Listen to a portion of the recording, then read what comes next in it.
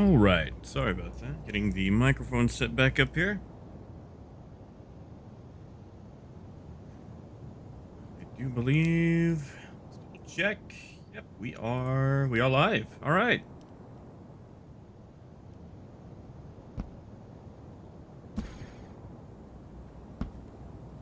So we will actually let's see what do we got left.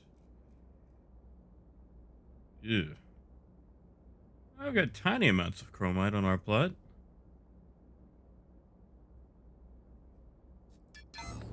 I'll save that for later though. So good morning, afternoon, evening to everyone else out there.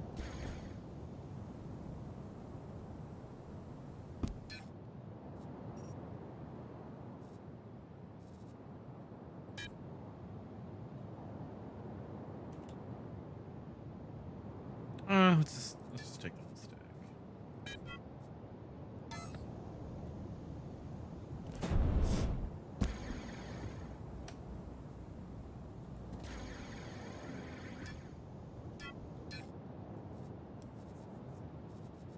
Going to spend some time refueling before we leave out.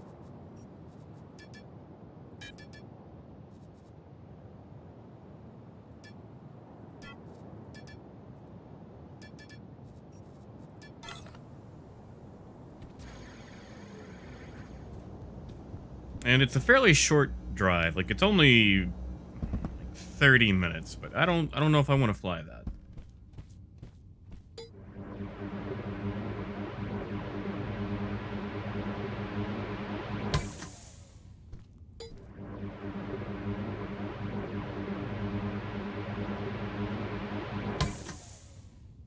Okay, so we've got X1 in the space tanks.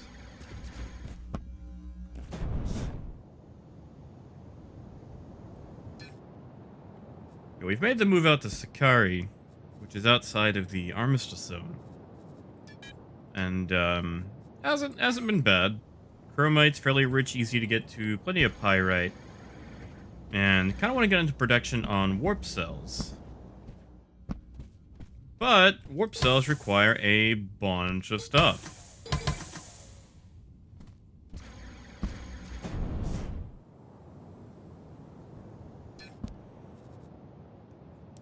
Alright, is there anything else that we need?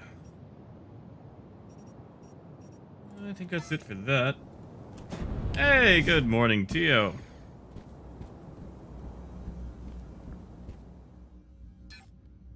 Most of you guys know that I redid the ship's inventory over the weekend as well, so I have increased the carrying capacity tremendously. So check this out. Nope. Okay, so put 10 small containers under the seating. And those are all linked to a container hub. And the container hub, and I know it's confusing because it says relay, but it's called a hub, pretty much combines them as like one gigantic container. And then I've got 2 more under here for passenger storage. So I can carry both cargo for myself that they can access, and then I have a public container slot. So that way, if passengers have, light amount of luggage or cargo or whatever, they can carry things. Yeah, this is the industry that Crumpet has started on, and it's not like the walls and walls of industry that some people have set up. We're still kind of getting started, learning everything. This is our so. I have a very crappy flowchart of this, but this is the, I guess the flowchart of atmospheric fuel. So like you've got your input here, you have your carbon and silicon that gets refined. Recycler pumps out the gases sort like nitrogen, oxygen, hits the chemical industry, and then gets pumped out over here. At the moment, we're rigged for space fuel. We've got plenty, though.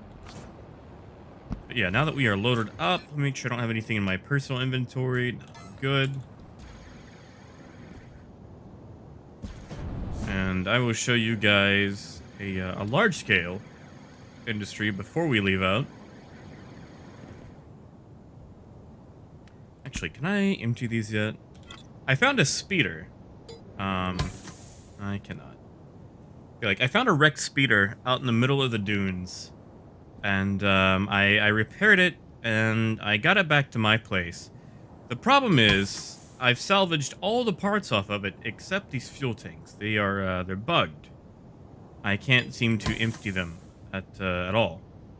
So I'm going to actually have to build some sort of trash speeder and fly it around to burn the fuel out of them, so I can actually take them off of the construct. So there's some bug with that, but I mean, as far as bugs go, that's not the worst thing in the world.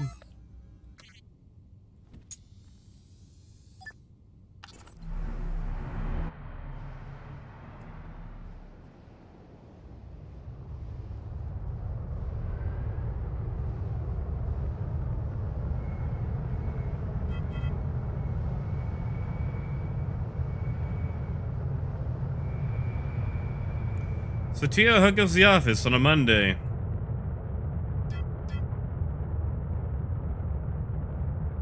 Man, that is a lot of ships. Oh, actually, a treat for you guys. I do believe that there is a caterpillar parked over here.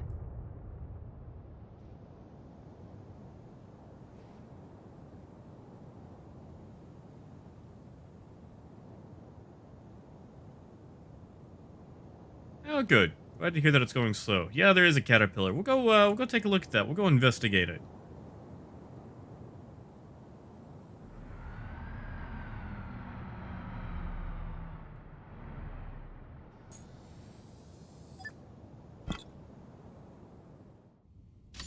Oh, Tio, I'm sorry.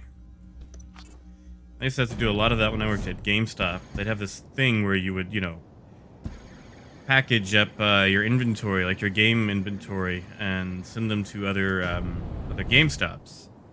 And you'd have to do so many of those. Now, sadly, this isn't exactly a scale caterpillar, because it looks like they're just working with a medium-sized core. So it has been downscaled dramatically. But yeah, someone has made a little Lego caterpillar. And yeah, I joined this group, Mythcore, because they actually had a few ships for sale. And I like the idea of, building ships. Like, I don't want to be,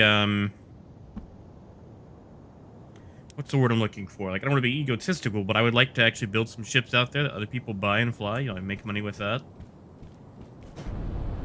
Yeah, so, the interior isn't, that cool, because they're really just going for the exterior. But, yeah, they've got the table. Got access to a bunch of relays, because they've got some stuff programmed in here. Just basic things. Okay, looks like they changed their permissions. That's good, though. Warp drive. There's probably tons of, what do you call those, containers up towards the front. Well, I wonder how that throws off the center of gravity on this thing. Yeah, like they've got the chair for the tractor control. Unfortunately, the command bridge is overly simplified. But again, medium core, so they don't really have a huge space to build with. So I can't really fault the designer of the caterpillar. I mean, for working with voxels, it's pretty good. Who could that be? Adam the Lance. Okay, it must be part of the org. I was about to say, there goes a 100i. Also, for any E fans out there, there is a Venture, or if you don't look too closely, a Drake Vulture that is currently being put together. Yeah, so look, there's another caterpillar. And they're working on building a city out here. I don't know if I'll actually live in the city because, my frame rate. So yeah, it looks like they're currently building a very Lego-ized Venture slash Drake Vulture, depending on who you listen to. I don't know how well that's gonna fly, though.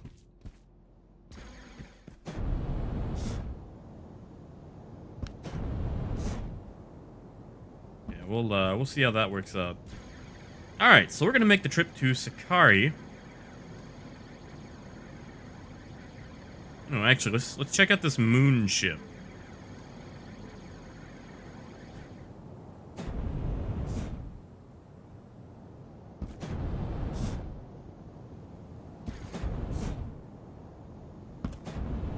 Apparently they go mining in this thing a lot.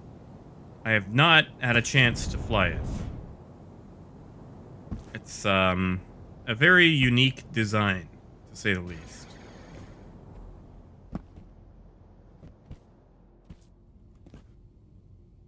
Oh, I probably don't have permission to use the elevator. Oh well, that's fine. That's fine.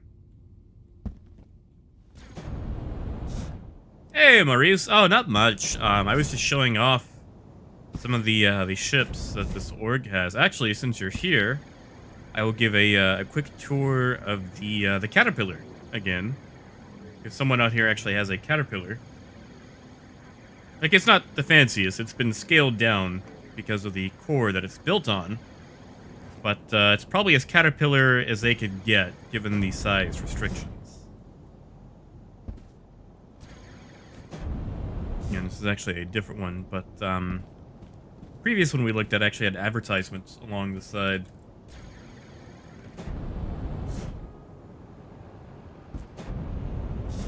So yeah, not the biggest cat in the world, but you know, they've done an alright job with it, I think. Especially with like the size restrictions involved. How go the servers, Maurice? I get you doing any more late night work?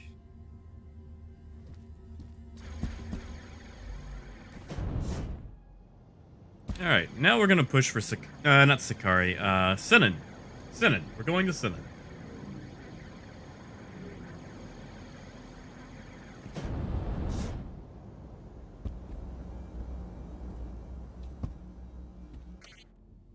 Oh, also, let me just make sure. Okay, I'm good. So, I move my resurrection node directly under the shower. So, when I die, I wake up in the shower. You know, it doesn't really add anything gameplay-wise, but I thought it was nice.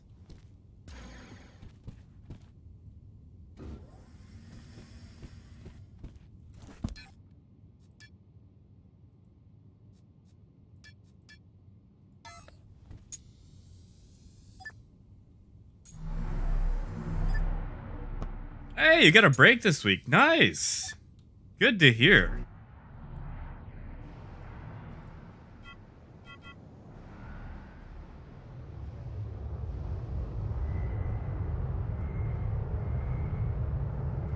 And we don't need the full throttle. We can scale back to 50.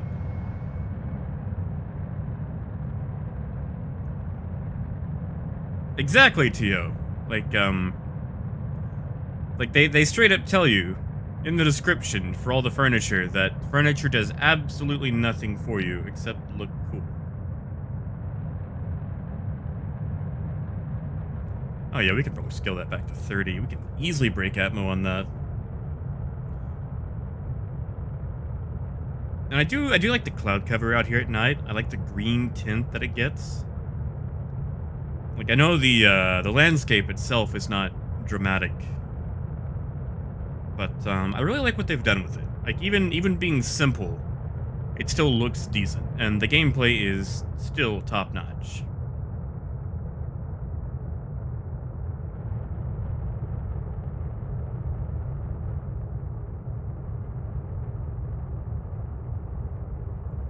And we are most likely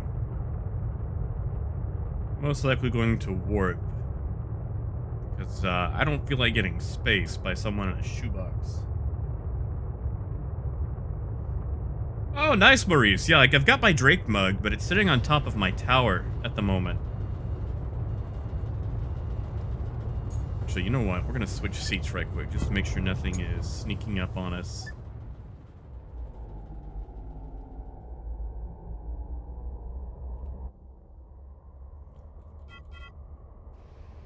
I mean, it's only 44 SU.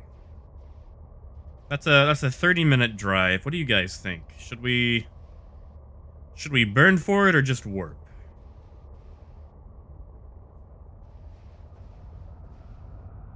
I'm gonna go ahead and build up the speed.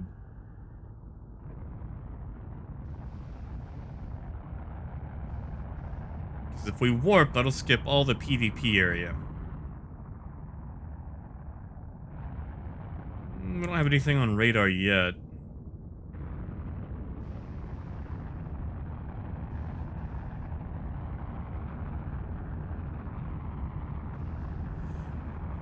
Now, if we fly it, like I said, that's like a 20, 30-minute drive in one direction, and that's not really accounting for acceleration and deceleration.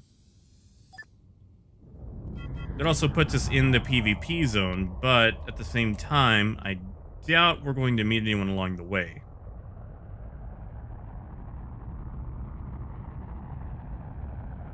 Ooh, actually, you know what? I forgot to link the warp drive to the proper container hub. So let's link to that. To the warp. There we go.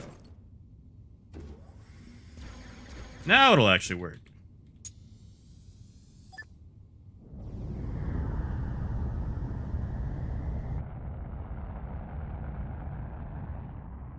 I might fly there manually and then warp back. Like, we've got enough cells for both, but warp cells are expensive, especially out here because we're on the fringe. Like, at the moment we're over here, we're at Sakari. We're going to Sinan, so like all this stuff is just super far out.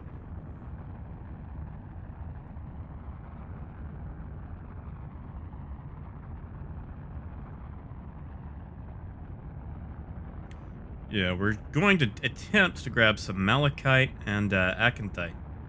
I think I'm saying that right. Yeah, Maurice. Okay, so I took your complaints to heart, and I actually rebuilt the ship entirely and made it wider. So we actually have plenty of room out here. It's kind of hard to see. Like, I could scoot the seats back a bit, but there are side windows now. There's actually space to at least, you know, walk around. This size bit is still horrible. Like, the jagging is just terribly on the inside, but you can't see it from the out. I actually learned a little bit of voxelmancy, not a lot, but enough to at least make the outside smooth.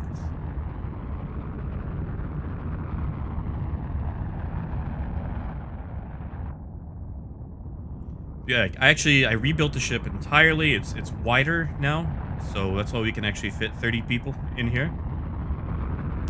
There's space for a pilot and co-pilot. That way I can actually have both radars working.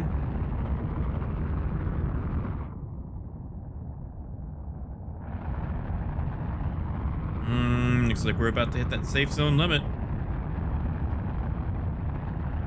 We are out in space.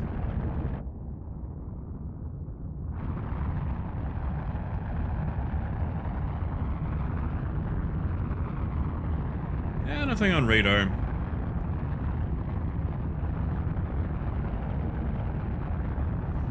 We might wait until it's only one warp cell.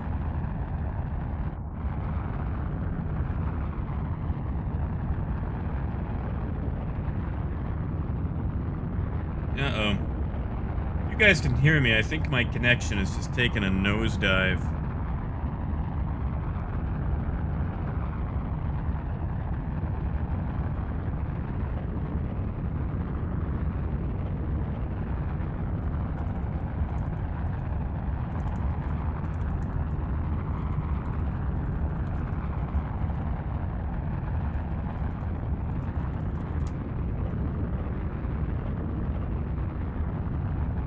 There we go. Okay, I think we're getting back up.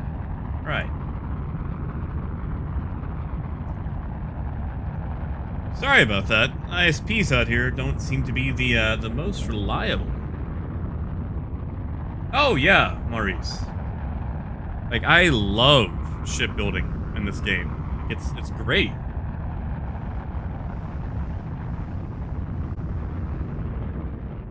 But yeah, like we can carry like 100,000 liters, 100 kiloliters technically. Like I'm learning liters now. Like room for 30 passengers. And like I feel like the ship looks pretty. Like it's not full on luxury, but it's nice. You know, it's business class at the very least.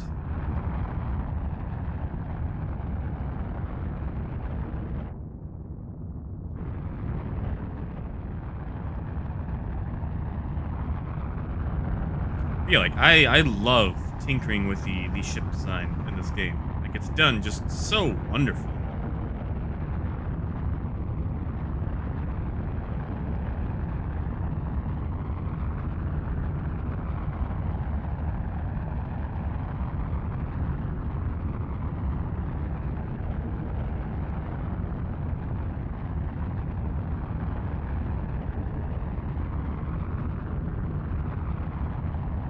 Yeah, sorry. It looks like I'm still fighting with my ISP.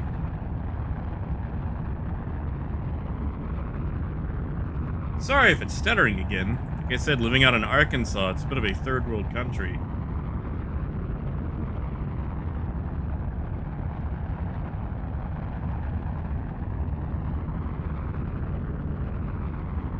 You know, I probably should have brought more space fuel with me.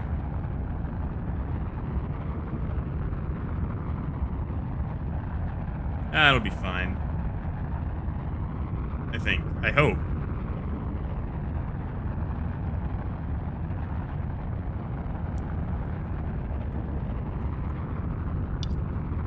So, like, looking at this, like, we've pretty much burned almost 30% of our fuel getting up to full speed. Yes. Yes, I did, Maurice. Thank you. Actually, I had to, go to the... What do you guys say? Chemist? Like, we say pharmacist here, but I know a few people say chemist, but, we'll be pharmacist slash chemist today to actually get a re-up.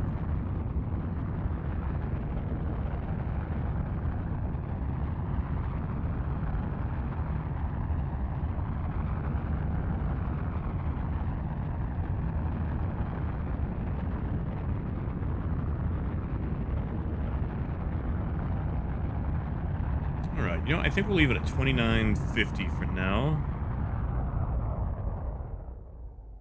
Just to save on our fuel.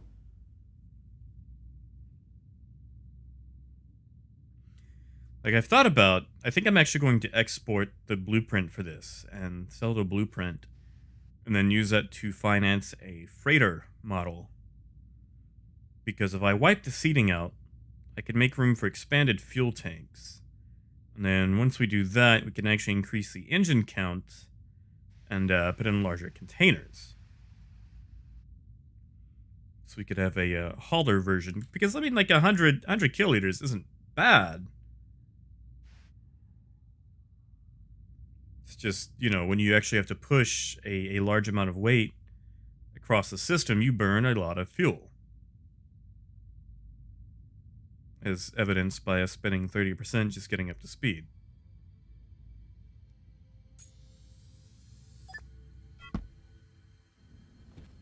But yeah, like there's, whoops. Plenty of room. You can actually squeeze around in here, and I could probably scoot this back so you could actually see out the side windows better. Unfortunately, we have no triangle windows yet. Like once we do, like these will be gone. Like this whole thing will be glass. We actually have the skylights, sunroof, whatever, the ceiling windows.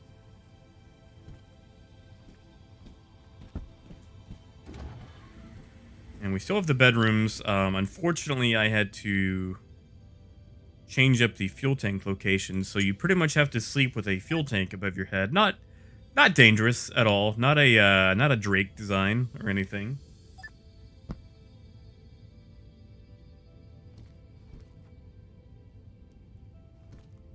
Yeah, like for being built on a small core, I think this has actually been done all right.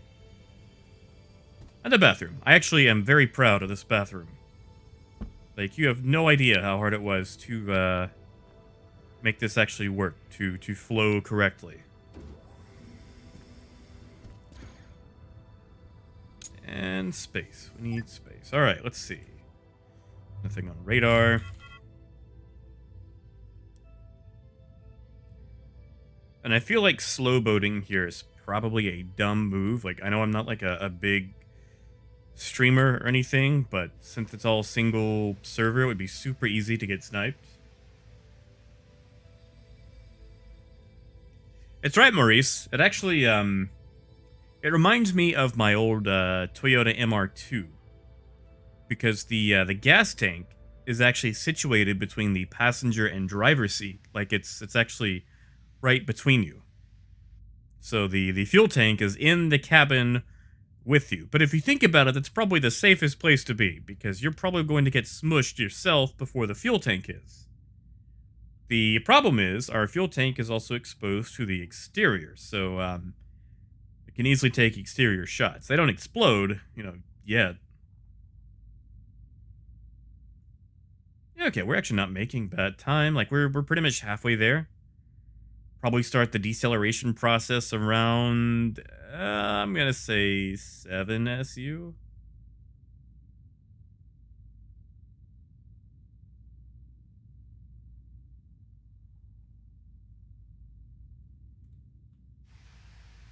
I mean, 4 fuel tanks and a warp drive in the bedroom. What could go wrong?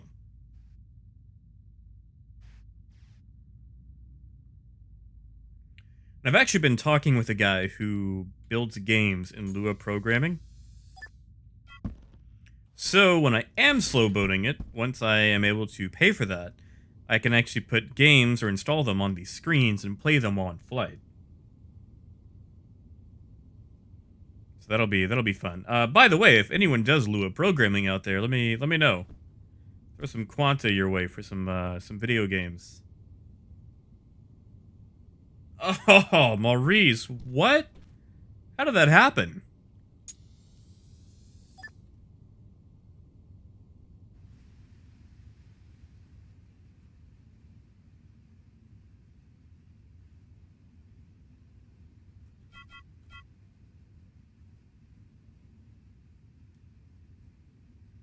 Oh man, that sounds expensive.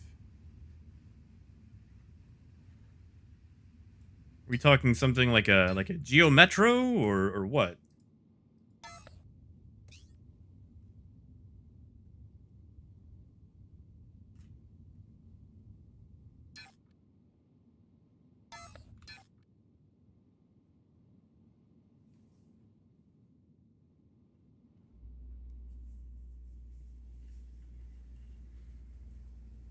Actually, can I? I can't move that around. Darn.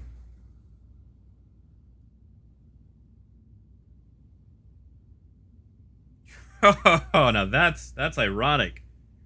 Was this like your personal car or like a work car or what?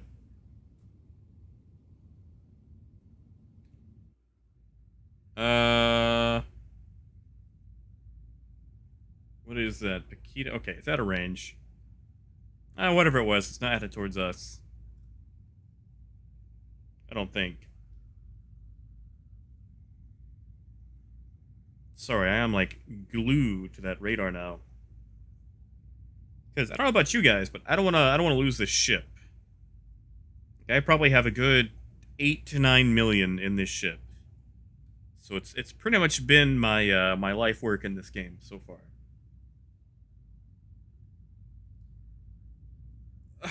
Oh, Maurice, no.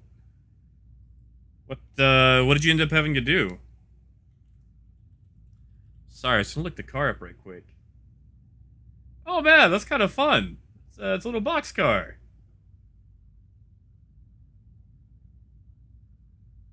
I drive that.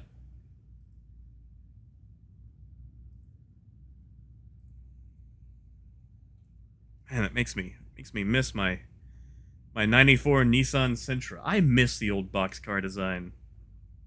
Like I know aerodynamically it's not that great, but those were fun designs.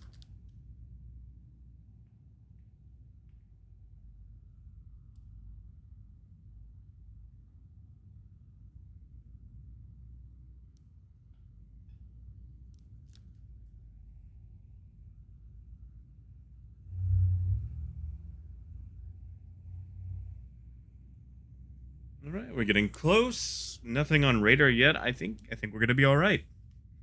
Probably still gonna end up warping back.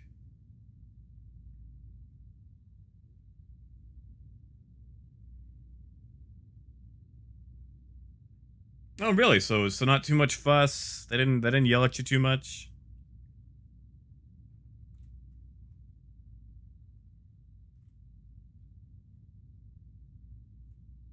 I don't want to come in on the dark side. We're gonna slow down a little bit and see if we can't reposition for coming in on the light side.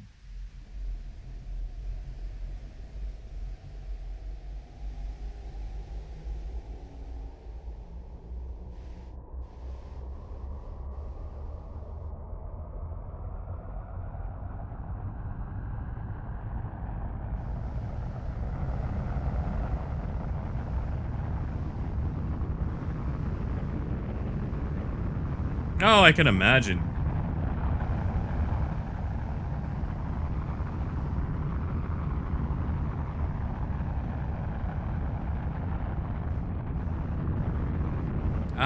I can imagine. I mean, like we all have like work stuff ups like that. Everyone's got a story from a job where they've done something dumb.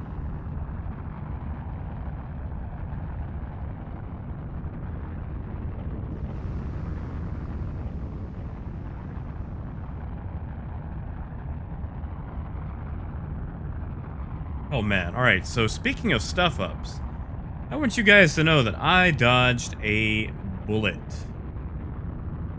So about a week and a half ago, my best friend's mom, who's kind of like one of my next door neighbors, said that she had like one of her friend's kids over who wanted to like ask me questions and stuff about getting into PC gaming or like maybe come over and watch me stream. And I was like, well, I mean, it's a little sudden. Like, I don't mind like answering his questions and like talking to him or whatever, but like what I'm streaming, like I kind of want it to just be me in the room, you know? Like I want it to sound like egotistical, but like I need it to be like my recording space, a safe space, if you will, or at the very least, like I don't want a small child in the background. It turns out he was actually like a teenager, but you know what I mean. Um, it's like he's welcome to watch, but I just kind of want it to be like me in the room. Turns out the kid has corona. Like, she just found out not too long ago and texted it to me. So, like, she's good. She's fine, because apparently he just stayed outside. He wasn't actually in the house for whatever reason. But, kid had corona. So, that was close. That was a near miss.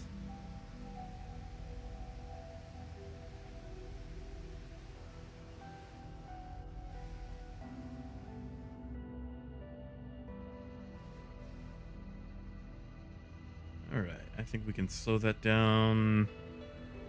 I can wait for 5SU.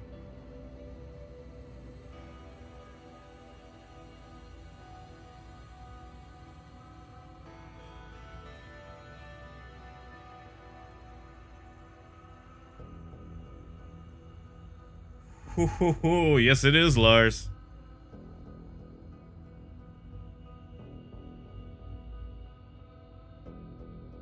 Oh, no, it's not. No, it is not.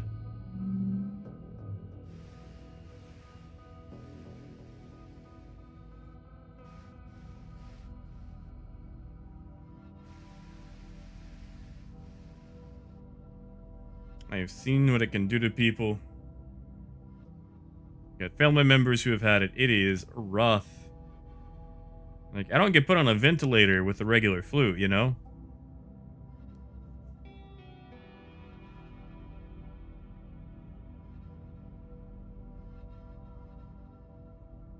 Yeah, Seaborg, you said, like, my my friend's mom, like, she's a nurse at a nursing home. And one of the, I don't know what she is, counselor? Like, one of the people who work there but are not a nurse, but they have to talk with everyone, like the patients. Was like walking through the wings, visiting everyone instead of like sectioning them off. And Turns out that counselor lady, whatever she is, actually had coronavirus, so it's been spread to all the wings and they're on lockdown. And thankfully, like her job, I don't know if it's like paperwork or what, but she can work remotely. So she doesn't actually have to be there during this trash fire. But that stuff is real. That is a real and very dangerous flu. And some people, deal with it better than others. But I had an old friend. What is that? Oh, that's getting close.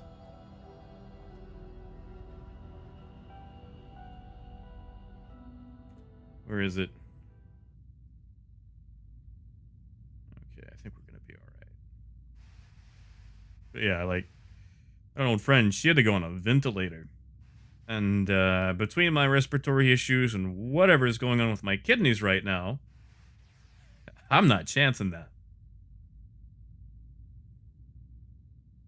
because I choose life. I also want to be able to breathe. Like breathing is nice. It's something I've enjoyed for several years now.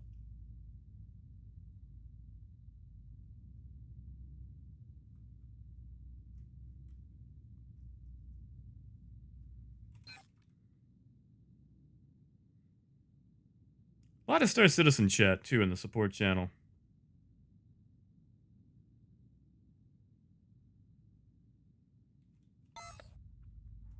I'll land first and we'll get into it.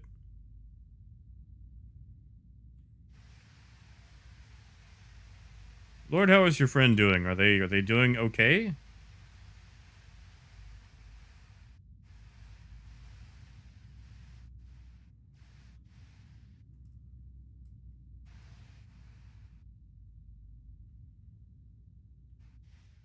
Hold on, let's check something.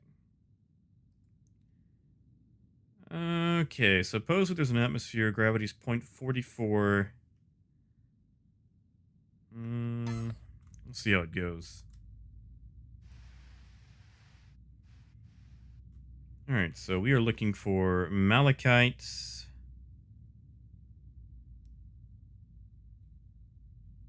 Maintenance tomorrow? What are they maintenancing? Switch to atmospheric radar. Like, we're good for now. I just want to see what's coming up on me.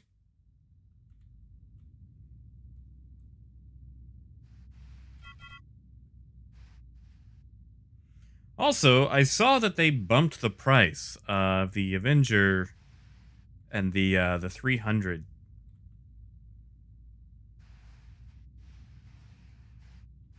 Like that's kind of a jerk move.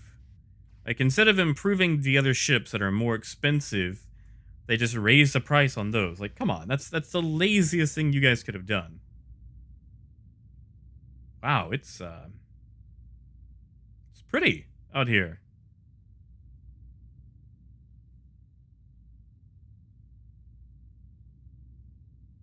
I might change my mind once I make it to the ground, but that is beautiful. That's weird, Maurice. I mean, 3.11 isn't on PTU, right? Like, it's still Evocati?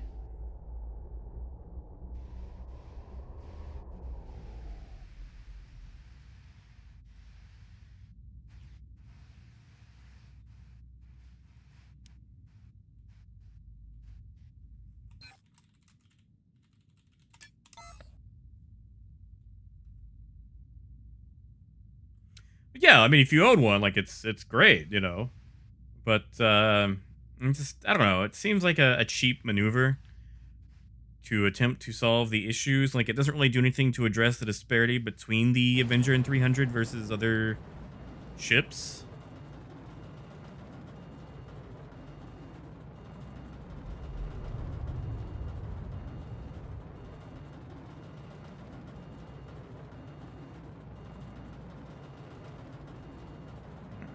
Start slowing down. We've hit atmospheric level. Actually, you know what? We can probably just coast in. I don't even think we'll actually need engines for this.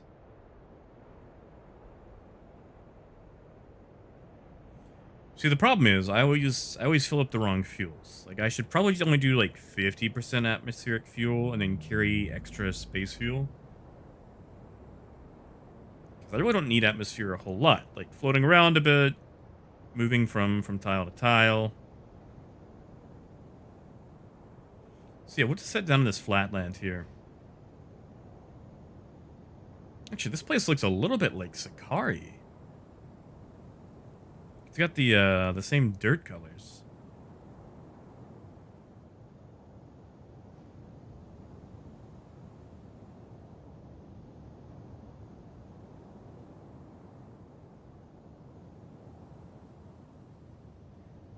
Gotta say, like the clouds might not be fancy, but they do look beautiful. Can't wait for the weather and the different biome types too. Hey, look at that.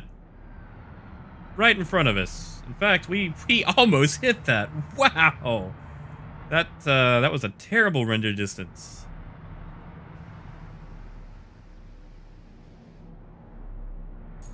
Like, I'm not really here for bauxite, but it's free, so I'll take it.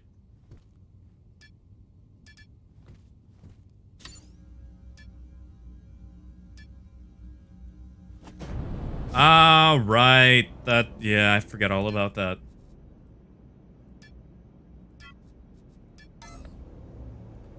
Alright, so we'll go mining just a little bit. And while we're doing that, we can activate this just to see what's on the hex. Actually, I need to redo this so I can actually see the hex. Okay, that's not bad.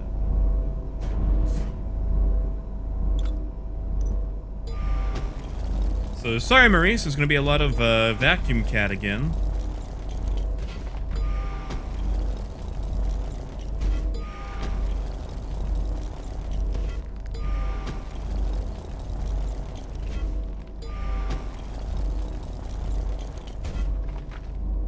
Okay.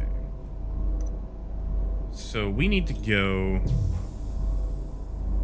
Let's disable our tier 1s. We are after malachite... and Akantite. So tier 2, tier 3 shouldn't be that hard to track down. Maurice, that is a territory scanner. So what it does is it will scan a hex and tell you... actually, one second. I've got one in my inventory. I'll show you. So it produces this. So it tells you what type of ore is on a hex and how much there is. The thing is, you cannot move it while it's being used, and it takes like 15 minutes to scan. But I'm going to go ahead and get a tunnel dug. It's also super heavy. It's like 60 tons. But this way, I can get a little bit of digging done, and then I can consult the results, because I'm just going for malachite at the moment. But they can actually tell me if there's any Akantite in the square, because it's going to take me a lot longer to find the Akantite than it will the malachite. So I'm going to bet this looks center. This is center-ish. This is center enough. And I've got a chart. I'm just going to consult my chart right quick to see where... Ah, here we go. All right, so we are on Sinan. And Sinan has malachite about 1 kilometer down, it looks like. Yeah, the only problem with the mining scanner is you cannot move when it is attached. Okay, so ground level is 333.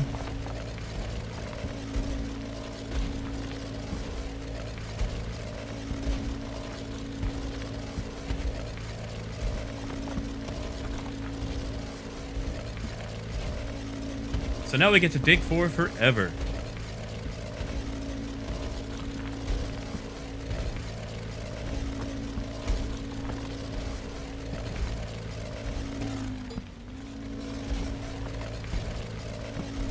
The great thing is you can actually hit the middle mouse to set it to auto mine.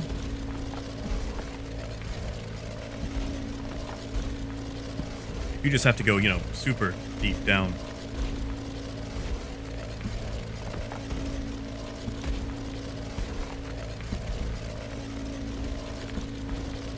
Maurice, that's really good. I should go back and really get back into mining. Like, the mining is super fun. Especially in a prospector.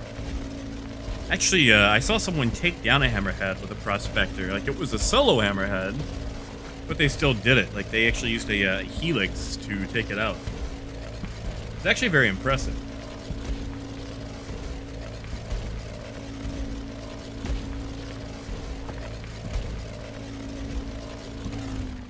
Alright, I know we're not nearly deep enough. I just want to check. Nope. Okay.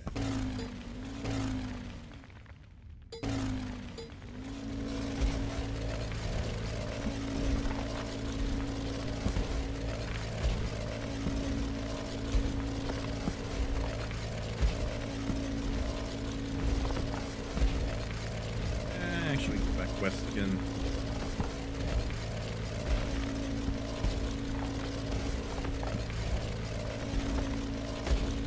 Alright, so if that's 1,100 down, we need to be at about 1,300. Okay.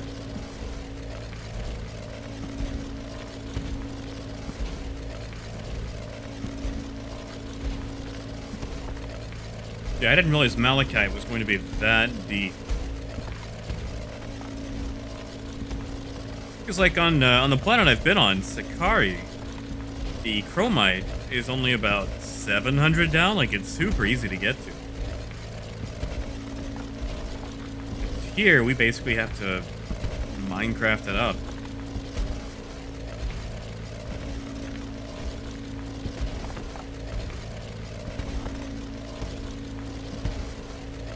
Yeah, like, that's what I've heard.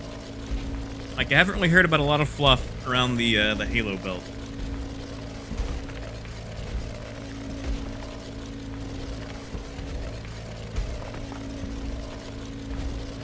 Alright, we are 600 meters down.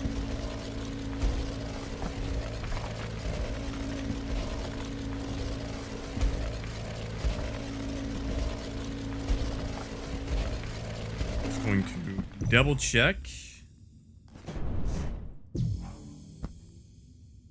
Hey, there is something. Let's see what it is. It's our malachite. Tell you what, we'll at least go ahead and start digging our cardinals just to see if we can zero in on where it is.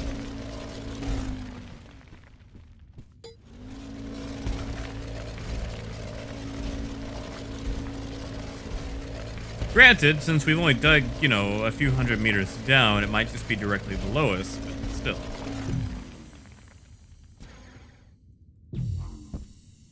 What? Hold on.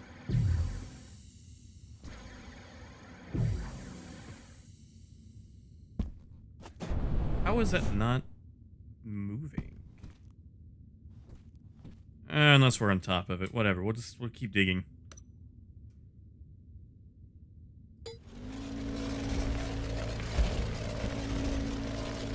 You know, I hate to say it, but I've actually found myself coming to enjoy the mining in this game. Like, usually I don't really mind, you know. But, it's actually been kinda, you know, fun, rewarding.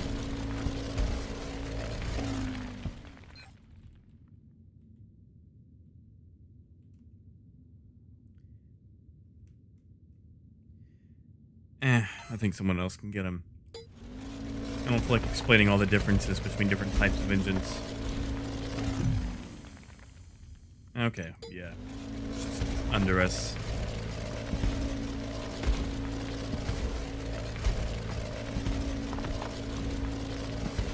Alright, so yeah, we'll hit,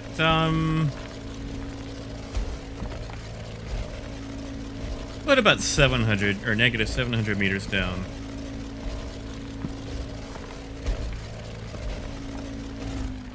Military have more thrust. No, they don't.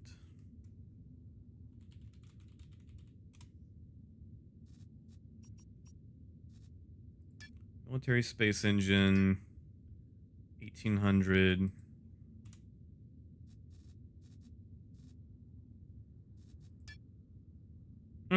Okay, maybe they do. I was wrong. I thought that was thing. I thought like their whole shtick was like at a faster warm up time.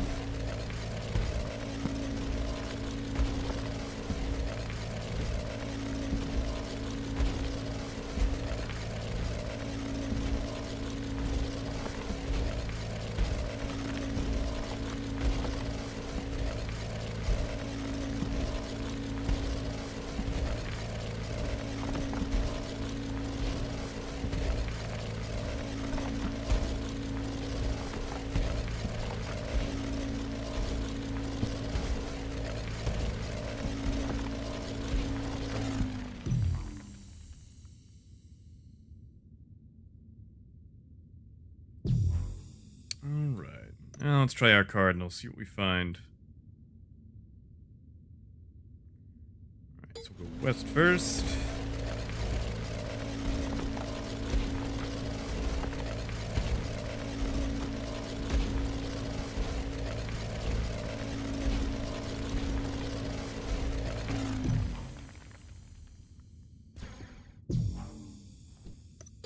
Right, seems to be a good idea so far.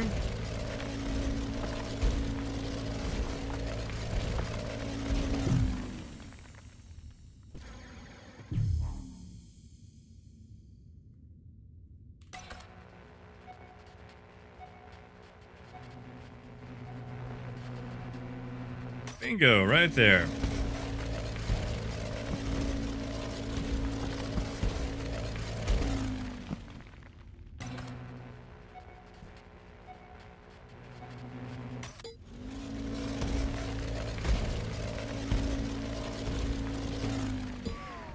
There it is. This is actually my very first node of Malachite.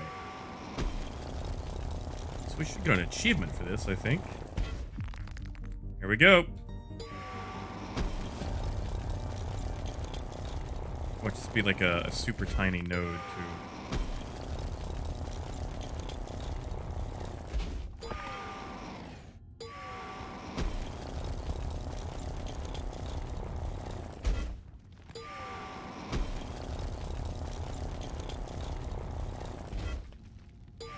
I think it's like the hot and cold mechanics that they have for hunting this stuff down that makes it fun.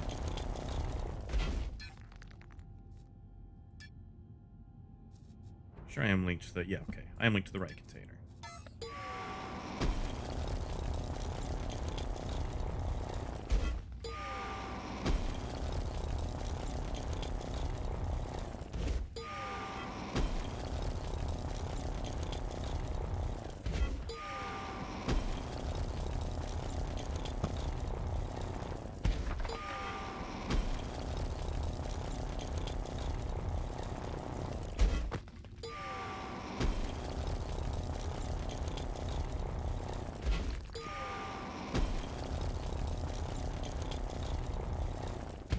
How heavy is malachite?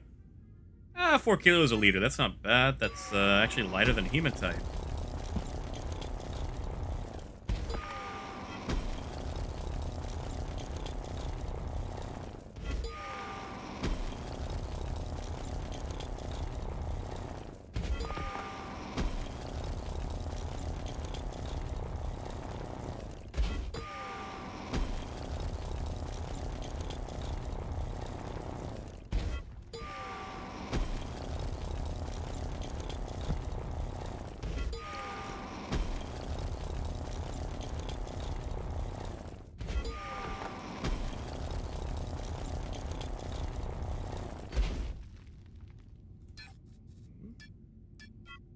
All right, so it's actually not a tiny deposit. It's actually fairly sizable. As long as it's not another mega node again. Ugh, those make me cry. Yeah, Maurice, chat's been really quiet. Not really a lot of people watching today. I mean, it is a Monday. Oh well. I think a lot of people might also be, wouldn't say upset, but disappointed that I haven't really been doing a lot of Star Citizen stuff as well.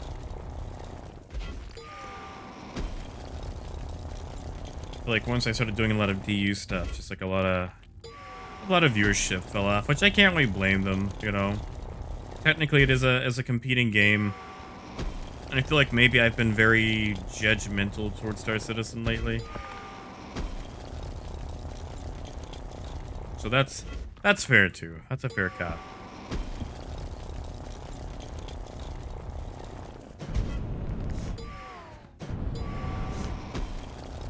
I love SC. I just needed to make some tangible progress.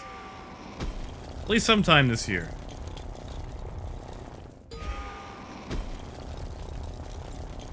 Maybe Citizen Con will reinvigorate me.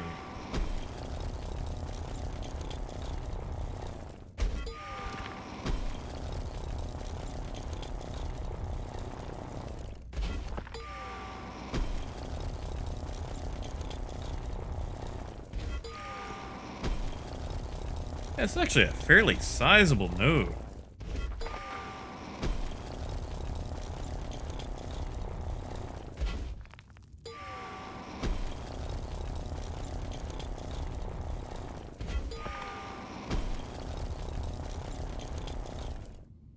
Ugh, hate when that happens.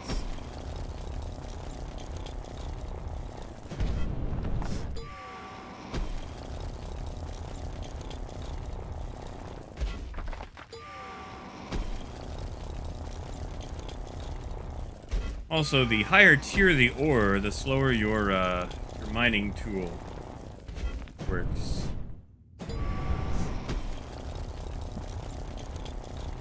Which I want to say makes sense, but I don't really know how.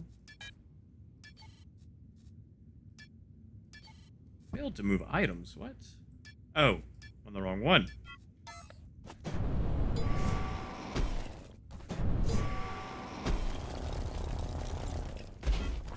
Yeah.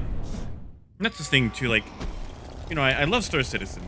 The thing is, like, Star Citizen is beautiful. Like, it is absolutely beautiful, and I don't really care about graphics. I mean, like, I hate to say it, but, like, I'm one of those people who don't really enjoy art except when it's, you know, like realism or, like, something that has, like, incredible, like, I want to say effort, like talent put into it, you know, like, oh, what's his face? Giovanni, I forget his name. But, you know, Star Citizen has impressive graphics. But I just, like, I need a lot of functionality, and, like, doing, like, the amount of trading and, like, sheer amount of hours that I've had to invest in Star Citizen, stay on top of trading and everything else, like, it can burn you out.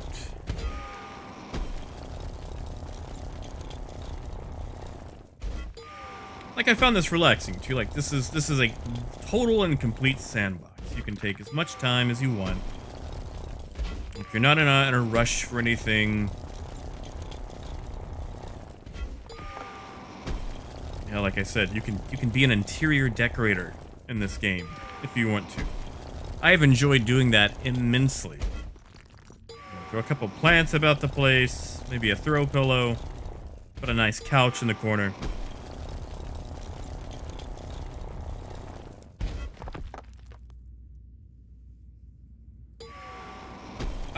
I haven't, Maurice, but I've seen a lot of people report that they mined a bunch of Quantanium, and when they got back to turn it in, it was nothing but a nerd.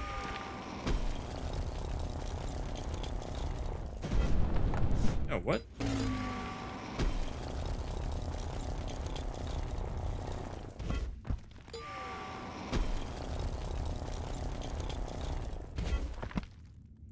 Make sure I didn't leave any behind us. Yeah, this has actually been a pretty big node.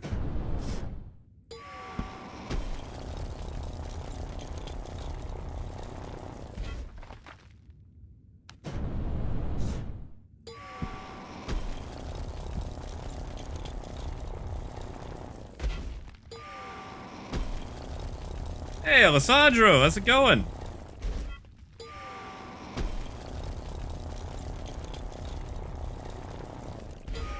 This is going to be a mining run. Thing is, like, I could actually probably make a ton of money hauling this all the way back to Helios.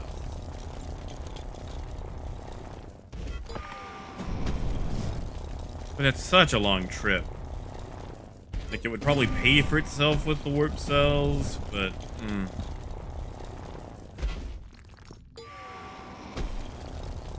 It's like a 4-hour drive back to the main area. Like, I could do it. Like, I know I could, I don't wanna.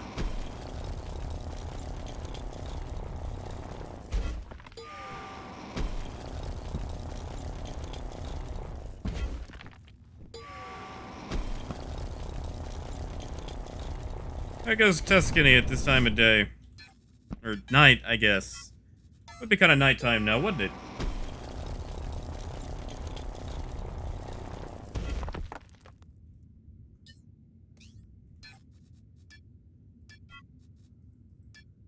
Alright, we've got 13 kiloliters. Yeah, that was actually a pretty decent little note.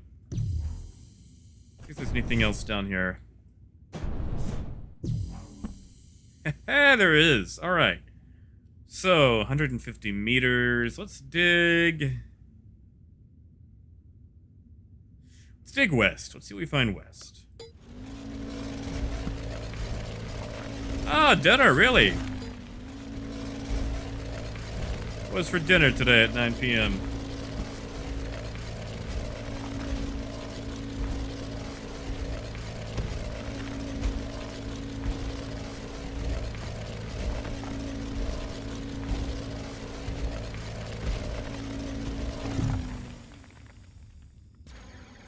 Does this put us any closer? It does. Let's just make sure. Sometimes you have to walk around a bit to kind of reorient the scanner too. It can take its time.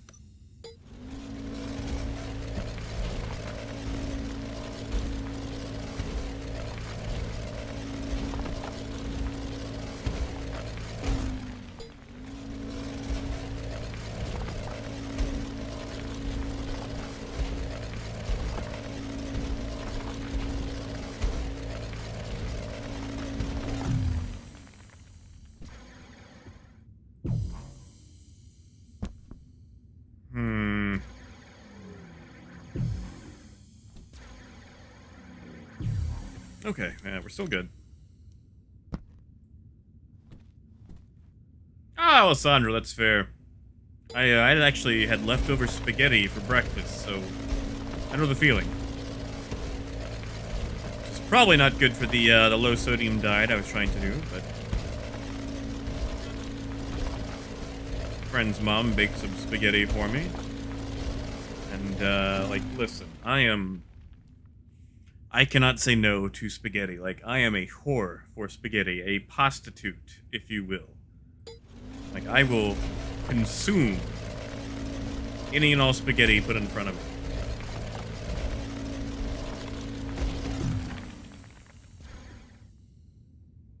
What is that?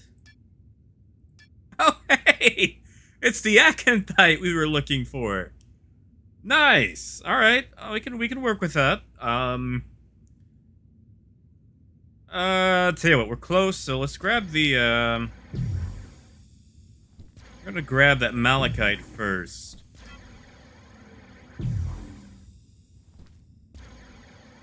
All right, so about right there. Let's go south.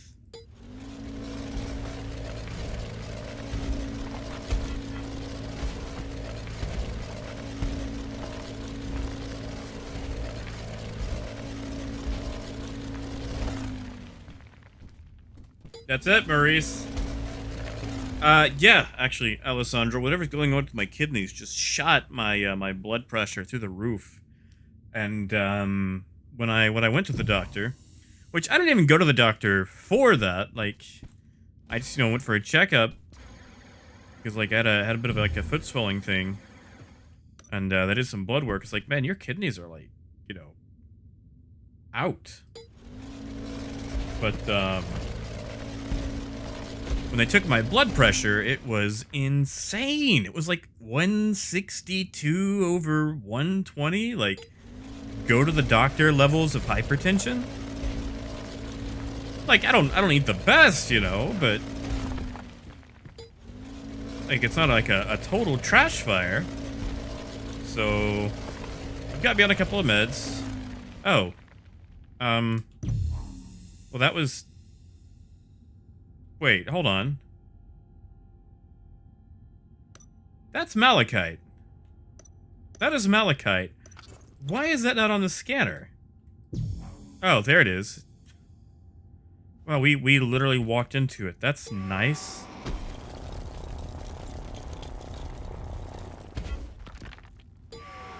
Never had that happen before.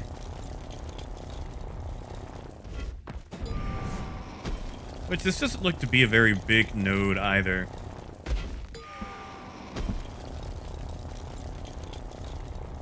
So we can grab this and then go for that silver.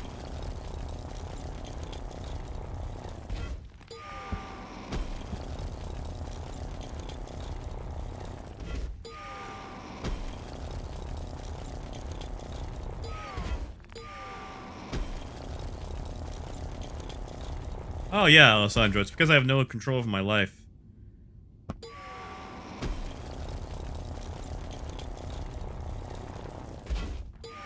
Like, you don't know what lows you can hit until you're crying in the shower eating cold french fries from the day before.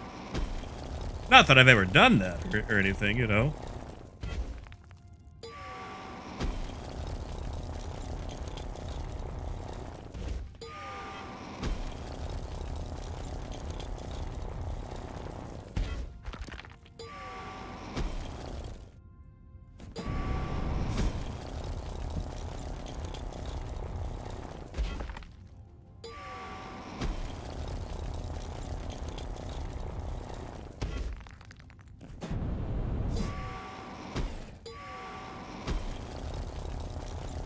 Yeah, and my goal is to get about 40 kiloliters or more of malachite, like if it just keeps showing up. And probably, I want to say 20 kiloliters of acanthite. Like, I just want to build up a decent enough inventory of the two. So we've got plenty of stuff for warp cells. Now, I still need to grab, oh gosh, what is it? Limestone. I still need to go somewhere and grab limestone. The crappy thing is, like, okay, let's look at this map. So, I'm over in Sakari right now. I've got, like, colbicite, pyrite, and I need pyrite for warp drives. The problem is, I also need things like limestone, acanthite, malachite. And malachite, acanthite are here on Sinan. The problem is, if I need limestone, what's the closest place? Oh, what? They got Natron in Tioma?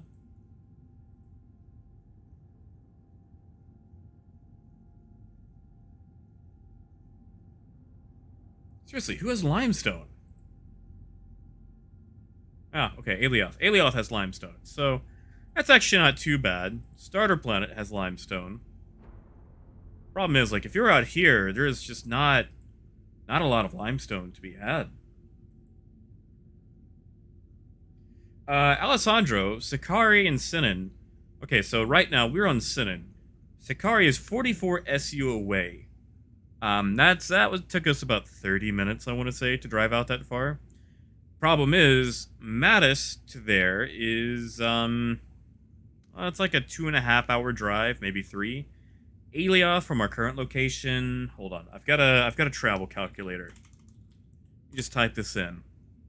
So if we're on Sinan and we travel to Alioth, that is 439.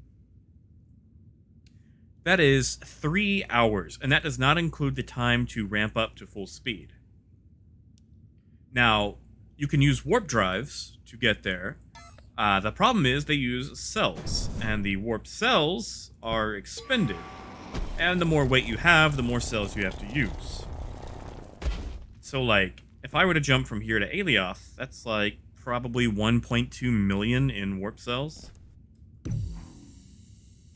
And I don't have 1.2 million. Oh, there's more?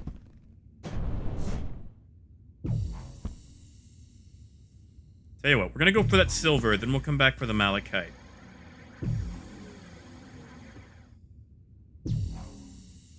Was it this way? Yes, yes it was.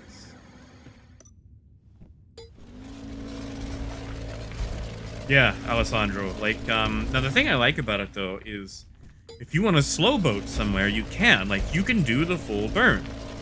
Like, if you just don't have the money for warp cells, or you're just super cheap, you can. Like, they do a good balance of making it slow and cheap versus fast and expensive. It's like you could have a massive hauler full of stuff and you just spend like 3 or 4 hours getting there. And like, as long as someone is logged into the ship, you know, the ship will keep moving. So you could just slow boat it. Like, you could take shifts being on the ship.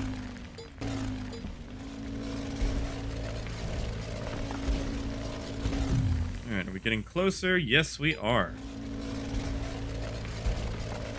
We should be out of container range fairly soon, I think.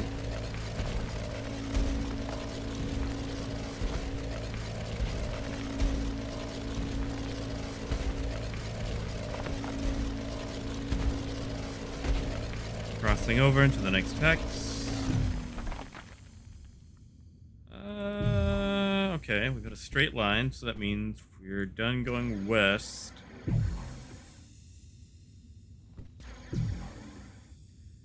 Yeah, Alessandro, I'd say about 2 weeks now. Maybe 3? Like, I picked it up a while back when they did the whole Kickstarter thing. And then, like, they had an alpha, but, the alpha was super NDA. And, you know, like we've all played Star Citizen. NDAs don't really seem to hold up that well. So I figured I would just, you know, come back to it later. Wait for it to actually hit beta. And I gotta say, like, I have been really impressed. Like, I have fallen in love with this game. Like, I got paid by a guy to do the interior decorating for his ship. Like, actually doing the design on the inside to make it feel luxury. Can't be an interior decorator in Star Citizen. And this, like, being able to tunnel through an entire planet has its perks as well. Like, that's fun.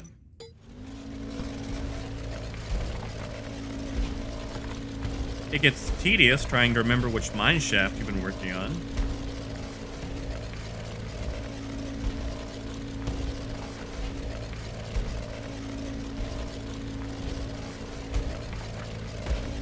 Yeah, we've visited like 3 or 4 planets now. And the flight. Oh, I love the flight. Like, it's Kerbal Space Program, but without the torque. And you can actually enable the torque if you want to. Alright, so we're getting closer. It looks like there's more malachite in front of us, too.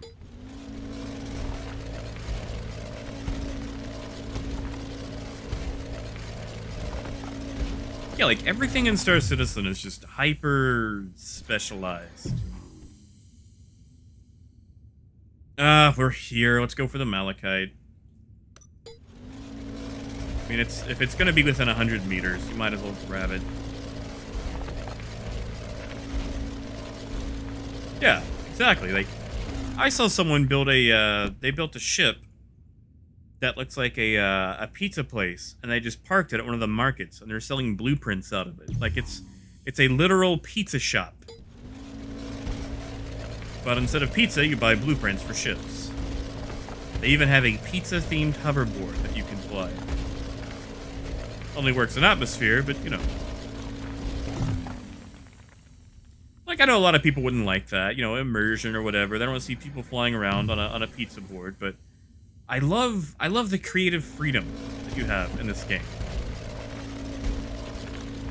Like, you know, when people talk about, like, oh, my Serenity, my Rocinante, they can actually build their Serenity and Rocinante. They can actually make their ships look like that. I mean, granted, I still say get your own ship, but, you know, it's nice enough that you can do that.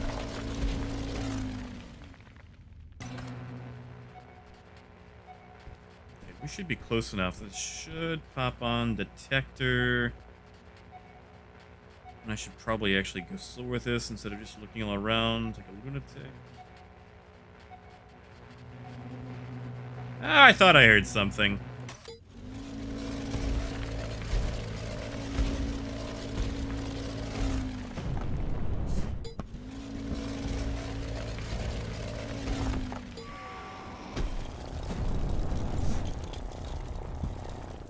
And the question is, oh yeah, we are not linked to the ship.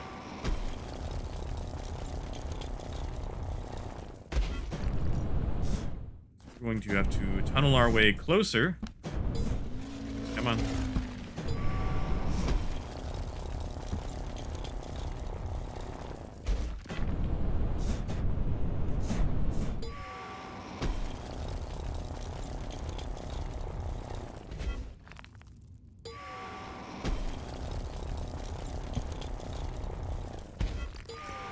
Actually isn't a very big node either.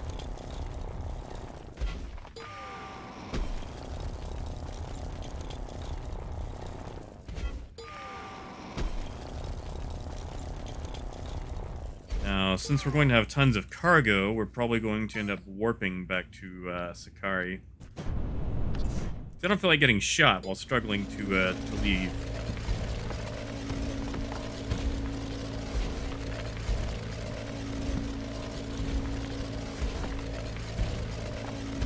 Yeah, we'll just get close enough for the link containers in range.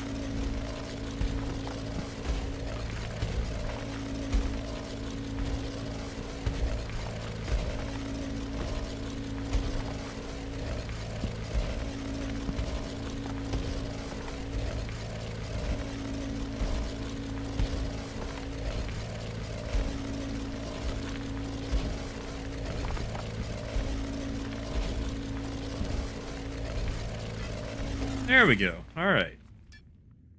Send that back. Oh god, I'm lost. Where? There's this. There's our tunnel.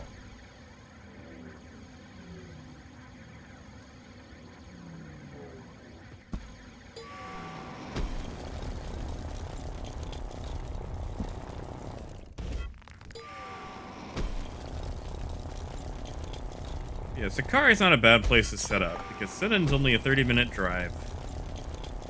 And it has Acanthite, Malachite. Not really a lot of people go out this way. Because the map lies. Like, look at this.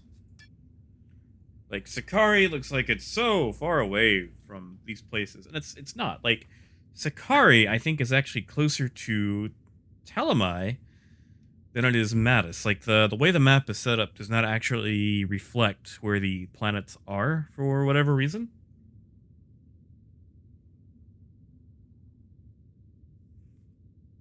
But, like, look at this. Yago, that's 828 SU away from us. Like, we're here.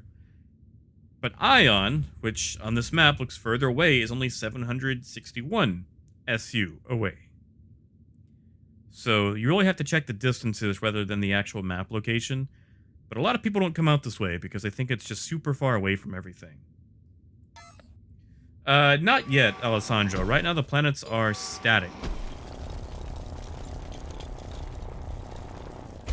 Like once they might be coming in to where they actually move, but I know right now they're all static. And they might stay static too. See, the problem is since everything runs off of a single like server, like everyone is on the same server, there's a lot of stuff that has to happen client side. Oh, Apple. Have you been enjoying it? It's fun, isn't it? We might do some Among Us at the end, but... Oh, I had a great game last night of Among Us. I was the imposter, and I worked so hard, and I thought I flubbed up.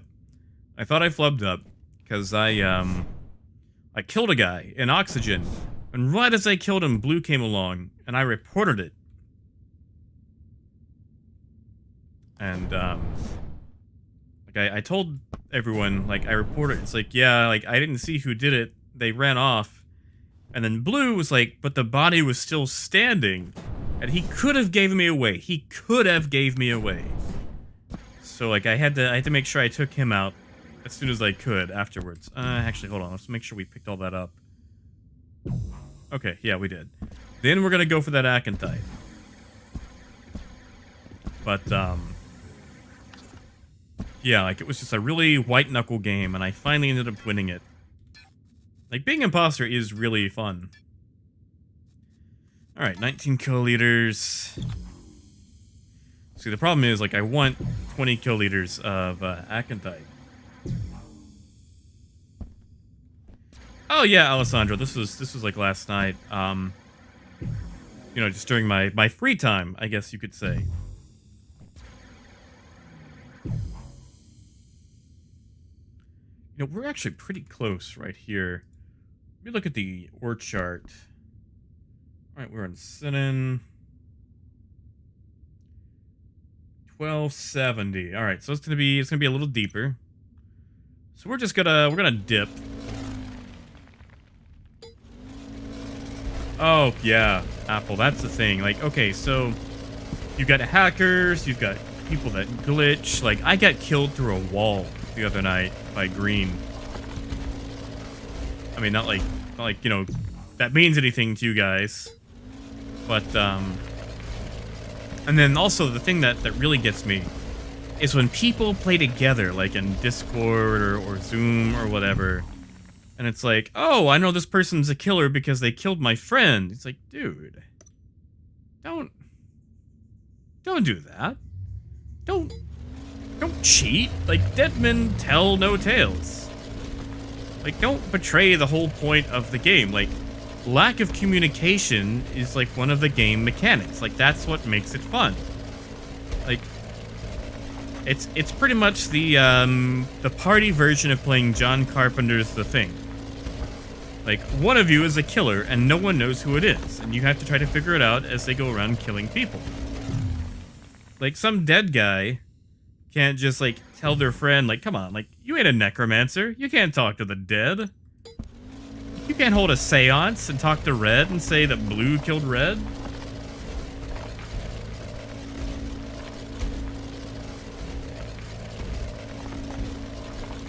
Oh yeah, Apple, for sure.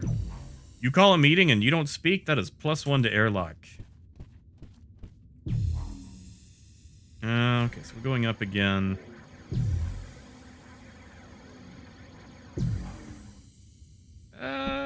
Yeah, probably right. Yeah, right there. So head north. Let's see what we got north. I don't know if this is like the most efficient way to mine, but it's what I do.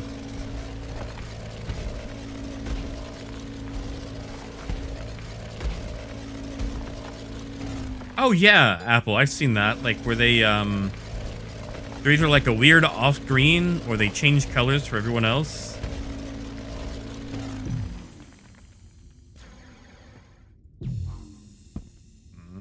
Okay, so all right, we might actually just be on top of the Acanthite. So that didn't really go up dramatically, so we'll dig.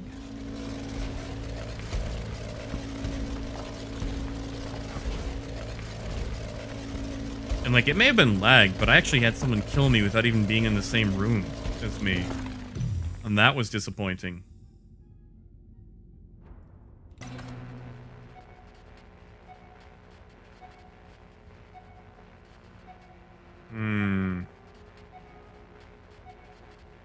Thought I heard something.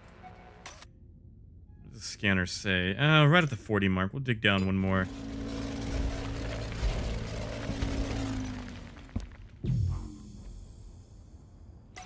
Okay. It is. It is right there. It is right below us. Well, that's a pretty color.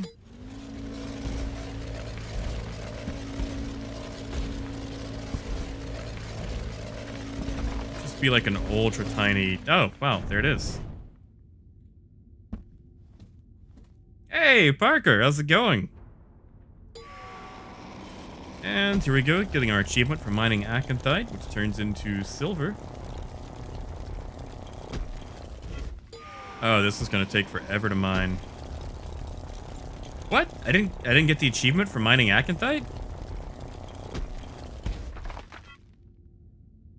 That's so sad.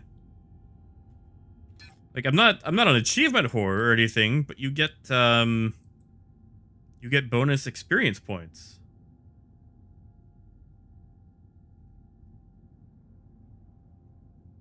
Wait.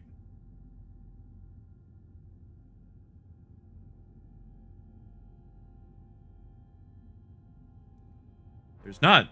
There's not one. Okay. So it's just for just like tier 1 and 2. All right. Well, that's lame. Hey Parker, happy Monday back at you.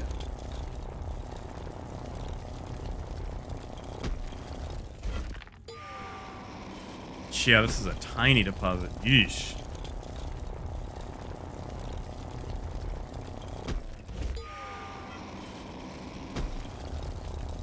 Alright, so we're at a level about 981 meters, so that's about where this stuff actually appears. It's gonna take me forever to get 20 kiloliters. Ugh. Okay, should have came out here with like a group of people.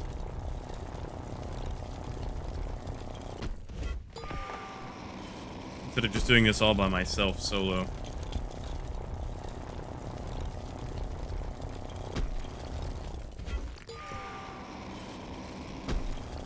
Because Zakentite takes forever to mine.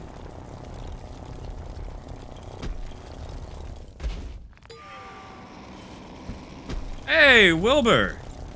Afternoon to you, man. How you doing?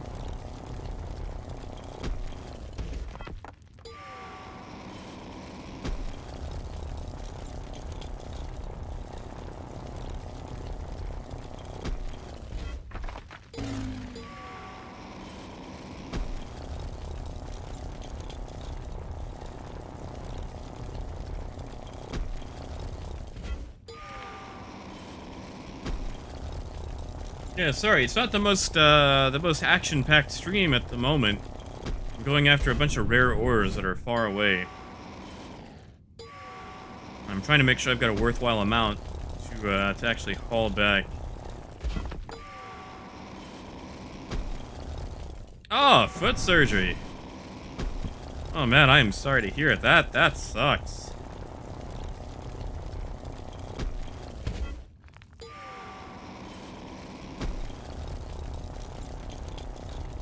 Alright, so they give you like a wheelchair or a crutch or what? Or are they making you like hobble around in your foot? They're not making you do that, right? Like you actually have something so you can get around on, at least around the house?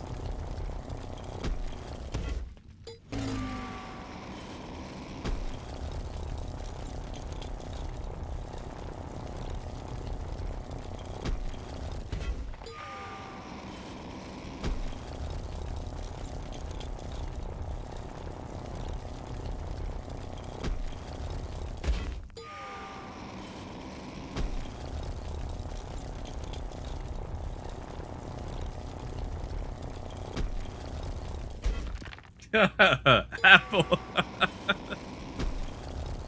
Oh yeah, I saw him. I saw him doing the medical scan. He's good.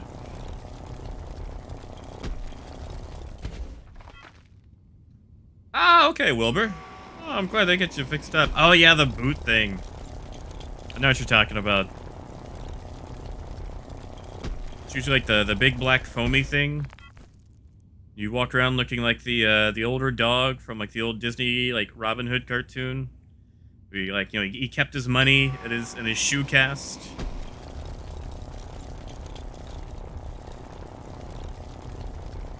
I think it was a dog. Wait, really? Now we get that talent?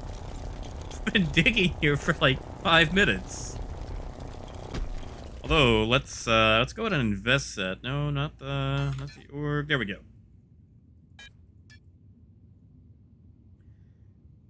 See, the only reason I go after achievements in this game is because it gives you talent points to put towards things. And it's gonna take me 9 days to finish this up. This is going to be like the top tier of mining stuff.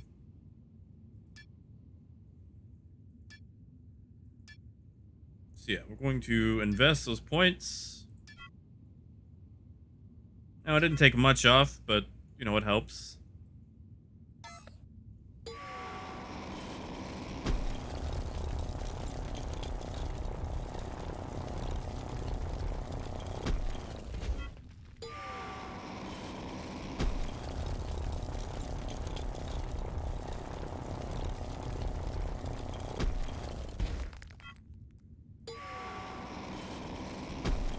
Military training. In here, like you pretty much just no, that's achievements.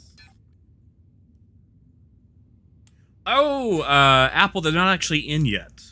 Um, they've only got some of the tutorials in, and even then, only half of those tutorials even work. So, I would expect those probably later on, but they're definitely not in at the moment. It's actually a lot of Acanthite on us. Alright, so we're gonna tunnel back towards... yeah, we'll just tunnel back. I don't feel like jigsawing through all that.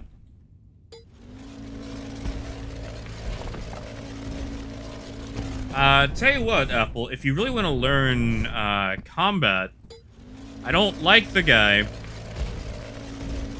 I say that, he's just really annoying in chat. But there's a guy named Sibylle who just shotgun spams invites to his group. And literally all they do is PvP. And they are always looking for gunners, they are always willing to train. So, it might feel a little dirty, but if you want to learn how to shoot people, at least the basics of PvP, it might be worth playing with those guys at least for a little bit. I would definitely take a shower afterwards, but you know, it's an easy way to get experience when it comes to shooting people. All I ask is that you pause briefly if it's me. Like just give yourself enough time to go, am I doing the right thing, and then you can pull the trigger. Actually, I'm gonna set my ship as my, let's see, set as destination.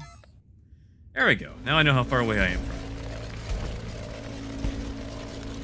it. Yeah, like half the piloting tutorial is missing. Military tutorial still isn't in. I don't really know what kind of tutorial they're going to do for like organization / community.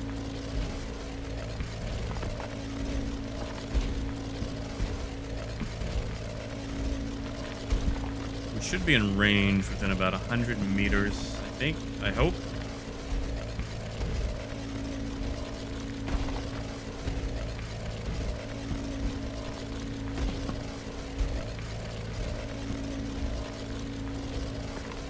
And the good news is, I think we were mining in another hex entirely, so there we go. The scan should still be accurate for the Acanthite on this hex.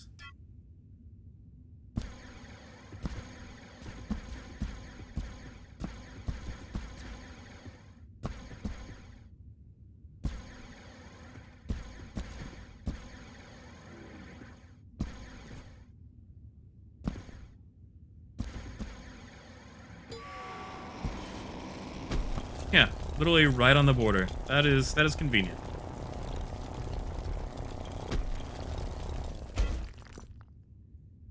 But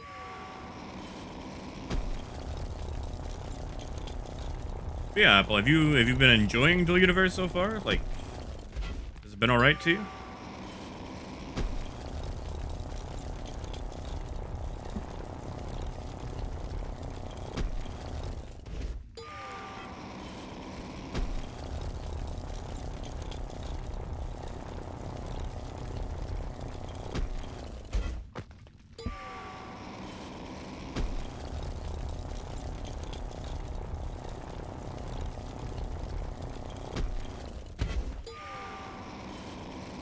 Yeah, like that's what I've enjoyed. Like there's just so much, to it. Yeah, and like you can train offline, so if you have to go somewhere, like you can still have things going when you're not around. Like I really feel like they just stole the best ideas from Eve and Kerbal and Space Engineers.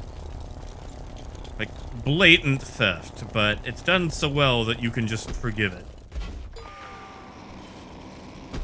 Like, why have an original idea when you can take several good ideas and combine them to make a great idea? Like, it's phenomenal.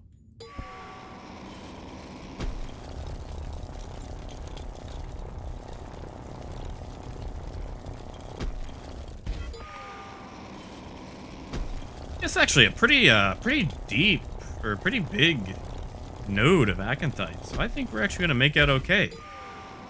This trip might be faster than I thought.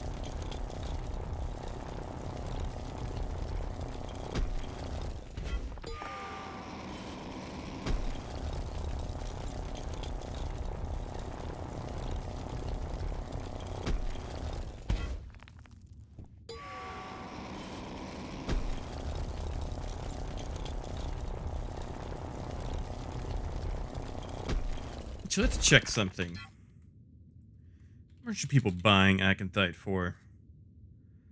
Whew. 110 per liter? Oh, that's an ion, though. Oh my god. 680 at Thades? 450 Mattis. Hold on, I gotta grab my calculator. I mean, it's only 461, but still.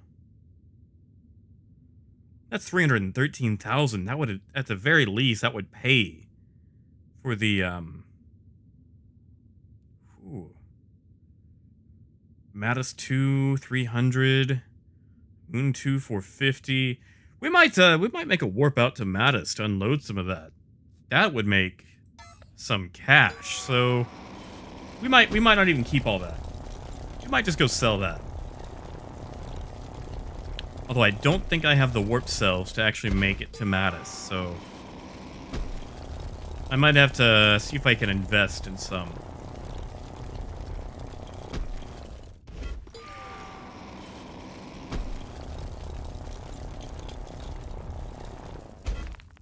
All right. Let's check the map.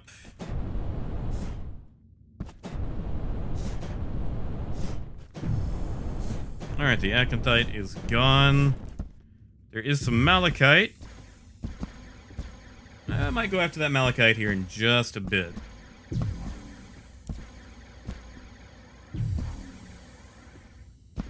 Oh, there's a new node.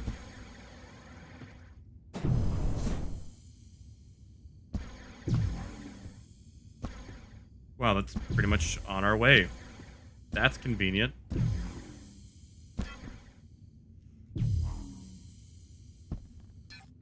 Alright, so send that back. What do we got? 6,000 acanthite. So we're gonna dig. Oh, we'll dig east. East looks like it's going pretty good so far.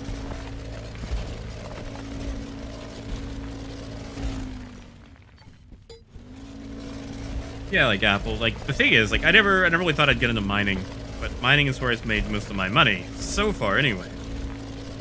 So I just keep investing talent points into it. So it's not something that I really thought I'd be doing, I'm really, well, doing it a lot. It's like Crumpet, my girlfriend, like, she's been doing the industry stuff. And, like, she never thought she'd get into industry either, but, you know, the crafting is very Eve-like. You pretty much have to craft everything in the game, or buy it from someone who did craft it.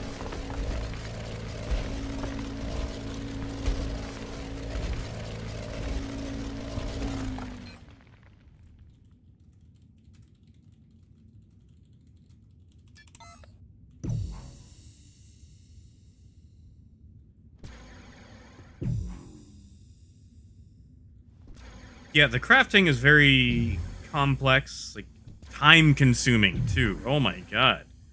I think it took us, like, 2 hours, maybe 3 hours last night to craft, like, 4 or 5 small containers. Like, crafting is really set up to where it's benefited the most by bulk industry. And I get that, but it's so rough in the beginning, especially for a newbie.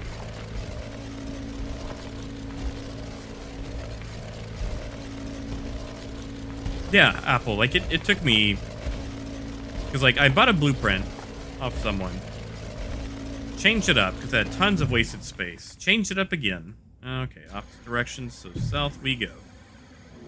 So, like, it's taken me, you know, I would say a good week, week and a half working on this thing to get it to where I want it to be. And it's a small core. You know, like, it's not even like a medium or a large core. It is a small ship. And I have easily put a week into it, if not more, just in you know, time and testing, weight reduction as much as possible. I feel like I joined up with an org that is doing a bit of shipbuilding. Actually about to have a shipbuilding contest, so I think I'm going to enter that.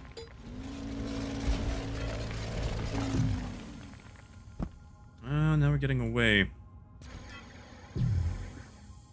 Alright, so right there, and we're really close to scan range. So hopefully we can just cardinal it again.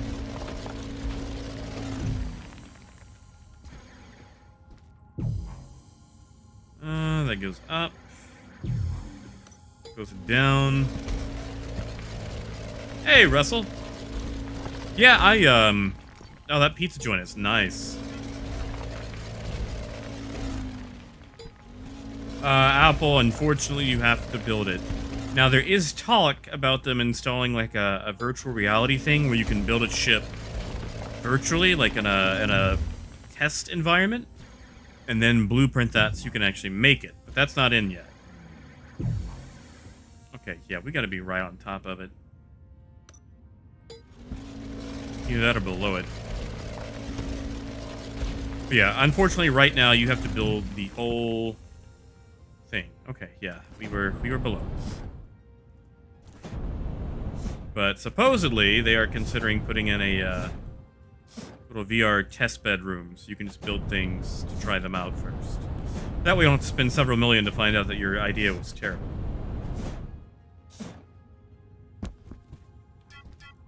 So we're gonna go up.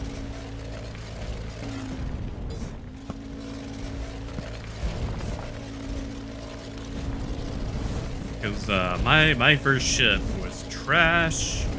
It was an absolute toaster. There we go. Now we're getting in range.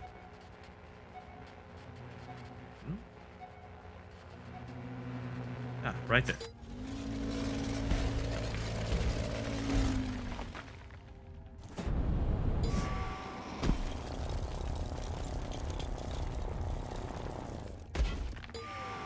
Russell, I was having some issues earlier.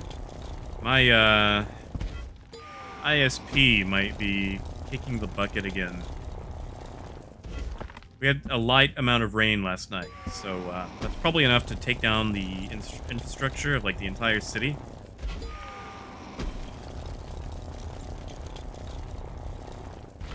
Oh, this is a tiny node.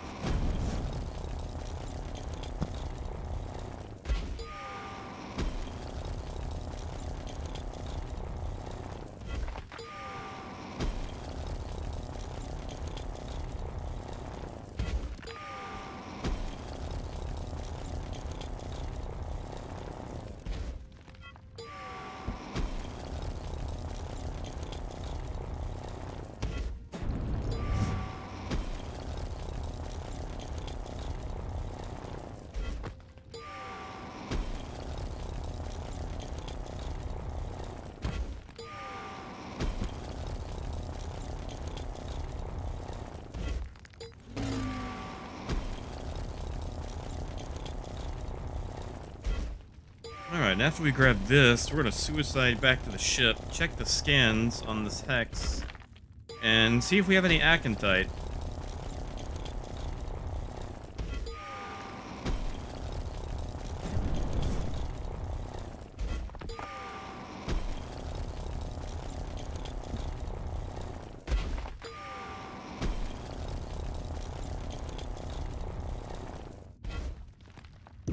Alright, so I think that is everything here. Nope. See, some jerkwads will leave like a tiny sliver like this that still shows up on people's scanner. So I'll spend forever digging to it, and it's just this tiny little thing.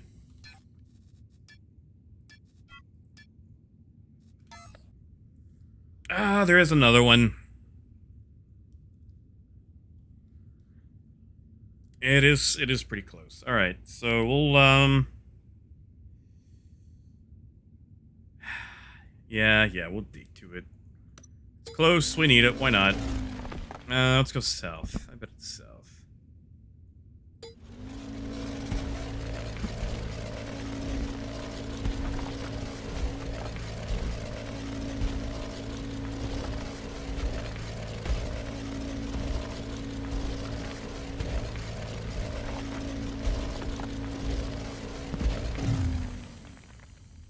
I was wrong. It is not south. It is. Wait a second. Maybe it is. That doesn't really make sense, does it? Wait, what? Oh, this is the hole I was digging.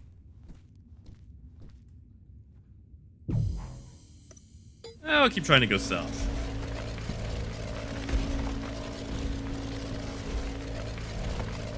I'm going to be adding more solar systems too, which will be nice. Make sure you can't dry up stuff, because I feel like they vastly underestimate how greedy players can get when it comes to mining resources. Okay, yeah, we're going the right direction. We're good. We're good.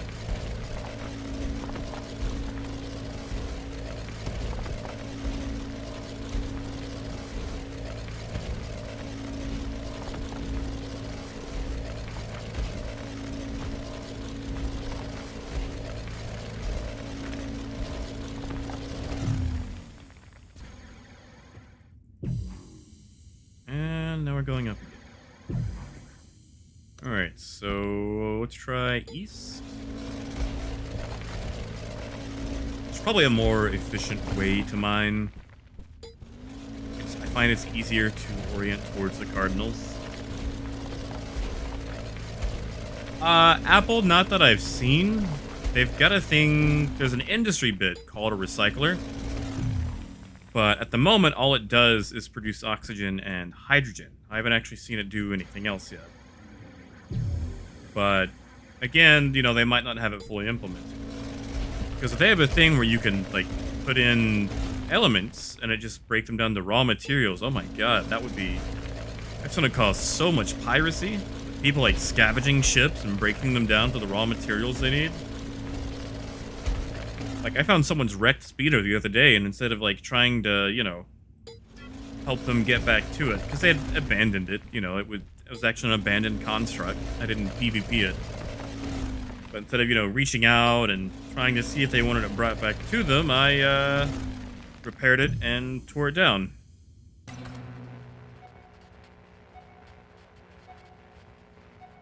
We're close.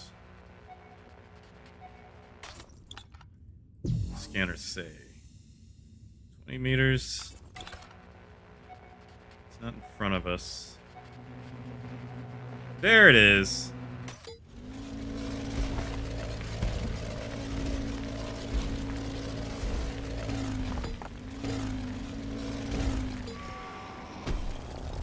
I feel like these last few deposits have been unusually small too.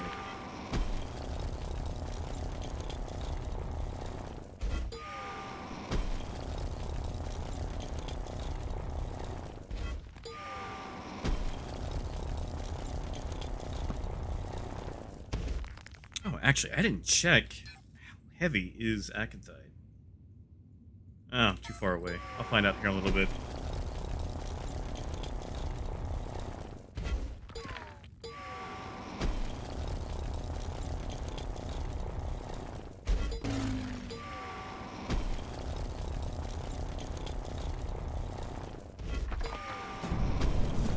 Hey, this is actually a pretty big node. Alright, I think we're gonna be okay here.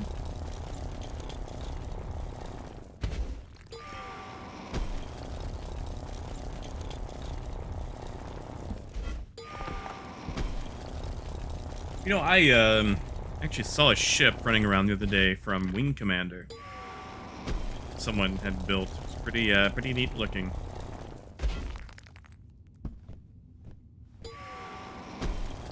Granted, I also saw a flying Optimus Prime, so...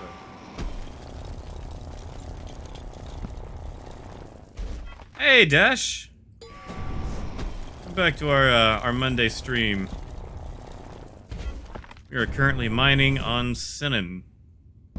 If we're lucky, we'll dodge all the PvPers, although they're probably not out here.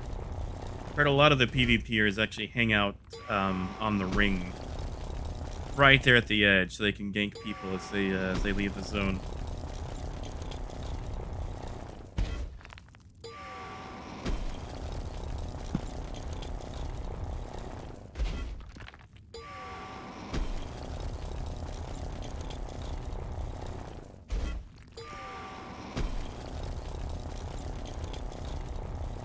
Hey, Beds. This is Dual Universe.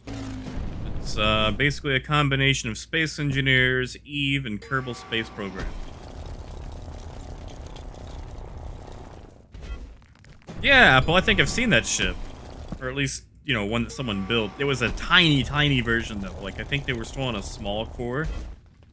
So it was like a mini cruiser.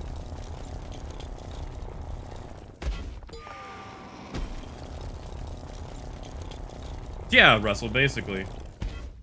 Like, we're gonna slip by them. Like, at the very worst, if we see a ship getting close, we'll just warp back to Sakari. We'll just skip it. I'm just trying to save my my warp cells.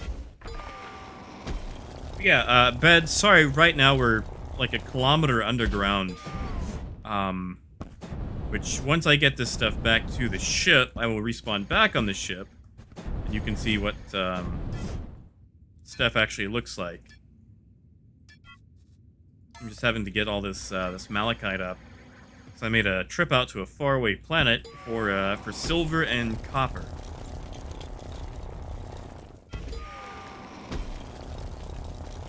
But this has been an amazingly fun game. Like it's pretty much 100% sandbox. There's no, cinematic experience to it. But just the absolute freedom that's really sunk its teeth into me. Like I have become addicted.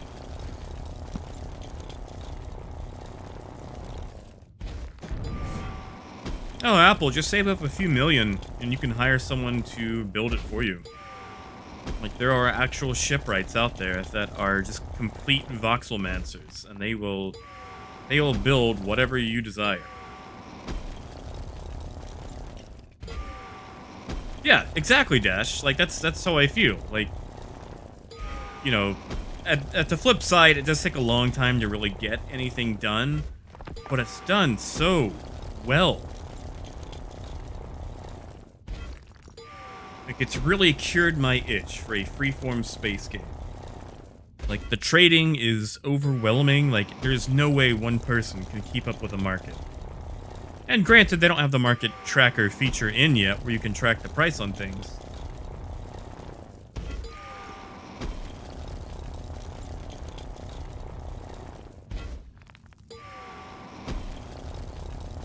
But, like, the trading is great. The crafting, it takes a lot of stuff to craft things, but the crafting is done well.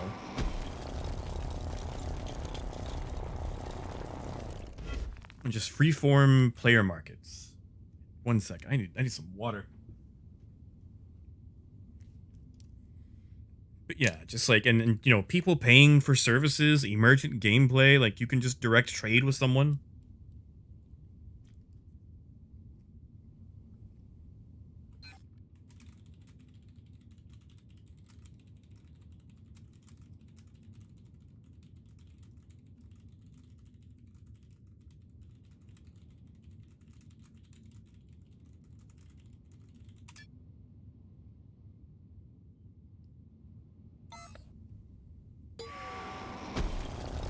Uh-oh, there goes misinformation.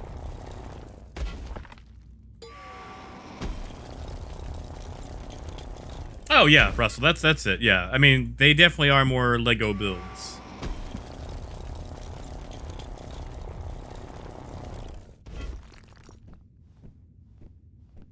All right, so I think that's everything in this sector. Okay, yeah, we're good.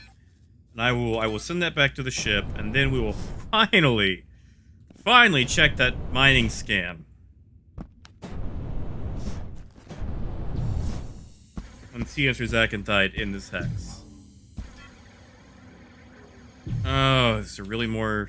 What do we got? 31.7. Yeah, I can get more malachite later. So inventory's empty. Force respawn.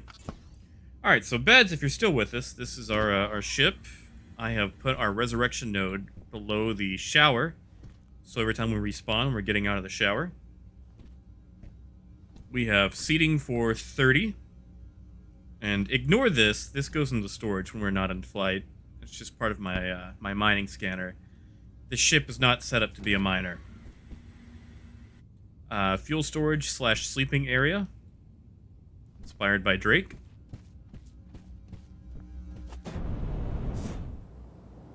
Alright, let's see. 6,000 liters of acanthite. So, that's probably going to be one single node.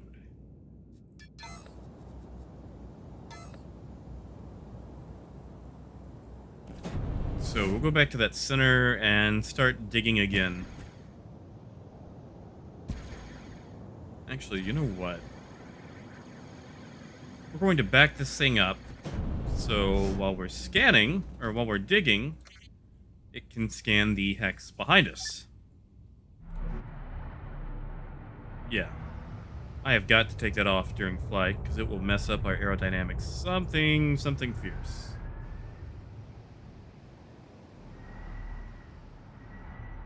Also, remind me to install maneuver thrusters so I can actually, back up.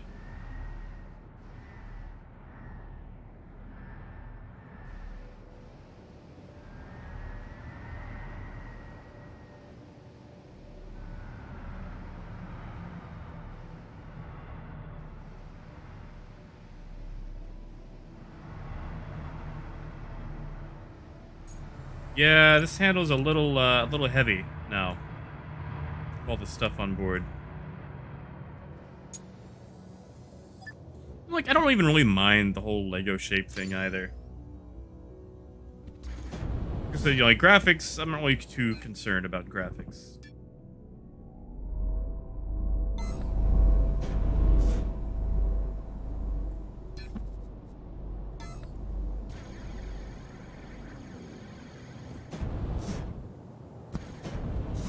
Alright, so there's at least 6,000 liters of acanthite. How much do we already have in the ship?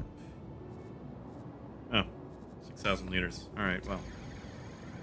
I'm afraid that's going to be the thing that takes the most time to dig.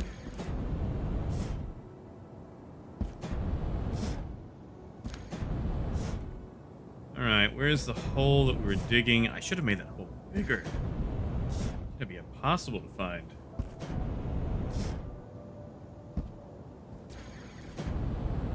Ah, there it is. So hard.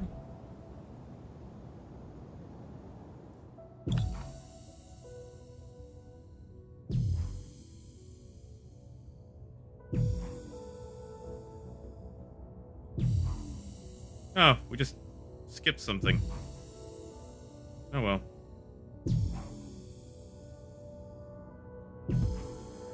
Alright, those are my Olympic gymnast ankles. And ore depth, we are looking at acanthite to be... Senin... 1270 to 1340. We are currently 1,000 down, so... maybe 100 meters or more.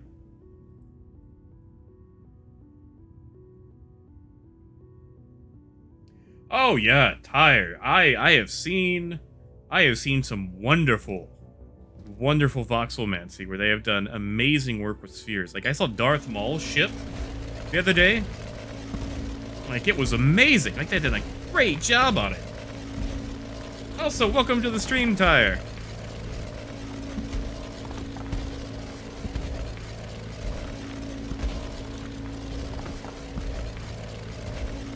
Have you been enjoying it?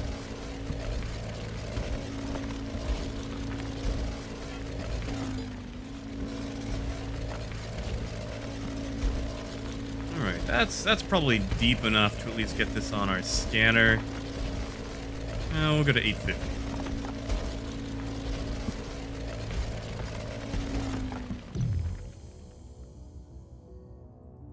Okay, that's malachite. We'll dig north first.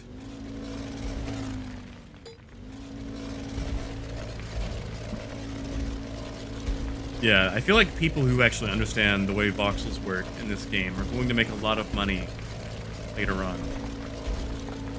Like, I pretty much have to build with hard angles. I cannot utilize curves effectively. Like, the whole voxel priority thing is, difficult. I say that, like, I need to actually watch some tutorials on it.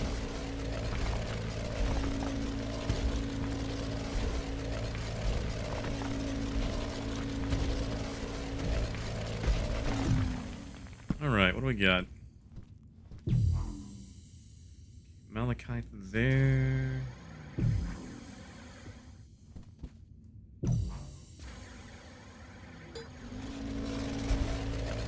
I'm gonna take a little bit further, but it's going to be the deposit we're looking for, I don't think.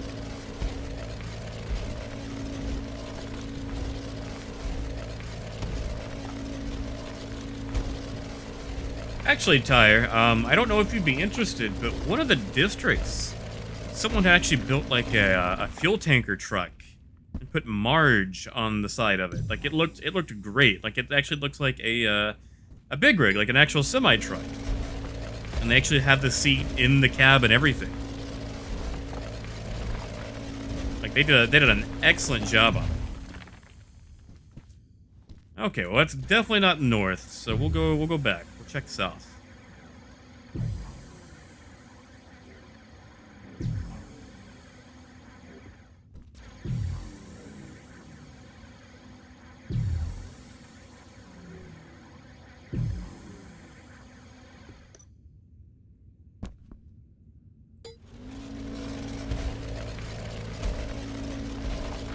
See, some people who are not me and have enough money will build a ship that is big enough to house 3 of the territory scanners.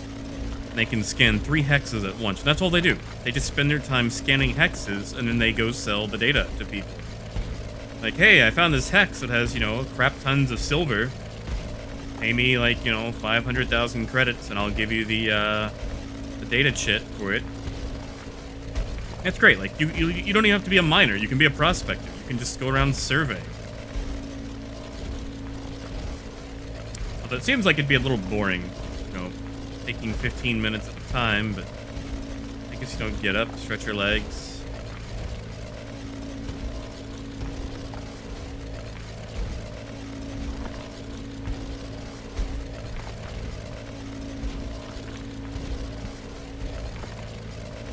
Alright. Hey, there we go. About to give up hope.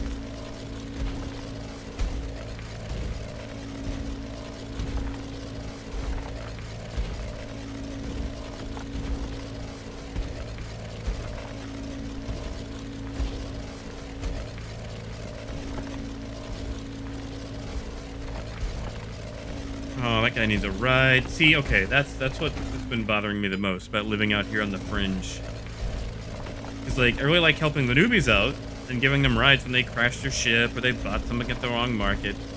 And I can't do that all the way out here on Sakari and Sidon.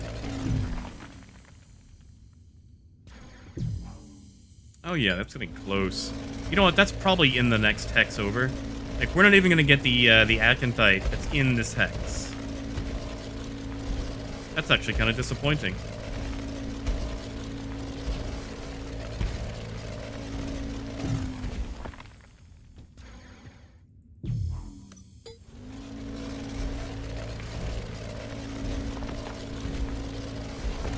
Second, I think my chat is frozen up.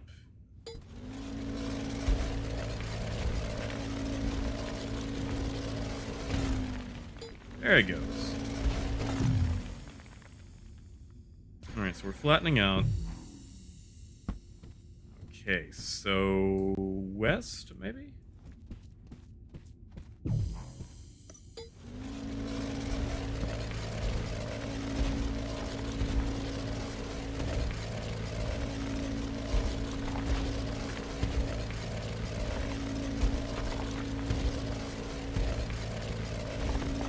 Getting bright under here. Our flashlight just got a major upgrade. Oh, okay, so not west, not west. We want to go east.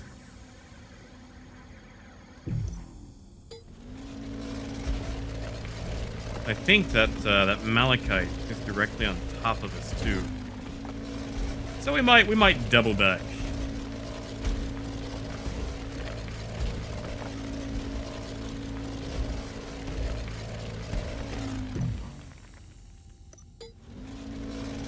Oh man, yeah, this is going to go into the hex. We're actually scanning right now. Oh, that's lame.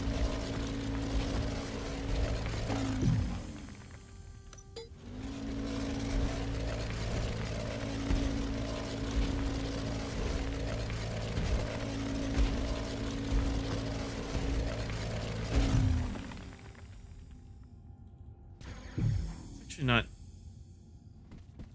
going down by a lot.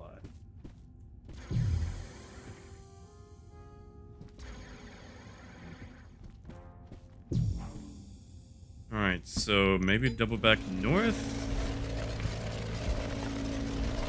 We might be on top of it too. We might just need to dig straight down. This should tell us.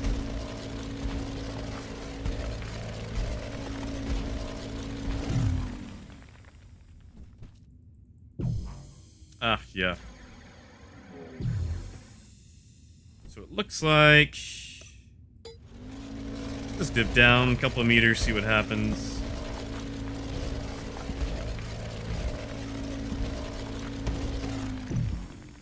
Ah, yeah, that's it. Yeah, so we're on top of it.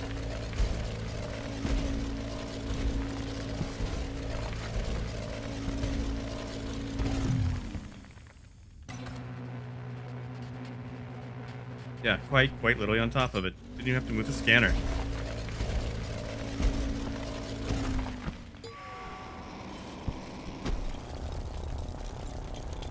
This is going to be a small deposit.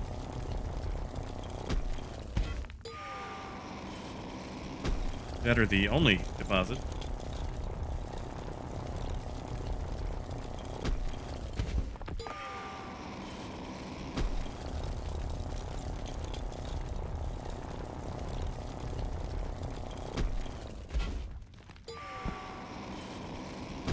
Trying to take the skills that also give you like increased ore whenever you pick it up, but to unlock it you have to finish out the entire like mining expertise tree. That takes like 12 days, I think. Like, yeah, like I've got 9 days left on that before I can unlock mining efficiency.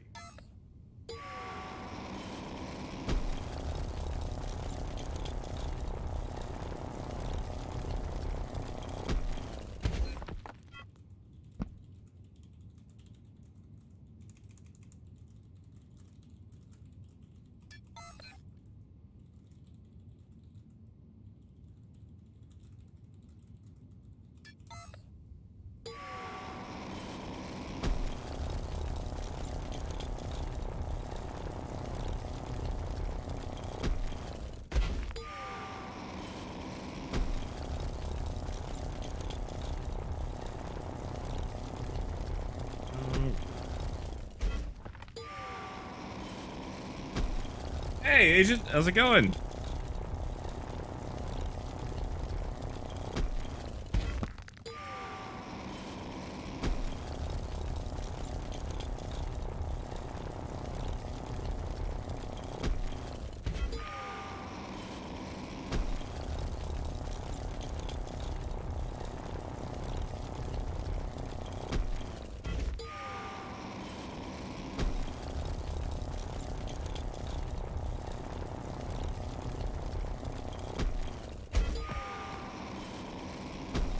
Oh yeah, this is a tiny deposit. That's sad. So we're not even gonna get the I don't even think the full 6,000 liters is in this one node. I think they're actually split up.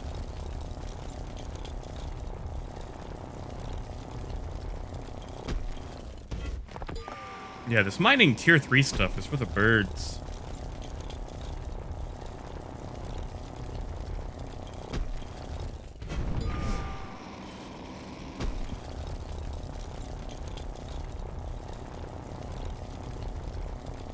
Yeah, sorry, Agent. This is going to be a very claustrophobic stream since we're spending most of our time underground doing the mining.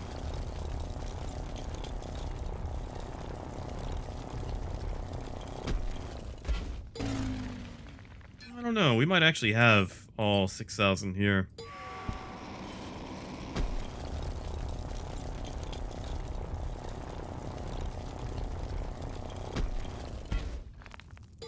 come on.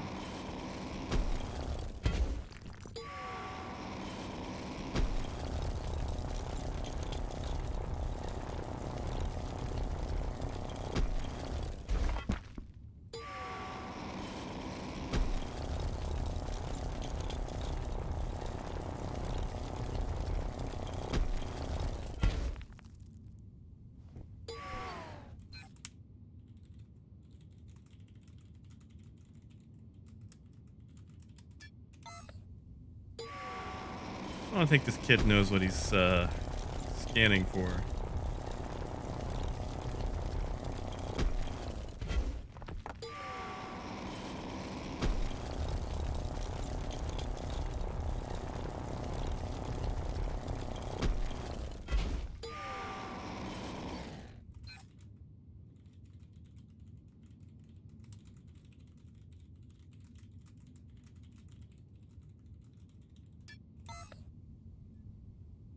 Oh yeah, Maurice, we've been putting it to work.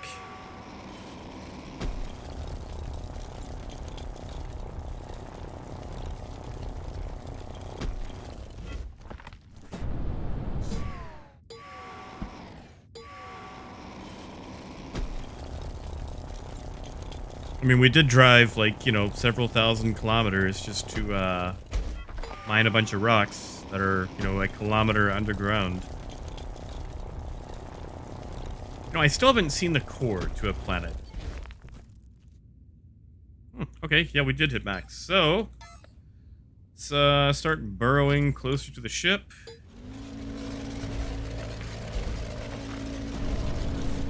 At least get within container range, come back for the acanthite.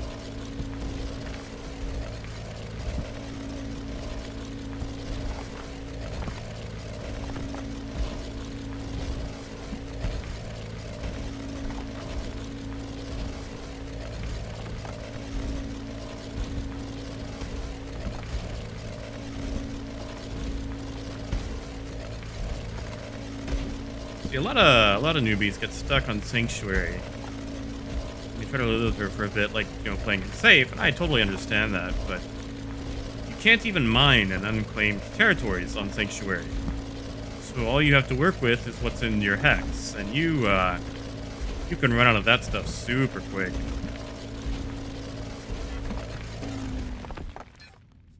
Alright, there we go. Send that back. I've got 11 kill liters so far. About halfway to our goal.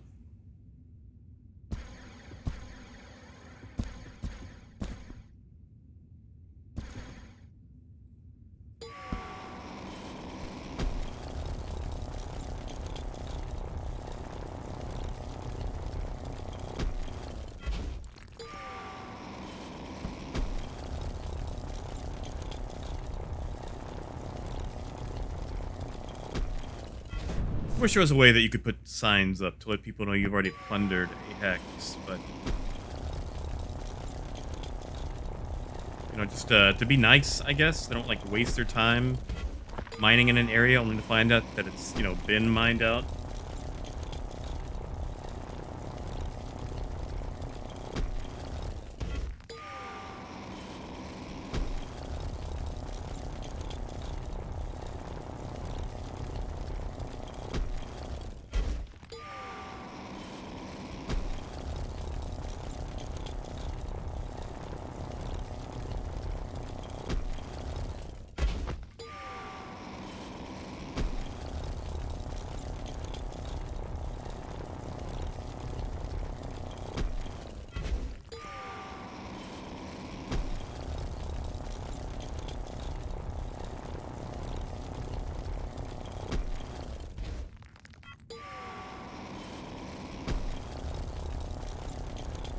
Almost there.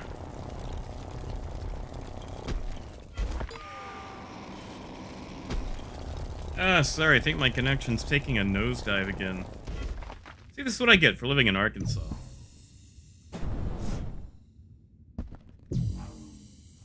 Alright, yeah, that's it. That's, Now, which one? Probably that one.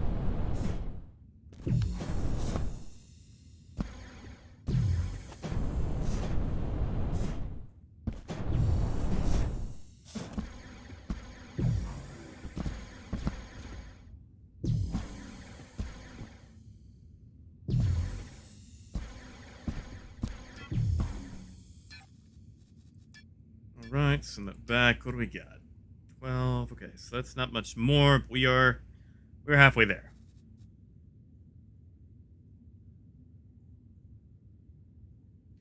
Well, Russell, the thing is, it doesn't tell you about like the absence of ore. It just tells you how much ore is there. So it won't tell you if there's been ore and then, been taken. Ah, this malachite's so close. How much more do I need? Apple, funny you say that. I actually used to live in Texarkana, which is, the border. Quite literally northeast Texas. Oh, Parker, I do. In Arkansas. Man, like, a light storm will knock our power out for days. It's only 100 meters, and I still need 10 kiloliters. So, we will dig for the malachite.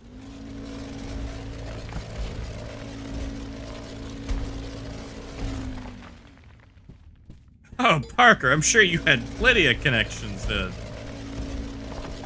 Probably several you didn't even know about.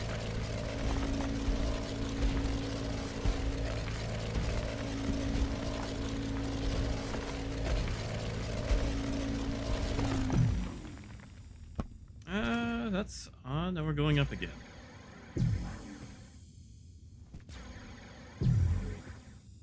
Okay, so about right here. Maybe north.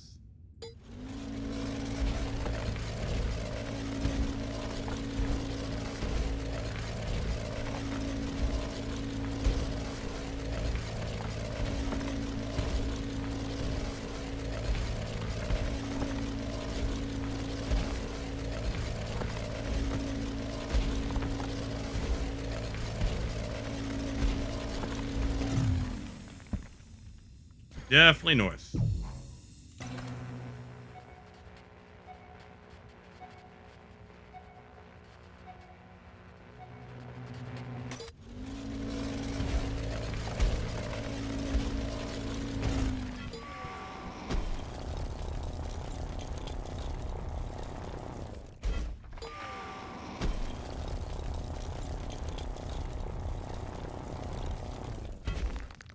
Funny you mentioned that, Agent.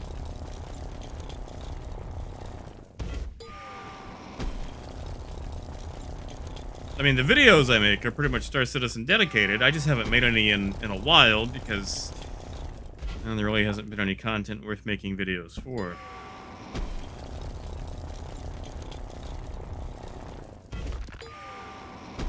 But yeah, Agent, I do or did a lot of Star Citizen stuff. Oh, Apple, Louisiana. Woo. Louisiana. Ooh, that place scares me. Actually, tell you what, Parker, give me 1 second. I'm gonna walk away and I will show you. So, let's say I'm over here. All right. With our scanner, this thing, it does a pulse, and right now our scanner is kitted up to 400 meters, and you can zoom in for a smaller area, but you can open it up and check all the tiers. So tier 1 is bauxite, coal, hematite, quartz. We're not looking for those. So we're going to take those off. Actually, leave them on for now. If you're looking for a specific one, you can disable certain ones so it ignores them. But yeah, like right now I've got tier 1 off. I've been looking for malachite, which is what we had up ahead. So you can see we can do this and it goes away. But you just walk in a certain direction and your scanner keeps pulsing, and it'll tell you if you're getting closer or further. These go on meters, so right now, our current one is about 100 meters away. So, like, once we walk down here, you'll see that it gets closer. See how it goes down? Like, it was right at, like, 90 or so, and now it's, like, 80, 70. We keep walking, it's going down further. Once you get about 50 to 40 meters, you can use the directional detector. And it's a bit laggy, but what it does is it will actually detect the ore when you're pointed in its direction. So, for example, you see that bar that starts going up. Once you start getting one of those, that means you're looking at ore. Yeah, like, it's kind of like dowsing, but, you actually find stuff. Oh, yeah, Parker. Like, oh, man.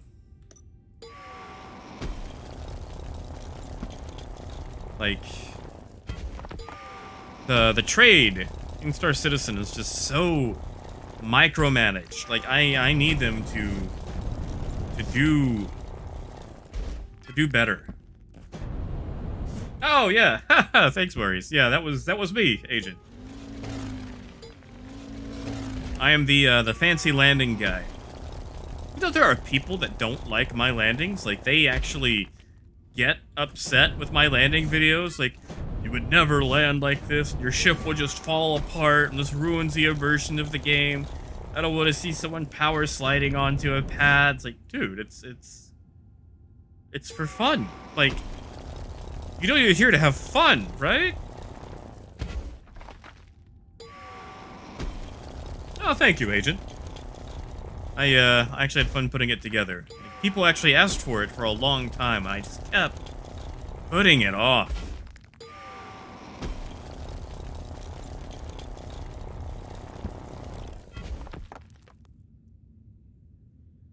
Yeah, okay, so here's the thing that kind of gets me, Apple, and I understand why, but, you know, like, I do the State of Trade videos, or did, I've kind of taken a break. But, you know, I'd put, like, 14 hours of study and production and work into those, a couple hundred views.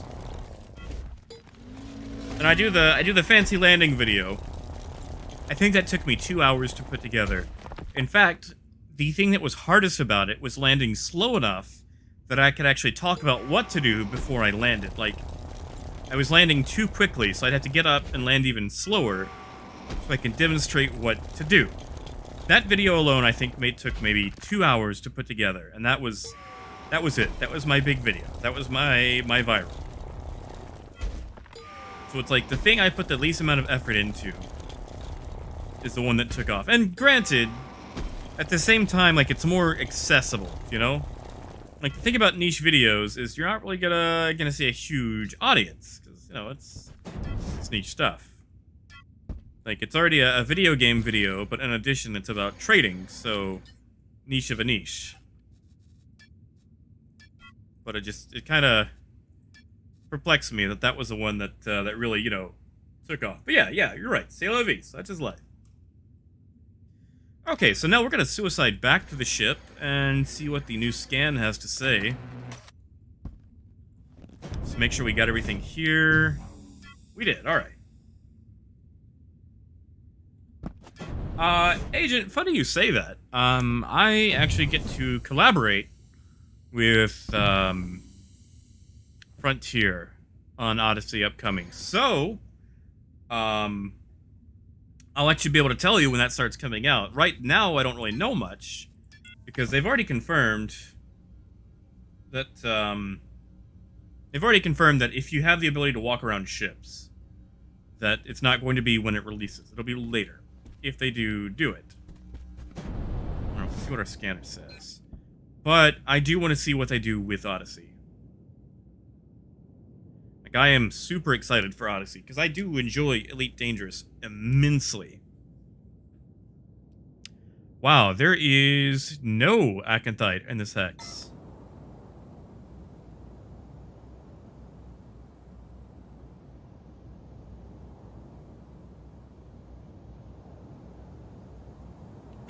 Oh, Apple, that sucks. I am sorry. Alright, let's just put this back in. Active container. Oh, yeah, Dash. Like, that's the thing. Like, usually I have to cover, you know, trolls. And we're gonna fly a bit. I'm gonna go to a newer area. Burn some of this atmospheric fuel off anyway. Oh, there's free coal right there. We're gonna ignore it. I can always use coal, but I can get that at my my place. All right, long-range trajectory.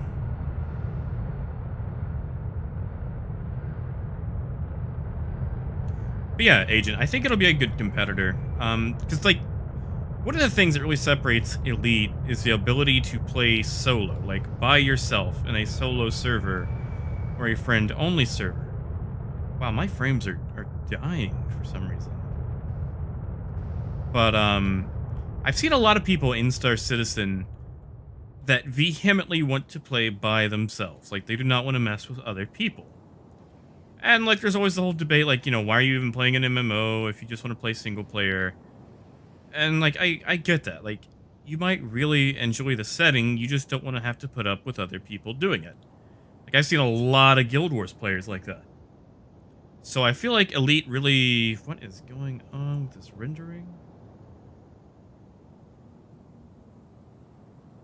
The planets are still kind of in a tier 0 phase.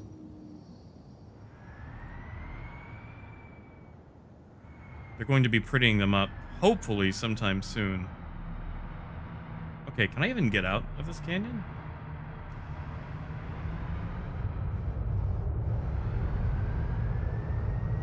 We're gonna park somewhere higher, just to be safe.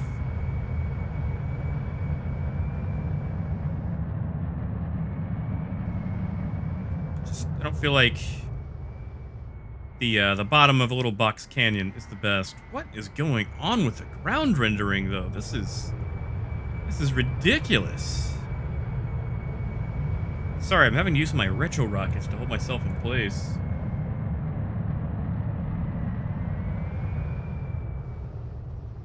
Oh, Russell, what are your weapons doing where they don't always work?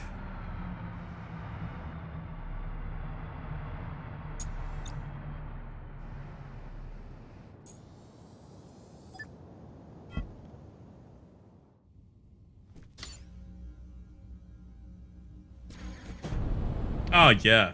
Dash. Like, okay, so I never went to high school, but I did do, I'm sorry, not high school. I never went to college, but, I had high school. And I got by simply on what a lot of my teachers' opinions were on me.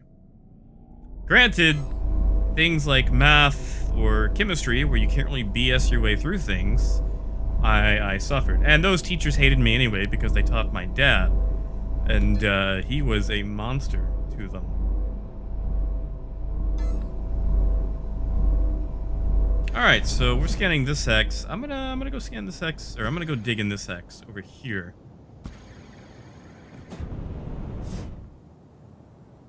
Wow, this place is just absolutely pockmarked.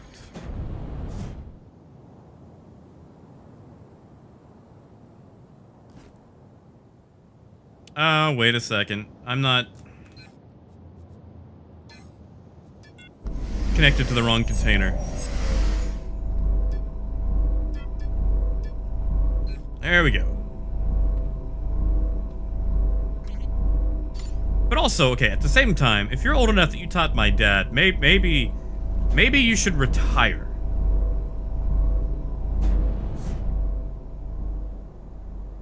Like, you're old at this point. Like, you're 70s. Go home. Enjoy some tea. Like, why are you still putting up with teenagers?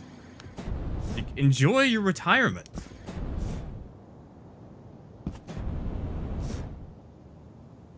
Oh, Russell, that's weird.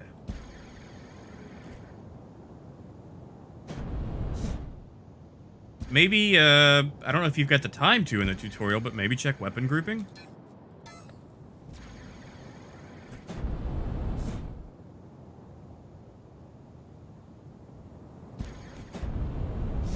Oh, yeah, Parker, like, that was my problem. Like, my dad was awful in school.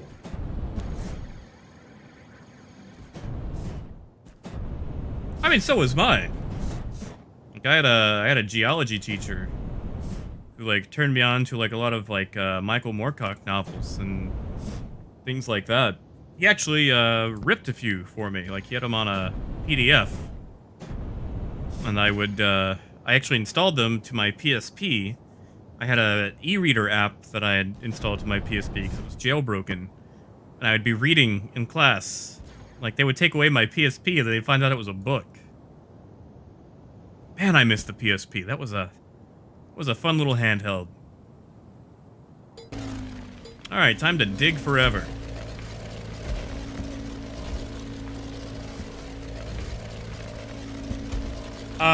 Dash, you're not wrong. Like, being left-handed, my penmanship was always, second best.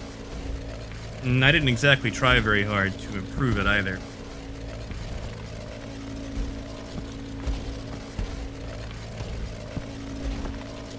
I also used to take off points because I would write on the back of the notebook paper instead of the front.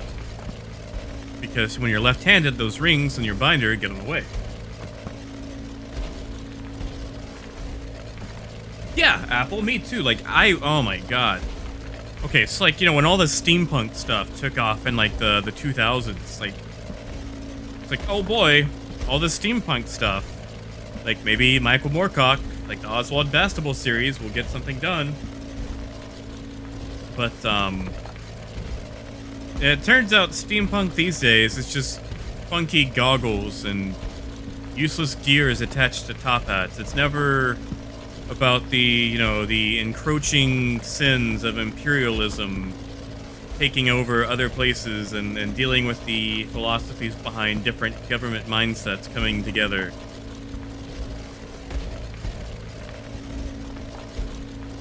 Like, a lot of steampunk used to actually have a lot of higher writings instead of just being like gears and cogs. Now it's just kind of, you know, become this funky Alice in Wonderland style setting.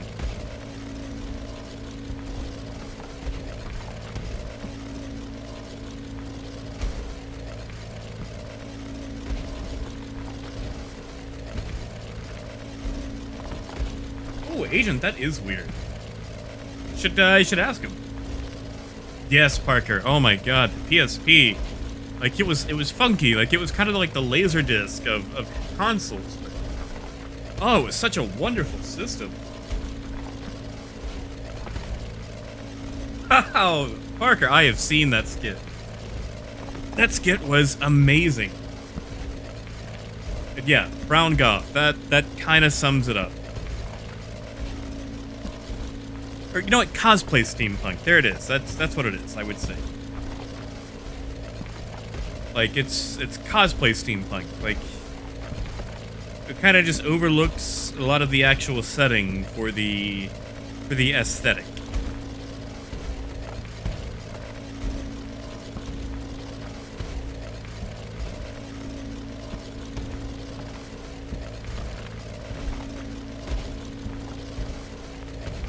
Yeah, exactly, Apple. Like, whenever I go to the bookstore and, like, I'm looking through books, you know, I always tell myself, don't judge a book by its cover. The cover needs to lure people in, but, like, you see a book and it's just, like, some dude wearing a top hat with a bunch of gears on it, and then, like, they always have the goggles that they never actually wear. Like, the goggles are always up, they're never down, and, like, you see it and you just cringe. Like, I'll read the back, I'll read the premise, but, like, I've already kind of judged this book.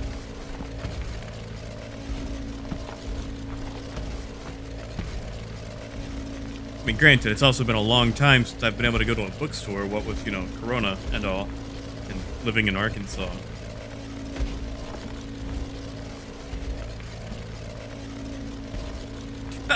Dash!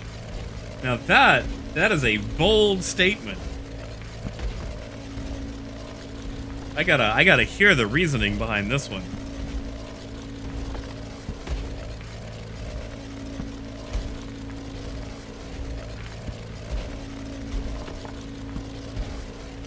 How far down are we? Do we have anything on scan yet? There's Malachite.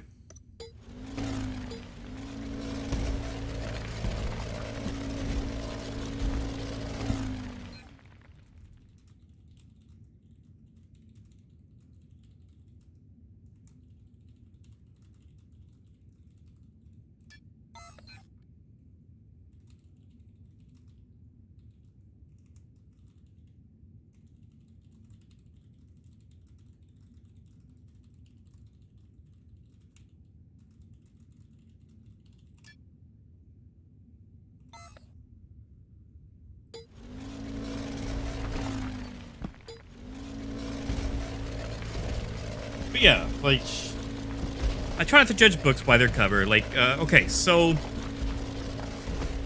Whoop, hold on. Why not? We're here. It's free courts. We literally fell on top of it, so why not? But, like a few years back, and it's been several years since I've read them. I need to catch up on them.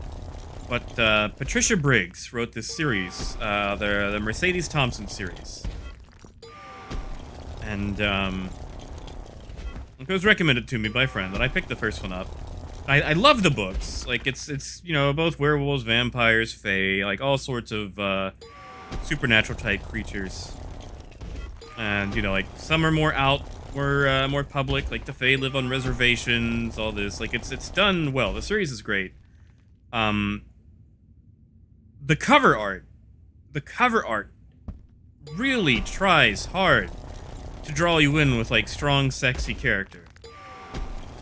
And you know, in the actual book, she's whatever. Like she describes herself as not being like that pretty. Like it's average, but the art just tries to draw you in, like with this cover art, with someone who looks like they'd be in a car calendar, you know, like spread out over a vintage Camaro. So it's like, man, I love reading these books, but I don't really want to read them in public at the laundromat, you know? Like, the cover just kind of... Wow, that was a tiny deposit. Like, sometimes you want to read a book, but you're just like, man, this cover is, Like, why did you guys have to go for this?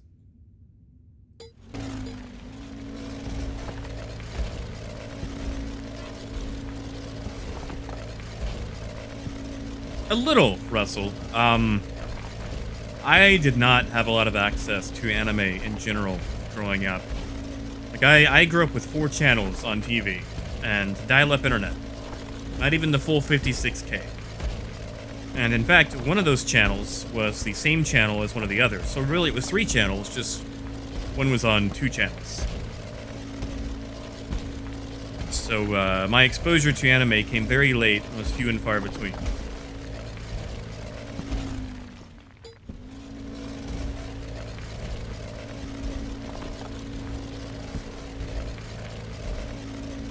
You know, Dash, I could agree with that assessment. Like, there's definitely a lot of that, in the, bingo. That's what we're looking for. Like, with, the steampunk stuff. It's just pretending to be high society with a bunch of gears glued on at the moment.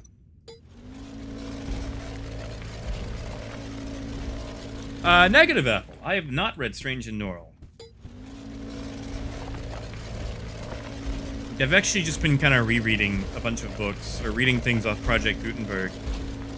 I need to finish it, but I've been reading this account on the Britishification? We're gonna go with colonization of the Tongan Islands in the Pacific from like 1890.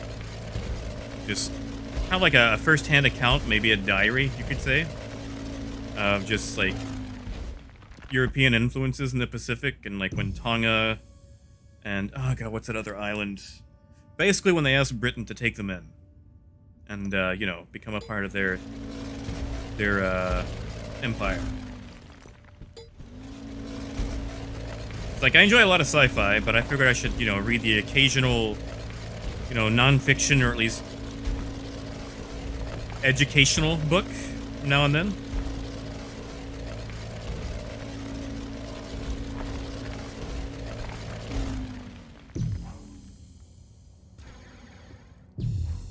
That flatlined. Let's see where it goes now.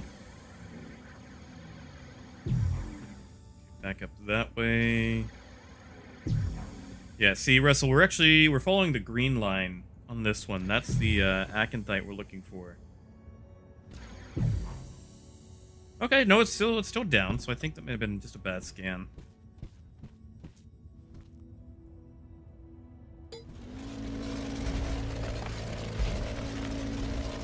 Oh yeah, see, like that was my issue. Like, anime was not something I had access to at all, and like I had friends who had it, and occasionally I got to go to their house and watch things, you know, like Cowboy Bebop and whatnot. But you know, I had 4 channels. Like, if I wanted to watch Conan O'Brien, I had to watch it in black and white. And, like, I had to hold the antenna to do it. And sometimes it would go out, so you just had to listen to it like a radio program. And, like, I wish I could say that this was, like, some ye olden times, but this was, like, 2003.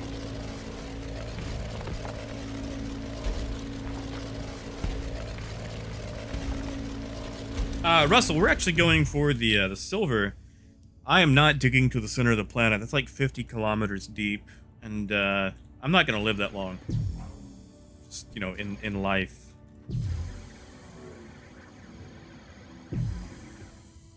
Okay, so right about here. Oh, we are so close to Malachite too. All right, let's go east. Yeah, Parker, like me too. Like I love history. History is my favorite class in high school.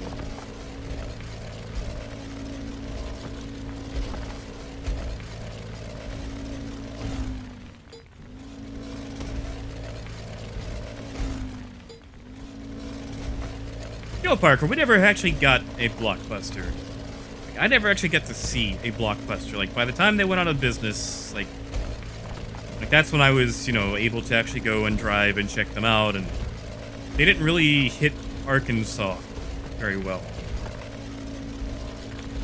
Like, I'm sure there were some in Little Rock, but I just never made it to Little Rock as a kid. Okay, so that's going far. We need to go back. And it might just be under us, too. We might just need to keep digging. Should probably pick up that malachite while we're here. Yeah, why not? It's in scan range, so it's got to be right here.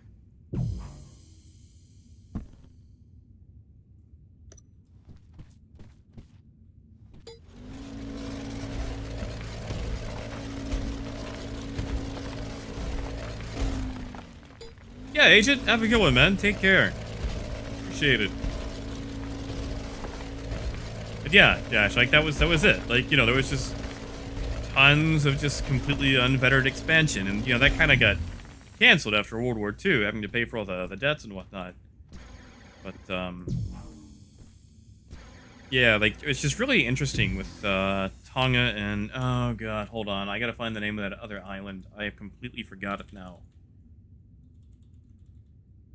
I've gotta look this up. So give me just 1 second while I look this up, because I don't feel like grabbing my my little Kindle.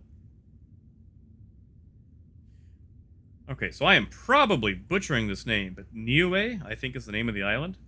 It's by Basil Thompson. It's called Savage Island, an account of a sojourn in Niue and Tonga. And so it's pretty much just all, you know, first-hand account. But it was just very interesting to read. And I haven't finished it yet. I keep forgetting to come back to it.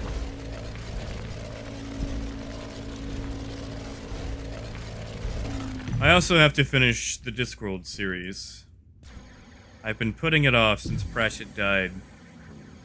Because, I love Discworld. And the good and bad thing about Terry Pratchett is he couldn't stop writing. Like, he wrote constantly. Even as, you know, the Alzheimer's was taking him, like, he actually lost the ability to read.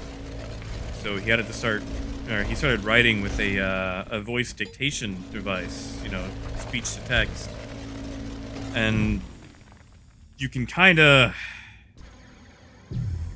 see it in some of his work towards the end. And like it's kind of tough, you know, to witness.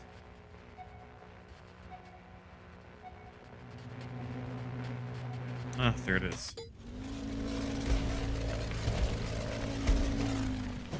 Apple, I read it a long time ago when I was younger, and unfortunately my memory is not what it was, so I have to go back and read it. Like, I still have my copy.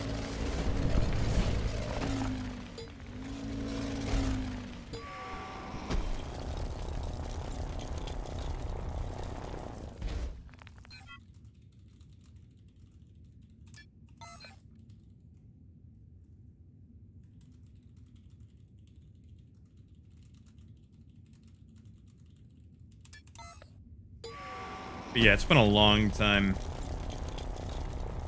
So I'm gonna say like I have read it, but treat me like I haven't because I barely remember anything.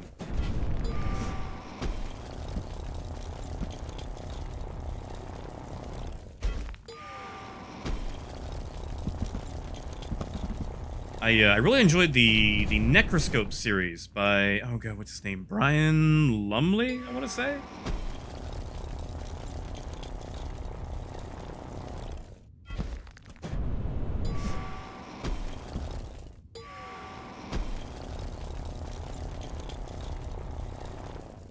Oh dash, I am sorry to hear that.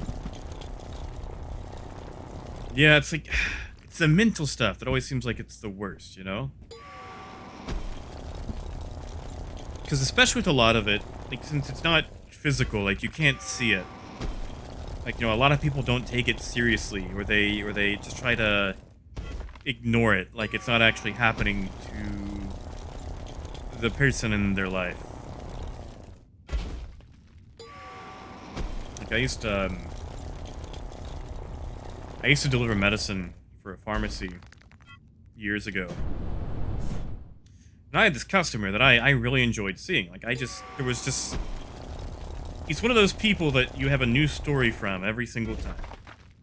But, he had Alzheimer's.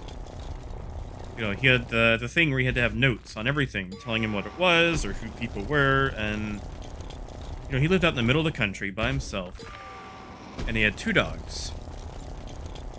And one of them got hit by a car. And, you know, he was inconsolable. Like, he was so sad. Like, he'd just be curled up in bed every day when I went by. And then, about a week or 2 later, he didn't even remember that he had a dog, much less that he lost one.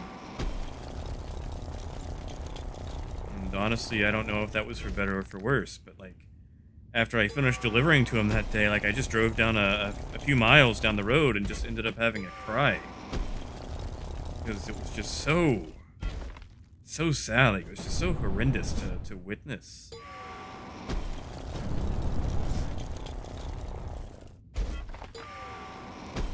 I don't think people realize how fragile the mind is.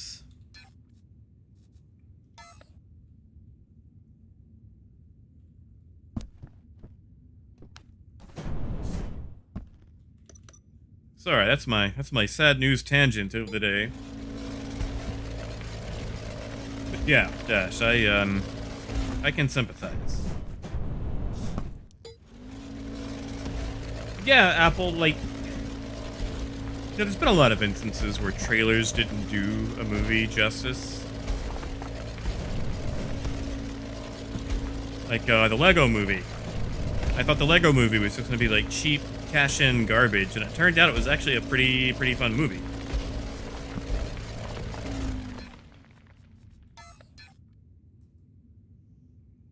I mean, it'll be much better than, what's his name? David Lynch? The one that he did? Yeah, Dash, exactly. Like, if you can't see it, it doesn't really exist. And a lot of people forget, you know, when they say, like, oh, it's all in your head. Well, the brain is an organ. You know, it's an organ. It can get sick just like everything else.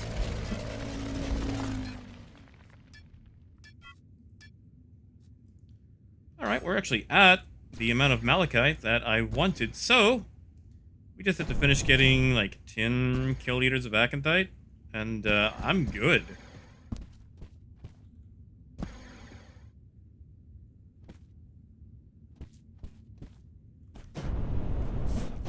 Ah, there it is. Went right by it.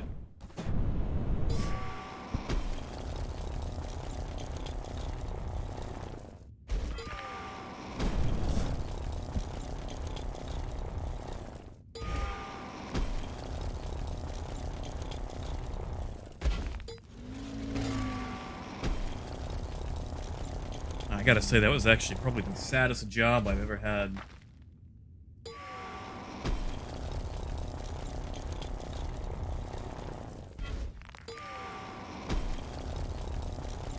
Yeah, that's fair, Apple.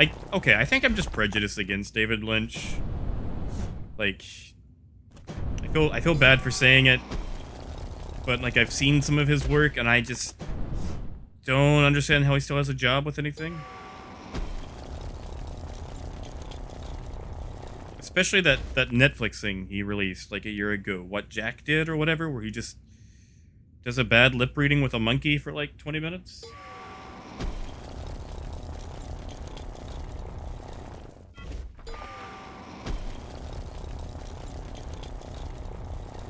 Then again, I think that's just also me not getting art. Like, I can understand realism with art. That's really about it. I'm just lowbrow when it comes to higher concepts.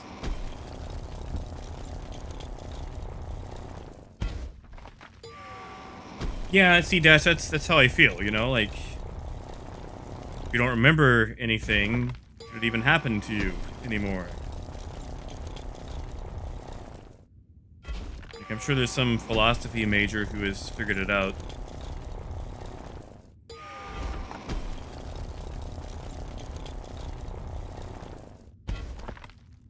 But, you know, if you're made up of all your past experiences, like if you were carved from that, and then you no longer remember those, what happens?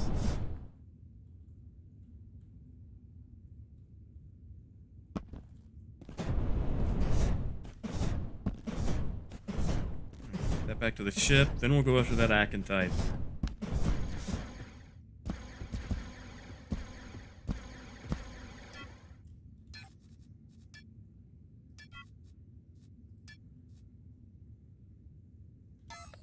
All right.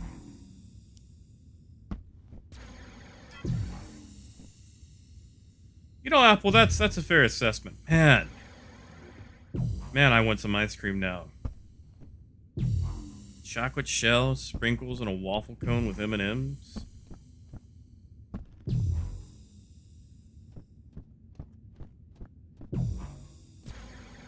Okay, so no more west. Let's try south.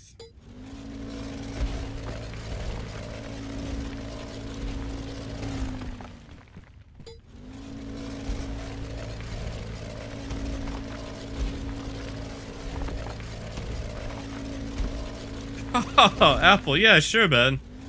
I understand. That game has, like, I already have a trash sleep schedule. Among Us and Dual Universe has wrecked what little semblance I had of anything else, so. Yeah, man, get some sleep. It's weird.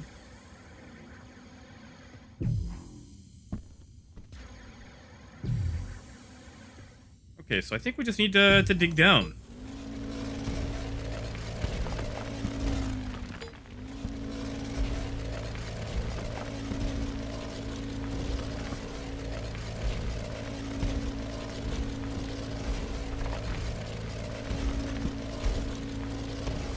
I feel like the irony here is we're finding all this good ore on the hex that we're not scanning. Oh, yeah, we're good.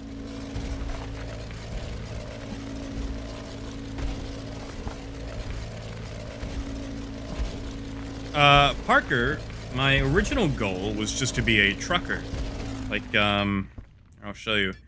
I started taking a bunch of the piloting stuff to get increased thrust and, like, you know, better fuel consumption and whatnot. Because, like, I wanted to run cargo vessels for groups, or to even do, like, passenger transit. Unfortunately, it looks like I have accidentally become a miner and interior decorator on the side. Now, I enjoy doing the interior decoration, but, I didn't plan on spending all of my time in a hole. Like, I wanted to do flight. Like, I wanted to fly. I feel like, in Dual Universe, I'm still a good pilot. Unfortunately, I have, become a rock hunter. And I seem to have fairly good luck when it comes to finding, decent deposits. So, rock hunting I go until someone pays me more money to do other stuff.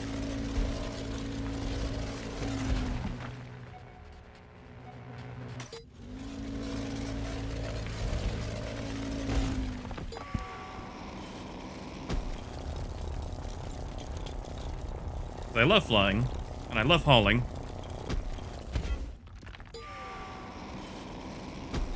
But I've made all my money, like literally pretty much all my money in mining. And out here on the fringe, there's not really much of an economy. Like, you don't really have a lot of people to sell stuff to. But some of this is for Crumpet, some of this will be for the org that I joined in DU.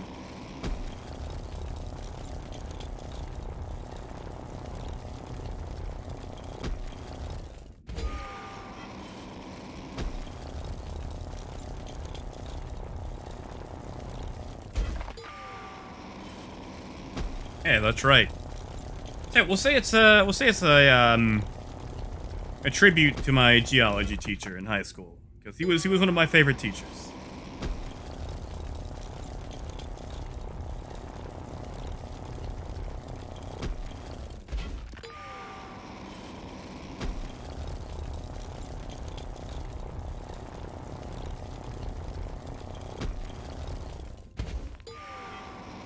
It's actually not a tiny deposit of aconite.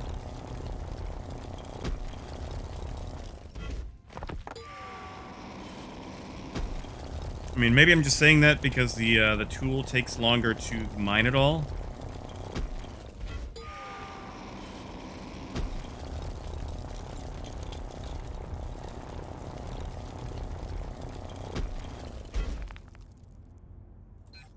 Just a second.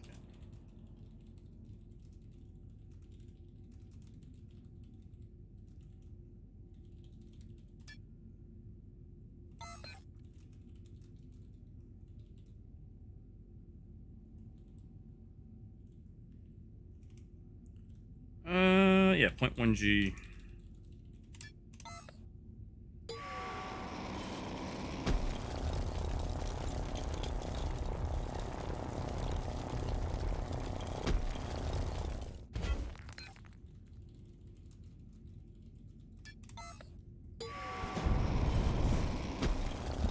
Maybe we should build a refueling station, like a space station between planets, so people can buy fuel and fuel up.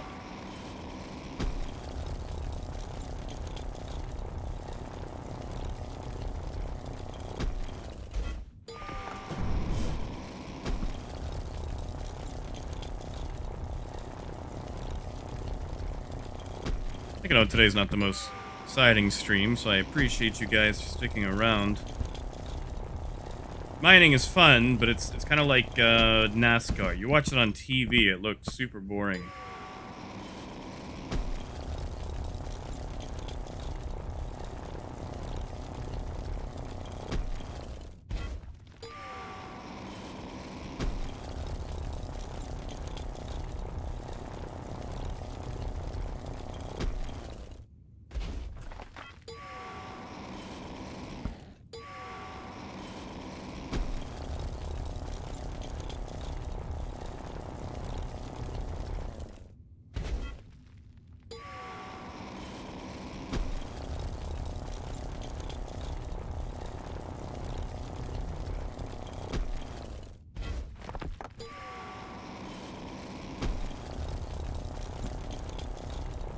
Oh man, I just realized we are coming up on the end of September, aren't we? It is the 28th. Man, Halloween's around the corner.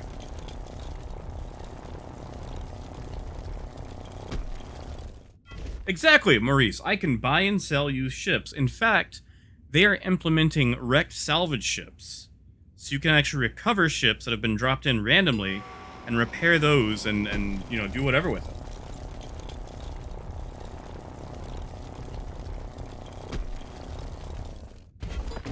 Yeah, exactly, Parker. Like, I love support gameplay. Like, I don't know if you guys have ever heard of the game Foxhole, but I love being a trucker in that game, like getting supplies to the front line, like running stuff for like all the factories. Or Medic. Oh god, I love playing Medic. That's my jam too.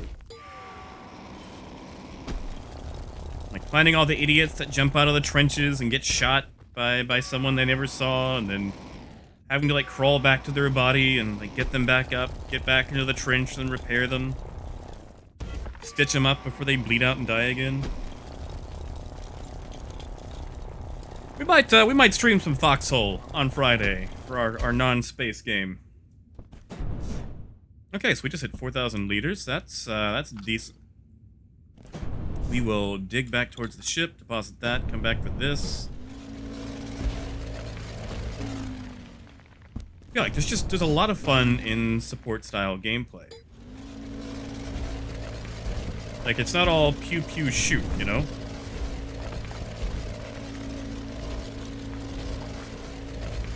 I mean, don't get me wrong, pew pew shooting is fun.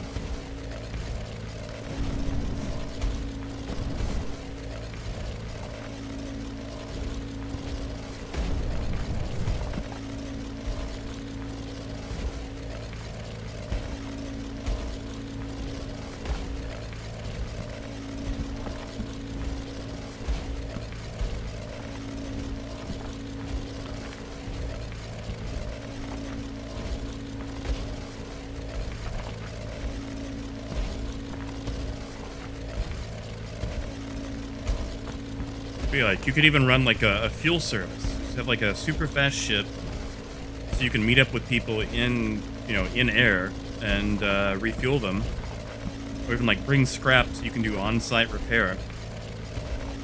Because the neat thing is, you don't actually have to have permission to repair someone's ship. You can just repair it.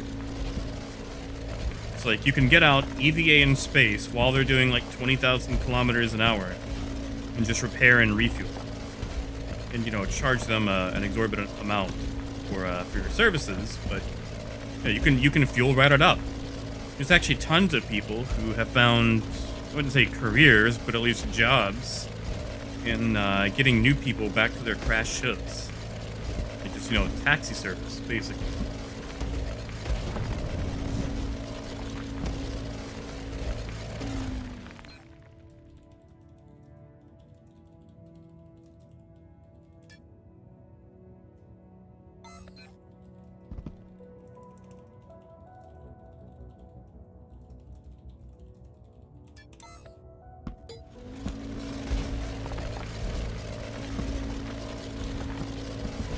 Oh, we are so close. Come on.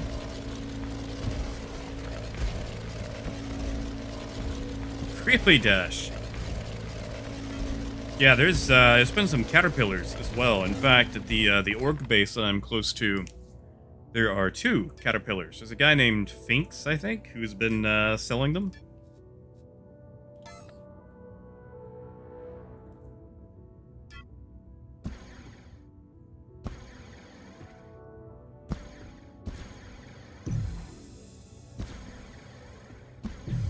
Ah, so far.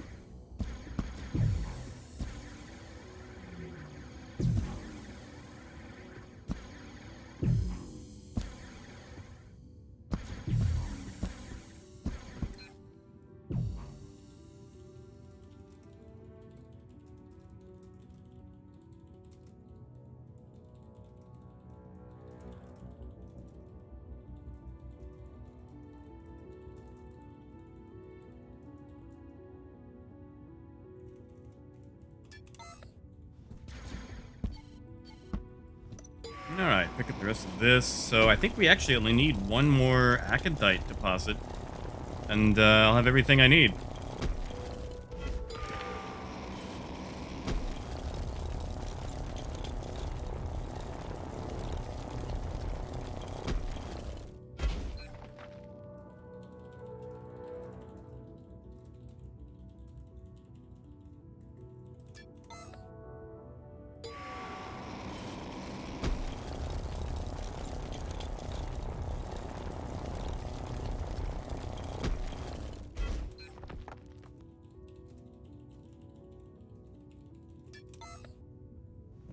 People think I shoot people, like I'm bloodthirsty or something.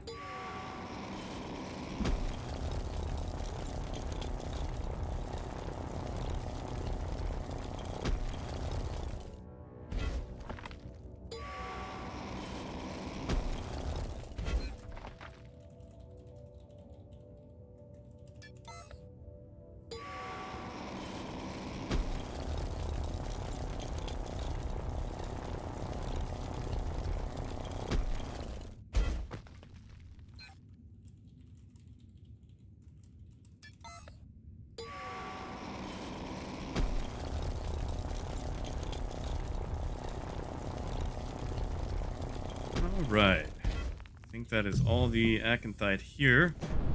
Let's double check the scanner.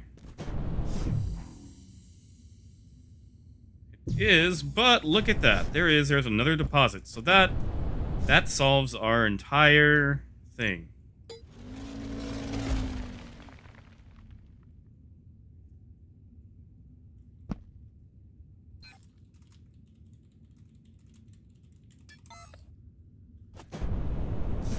Hey, Mamba. This is Dual Universe. So this is actually a space game. Unfortunately, we're under the ground by a solid 1.3 kilometers right now. So right now, even though it's space, you're seeing underground. But it's basically a mashup of Eve, Kerbal Space Program, and Space Engineers. It's all one single server. Right now, it's one solar system. There will be more later. Once I finish mining the silver I came here for, I will show you the spaceship we're currently operating out of. Oh, it's a great game. Like, it's still beta. It's still a little rough around the edges. Oh, yeah, man. If you like those three, this is an easy transition over. Okay, so I only need a little bit more acanthite. All right, I'm good.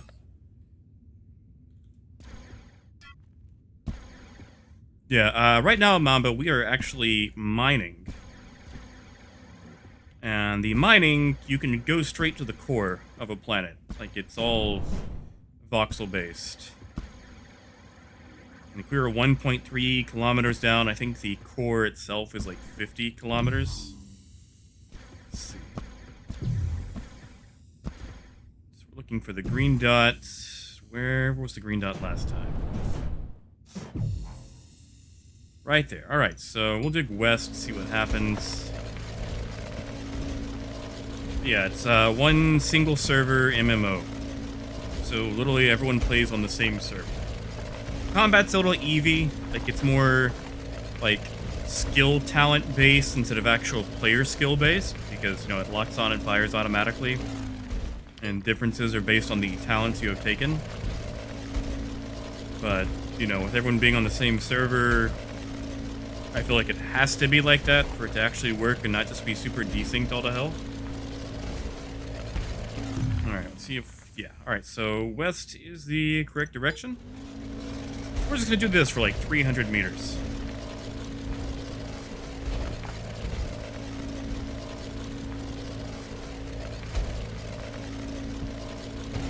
Looks like they're having some server issues too.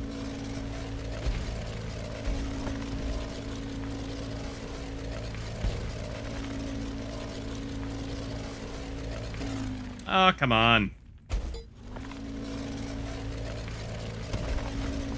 Like, either it only does it on stream, or I just don't notice it when I'm not on stream.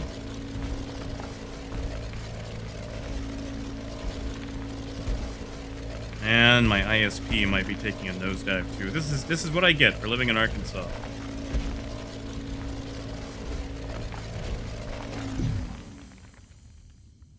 Okay, so we're about 250 meters.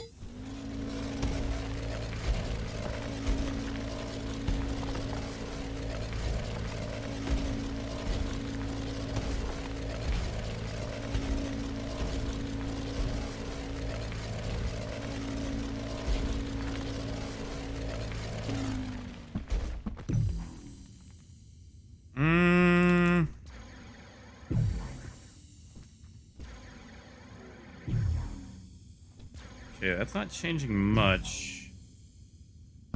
Oh, Mamba, it is incredibly in-depth. So this is just in mining, you know. A very hot-cold style mechanic. But if you look on the top right, like, currently... Okay, so it says we're negative 1,000 down. However, where we're currently at, the ground is actually 300 meters above sea level. So, like, we've dug super far down for this stuff. This is a rarer ore that we're after. But everything in the game is crafted. So it's more Eve style. Like, pretty much everything on the market, anything you see is crafted. That is the direction we do not need to go. Okay, so we're going north for this.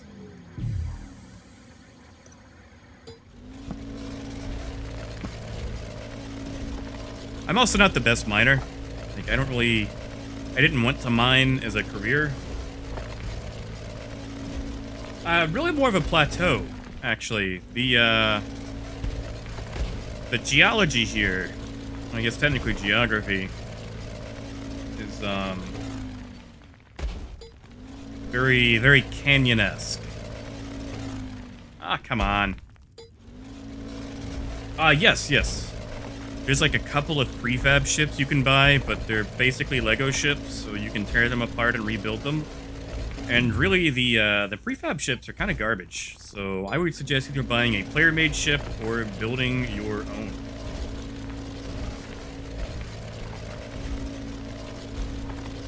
I mean, because like, you can convert the prefab ships to actually be okay, but they were designed before certain game mechanics came online.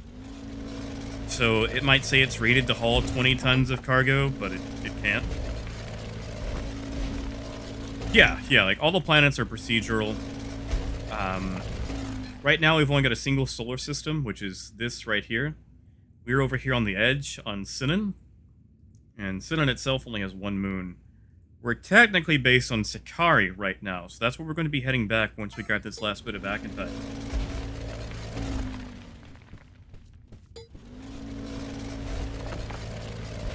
Yeah, Parker, I'm gonna probably do it after the stream.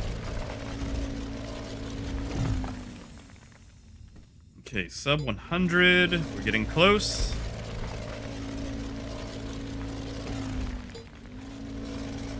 Oh, I think all the pinning operation might be their server. They still have rough patches. I will say they are excellent about hot fixes and fixing server issues. I don't think they sleep.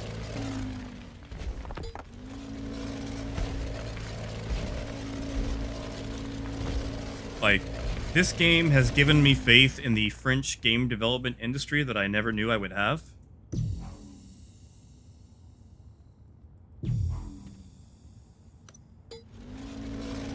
Yeah, but now, to be fair, there are more coming online, and the thing is, all these planets are already in, and you know they have moons. They have, well, some of them have moons, like Alioth.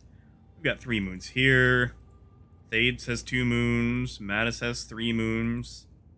The flight is very Kerbal Space Program, which I will show you as soon as I hit this damn vein of silver.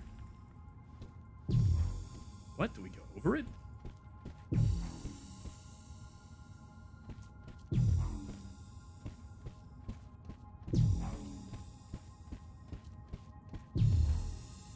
Okay, so right here. Let's check east again.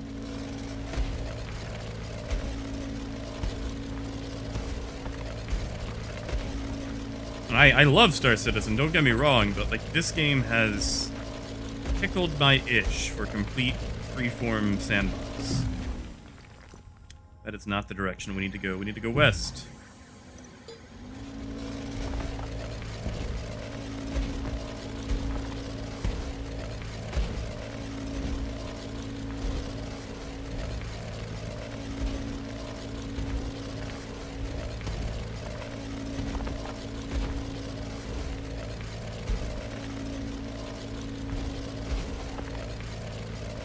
Yeah, Mamba, like, literally, okay, so, for example, let's say you want to make a space engine, alright?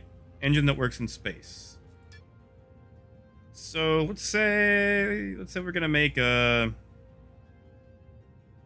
with a medium, just a regular medium space engine. So, a space engine is made on an assembly line, which is something you actually have to craft, you know, industry-wise. In addition, it's made of this stuff. So a basic reinforced frame is made from steel, which is made from iron and carbon. Iron itself is made from refined hematite. So literally, like, mining the basic ores to craft all these things. And some of these things are made in different types of industries, so, like, you can just have massive factories going of just stuff. Okay, so that's not the right direction either. So it's either above us or below us. We'll go above us first, just to be safe.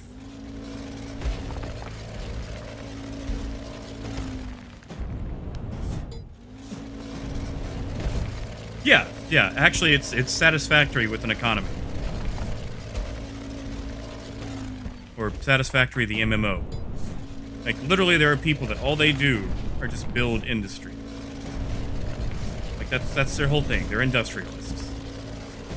And, like, you can take talents, so it actually minimizes the amount of stuff that you actually... Okay, it's above us. Minimize the amount of ingredients, or, you know, the time it takes to build things.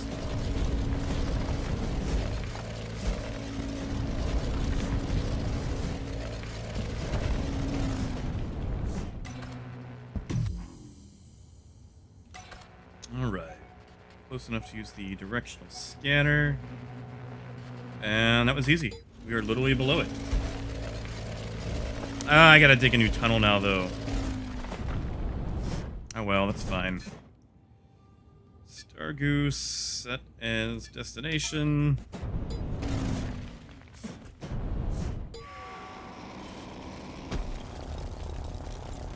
Yeah, if you enjoy Satisfactory, you'll find the industry in this game very familiar. Personally, I feel like a chimpanzee when it comes to attempting to utilize it. That's why I stick with flying. Flying and mining. That's easy. I know how that works. Also, if you know Lua, like the programming language Lua, you can program things.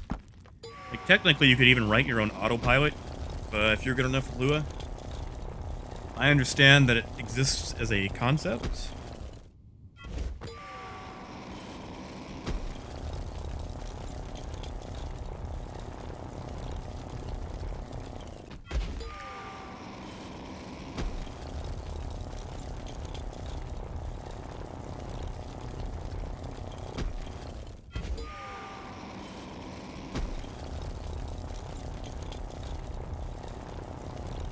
Yeah, very, very freeform.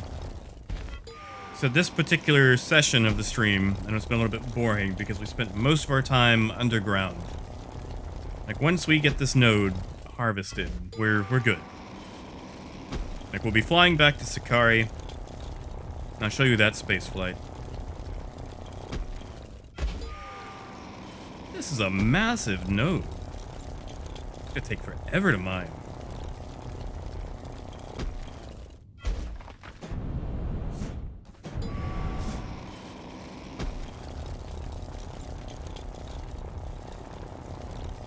Mamba there is, but it's very Eve-like. Basically, you sit in a gunner seat, you make sure that your guns have a firing solution, and they can fire out to like 40 kilometers. So, a lot of it is very automated RNG style. It's not going to look, you know, super glorious like Star Citizen or Elite Dangerous, unfortunately. But it is their first iteration of PvP, so... it might change, they might just build on that system. It's in its baby stages. There's also only space PvP, nothing on the ground yet. So, like, all planets are safe so long as you're actually in atmosphere. Like, the first 500 kilometers, you're good. That'll be going away eventually, too. C-Dash, I would like to get a hold of some of those. Do you have a guy that you pay, or did you like just buy the program off someone, or what?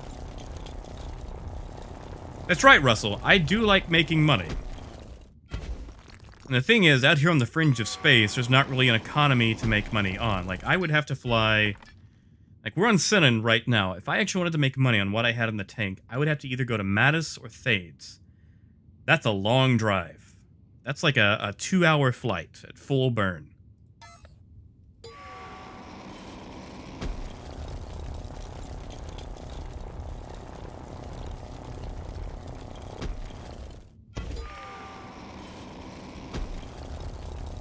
Oh, Black, it can be ship-focused. It can definitely be ship-focused. You know, funny you say that. I actually saw someone build one of the Cobras from Elite. Like, it's been more Star Citizen ships running around than anything. Seriously, this is a massive node. Jeez, like, where was this last time? Alright, well, let's just dig back towards the ship so I can deposit this into the inventory. We're only going like half a kilometer.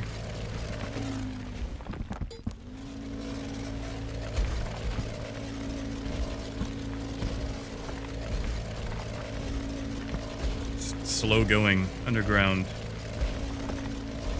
And once we get everything harvested, we can just suicide back to the ship, so we don't actually have to walk back.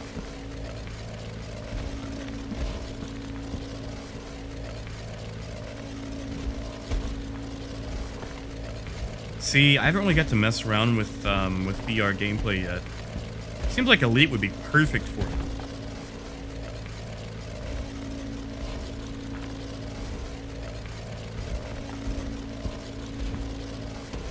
Haha, Parker! Yeah, complaints about mining, so now I'm mining.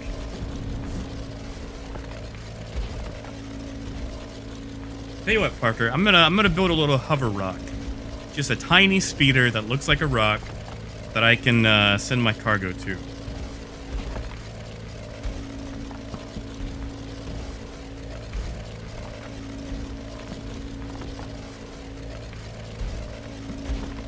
Almost there. Just like 0.35 kilometers to go.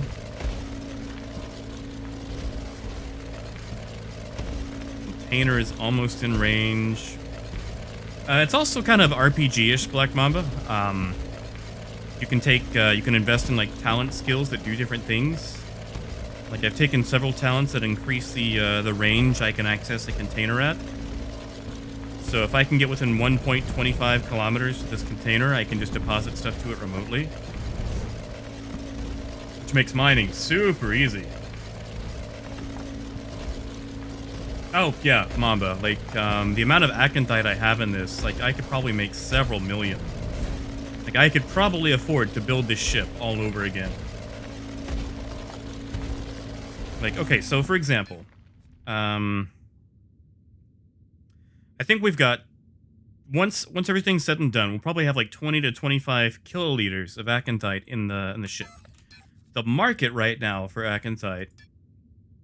Okay, so Thades. Someone on Thades is paying 680 per liter of for Acanthite. You're only buying 461, but still, that's a fair amount. Mattis is like 30 minutes from Thades. 450 a unit, 400 unit. No, that's Lacobus. I'm not going to Lacobus. Sorry, it's a lot to me. It's like several million in this game is still a fair amount. Like if you just mine all day and make a few million, like you're doing good.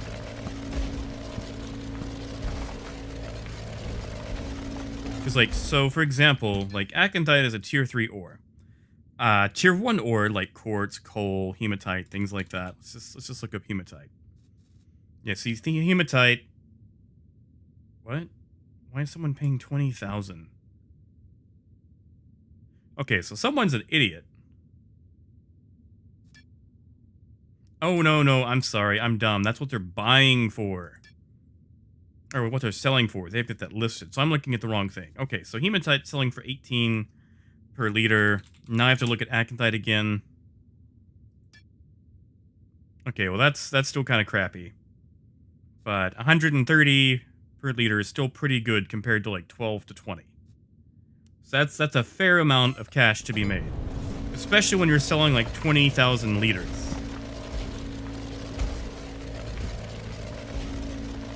Yes, Parker, it does. It will stay. So if someone in a few months comes down here, they'll actually find all my old tunnels, and then they can curse me. Like, ore does not repopulate. Like, once it's gone, it's gone.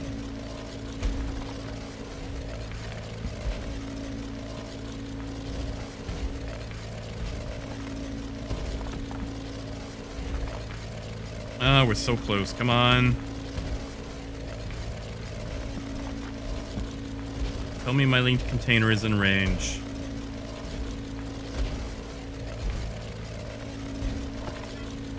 There we go.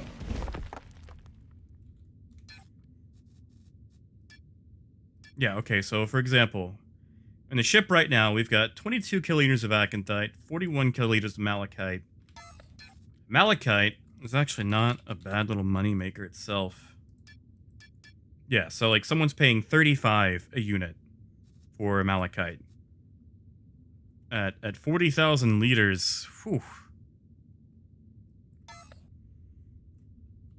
Now we're gonna go collect the rest of that acanthite.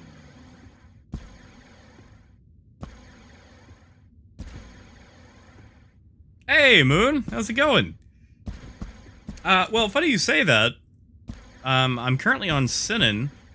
Got a crap ton of acanthite and malachite, but I don't think I'm actually going to be making money off of it. I'm going to be splitting it up between the org I joined and my girlfriend Crumpet for industrial purposes.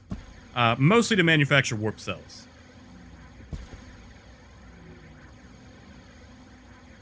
But yeah, the move was actually fairly painless. I just decided to warp there. So I didn't want to pass the Armistice Zone ring and get shot.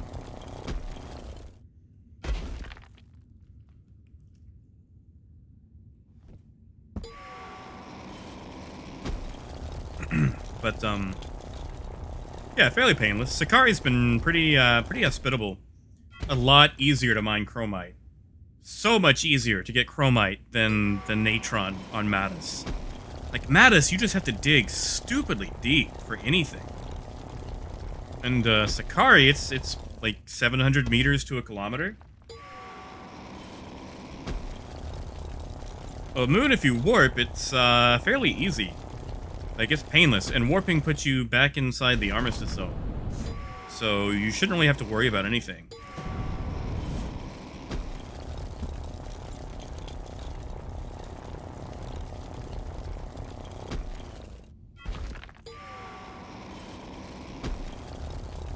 Ah, Mamba, not really. Like, there's a... Okay, so here, let me just hit this map right quick. So, right now, and I don't think it's going away, but this large blue circle is a PvP-free zone. So, no one can shoot you. Out here, it's pretty much PvP-free, but there's no PvP on planets at the moment. That will be coming, but you don't really have to technically compete with anyone. You can play completely solo. Like, it might be slow going, but, like, if you're just trying to build things and you don't want to have to, like, worry about the player market and the economy, like, literally you can just go mine everything you need to refine and build the stuff you want. Me, not being an industrialist and being a bit of a hobo, I mine to sell stuff so I can actually buy all the parts that I need. Yeah, Moon. My ship, actually, the passenger ship you saw the other day, that's actually a small core, and I've got a warp drive on it.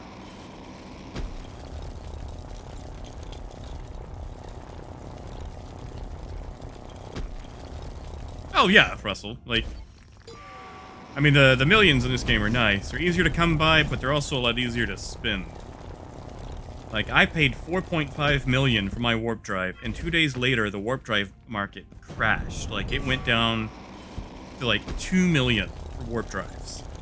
I think there's a guy who figures out, like, different ways to just, like, hyper-specialize industry, and then he just sells the blueprints. So people buy those blueprints and start producing things.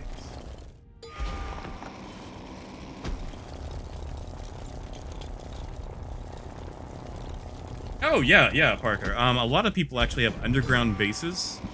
Because even with PvP enabled, people can't mine on your territory unless they, you know, have rights to it. So people have been putting underground bases in to just use the dirt as a natural deterrent.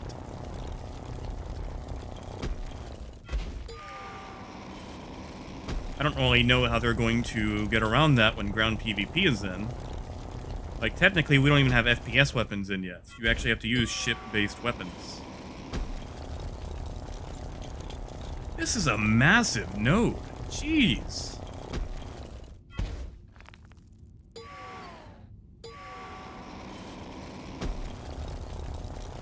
Yeah, Mamba, it's pretty much the Eve market.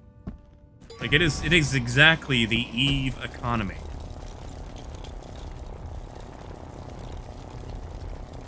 Like, they've got a few bots in to stimulate the economy. You know, that way people would actually have things to sell to, and they'll be removing the bots once, you know, things are established. But, yeah, other than that, like, if you're selling, 9 times out of 10, you're selling to a player. If you're buying, 9 times out of 10, you're buying to a player.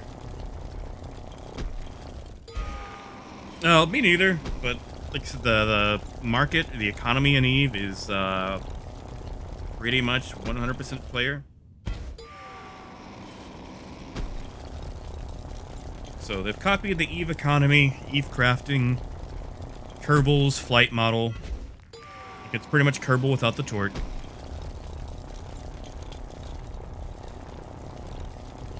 And Space Engineers voxel building. Sorry, I thought I would be done with this vein by now. I'm not complaining that it's big. Like, that's great for me. Yeah, it's a company called Nova Quark. Funny enough, most everything is in English. Wow. Okay, so that's, second trip back to the ship to, unload. The flight model is also quasi-realistic in that your fuel and your cargo actually add weight to your ship, so that actually affects both its handling and fuel efficiency. Like, our ship is pretty nimble, but once we get in the air, I think we're gonna have about 200 or 300 tons. It's going to handle like a bus. Oh no, Black Mamba. No! We just have to get close enough to unload again. There's still like a whole... So, like a whole backpack down there. Whew, yeah. Yeah, see, we've got 368 tons in the ship. The ship itself only weighs 260 tons, so we're gonna be carrying, like, the ship's weight, if not double. Yeah, like, the only thing you don't really have is torque. And that's actually just by choice. Like, you can enable engine torque. They just figure most people's ships couldn't, you know, get off the ground accurately if they used actual torque. Which I understand. Aerodynamics are also simplified. It goes off your cross-section size.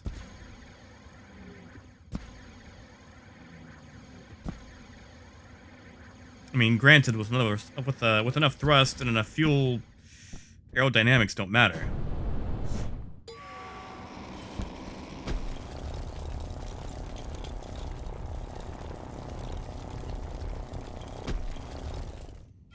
And this being a tier 3 ore, it takes forever to mine.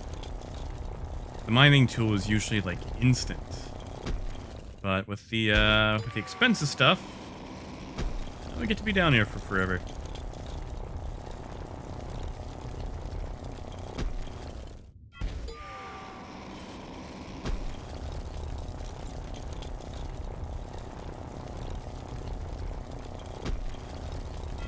Yeah, if you like mining, you can make a bunch of money off of it.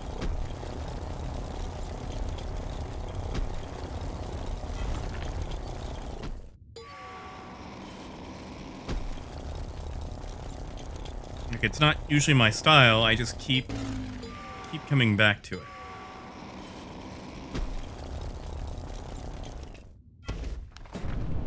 Alright, that's everything on that side. Oh, that's jeez, that is so much. That is a ridiculous amount of acantite. There's no actual... Okay, so that's the thing, Mamba. There's no actual cost, but it is subscription-based. So it's like $20 for 3 months. So, you know, generic MMO style. I will say, if you are interested and don't feel like, you know, you gotta do it at all, but there's like a little commission link somewhere in the video description. If you do end up getting time for the game, if you use that, it gives me a bit of a kickback. That's their whole, you know, commission scheme thing they have going on. If not, no worries entirely. I don't want to push anyone to the game. try to remain as objective as possible. I just, you know, figured I should offer it as well. But yeah, it's a subscription model, which it kind of sucks too, having to pay for it. But I mean, crap. After looking at all the hundreds, if not thousands, of dollars I've put into to Star Citizen, you know, $20 every 3 months, I'll cough that up for at least a little bit.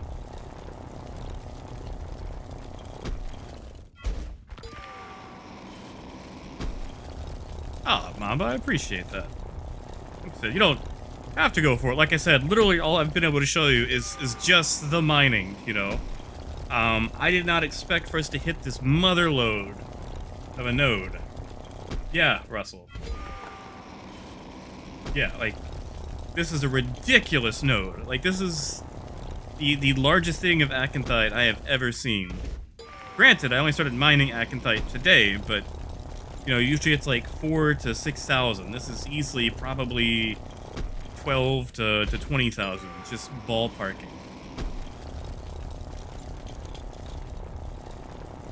Uh-oh, what's up, Mamba?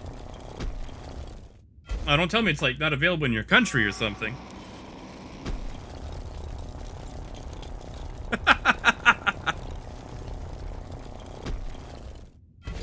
Oh, it's not permanent, but right now, just to help people in the beta, they also do, like, daily, like, login money amounts. That way, if you wreck your ship and you lose everything, at least 24 hours from now, you'll have 100,000 to at least go buy some scrap and repair your ship with. I will say they do focus on a lot of player convenience. They do make it easy enough to bounce back from stuff. Like, you don't need to eat, you don't have to worry about breathing, at least for now. You can sprint at 54 kilometers an hour. Like, I wish I had those Usain Bolt speeds. But yeah, like, once we get the rest of this right here mined, we will be taking flight back to Sakari.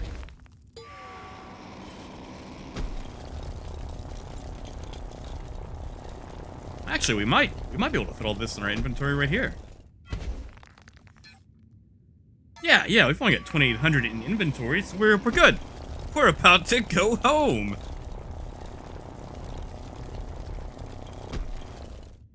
Seriously, the other night I was mining for chromite back on Sakari, and as soon as I would mine a node, another one would pop up on my detector. Like, I couldn't get away, and like, Crumpet just kept having to empty my inventory because I just kept filling up the ship. And like, by the time I got up, like, it was daytime again. Like, I went down in the middle of the night, and by the time I came back up, it was day.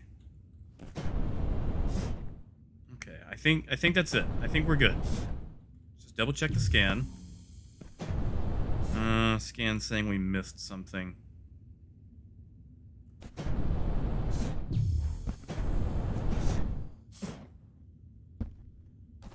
Yeah. See, that's the thing, like, when it comes to mining, the raccoon in me demands that I get everything. Leave no ore behind. Alright, where is it? Where's the piece that I left? Okay, so it's 20 meters. Maybe it's down here. Okay, not down here.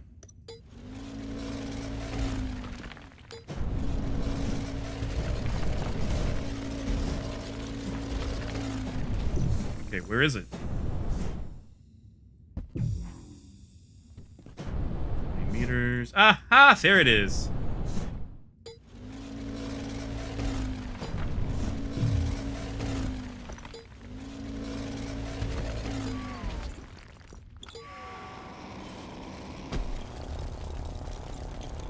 No ore left behind.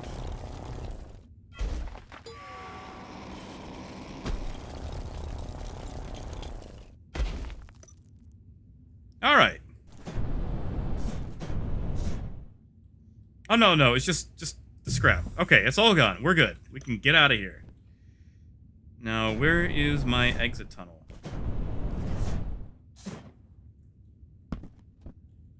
Is that it? That's not it. I don't want to dig another one. Hold on, where's the ship? The ship's on that side, so it's gonna be somewhere on this side. There it is. All right.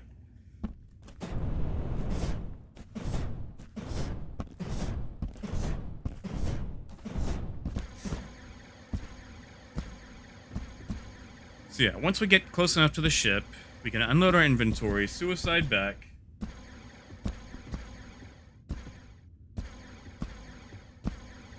Oh, Mamba, no. Like, it would take a dedicated group, probably months, if not like a year, to hollow out a planet. I mean, I say that. I guess they got a big enough group going, they could probably do it. But, like, this crust on this planet alone goes about 50 kilometers down. And the geography on this planet's kind of weird, too. They're still kind of working on the whole planet geography thing. Okay, that's good. Nothing in our inventory. Not a suicide, back to the ship. Okay, so I've actually set my respawn node directly under the shower, so I respawn in a shower. This is the little bathroom to our ship.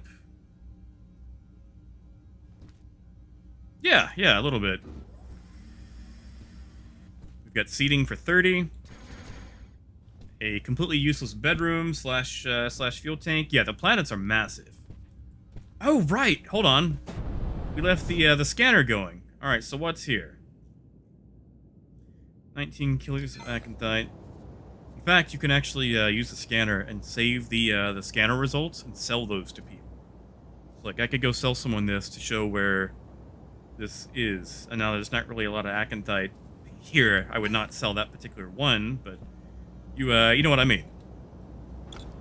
Enter build mode. Stick that back in the ship inventory. Yeah, this is our ship that I built, the T-67 Star Goose.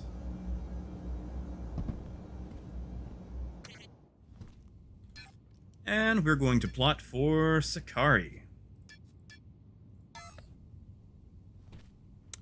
And we'll use atmospheric radar first, just to make sure no one's around us. Set for long-range trajectory. And Sakari's over that way. Yeah, see, it was daytime when we got here. That's how long we've been going for.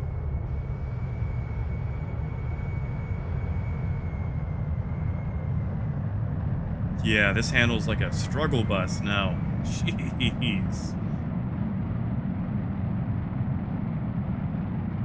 Also, my frame rate hates this planet.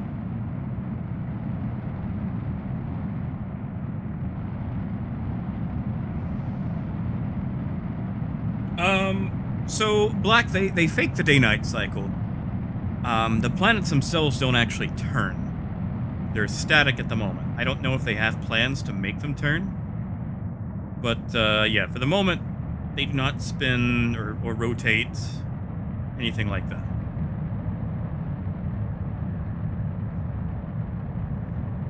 Like, that might be coming online. Just at the moment, they don't really do anything.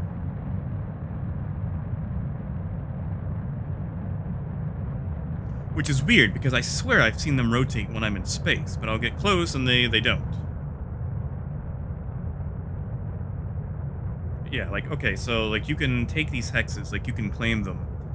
So, for example, you see how big these hexes are, right? As far as, like, space goes? Like, we're doing 800 kilometers an hour.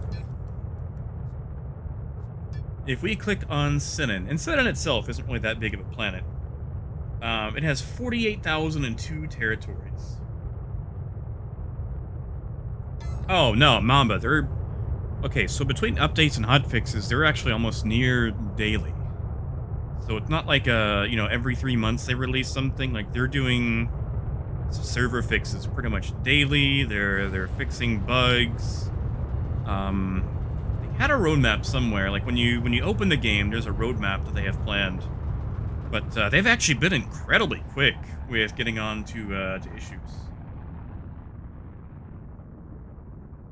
Yeah, Dash, like, I swear I've seen that, but, like, when I go to plot things, the Actually, you know what? Maybe you're right, because like when I do go to plot things, the SU distance doesn't change, but you know SUs are like 200 kilometers, so it might not really show. But yeah, like Saturn itself is probably one of the smaller planets because it has what does it have? It's 48,000 territories.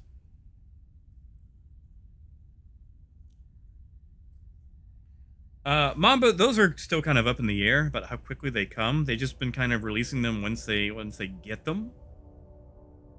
Because like this didn't really enter like open beta until 3 weeks ago, a month ago. But, like they've been, you know, adding things in, and like a lot of it has been hot fixes and stuff, like actual fixes, and then they'll drop more things. Like they've been readjusting some of the ore placement. There's going to be a biome update as soon as they roll that out. I don't really have a time frame on that one, but I mean, you know, after playing Star Citizen, I can give them a few months.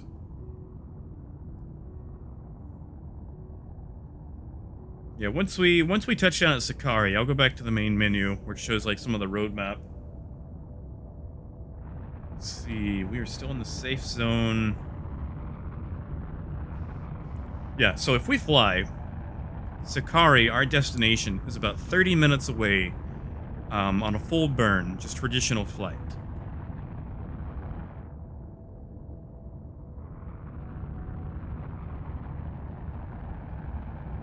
Yeah, Mamba. Like, okay, so there is a starter moon called Sanctuary, and you're only supposed to have one Sanctuary, like, territory unit. Like, you can't claim multiple. Some people found a way, and they squashed it, like, within 2 days.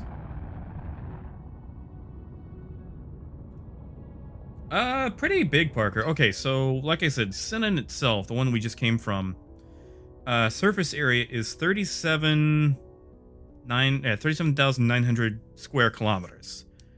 That's one of the smaller planets. Alioth, which is the main planet, like you can get to here from the starter area. It's 199,718 square kilometers. So pretty big.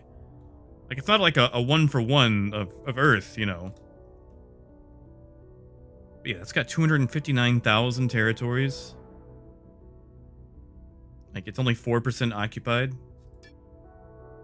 Actually, hold on. Let me get to full burn. Let me make sure no one's going to be after us, and then we will do more investigative journalism in the map. We'll do more cartography. Like, I'm tempted to just warp, but I don't want to burn the 7 warp cells, because warp cells are freaking expensive. So I think we're just going to slow boat over there.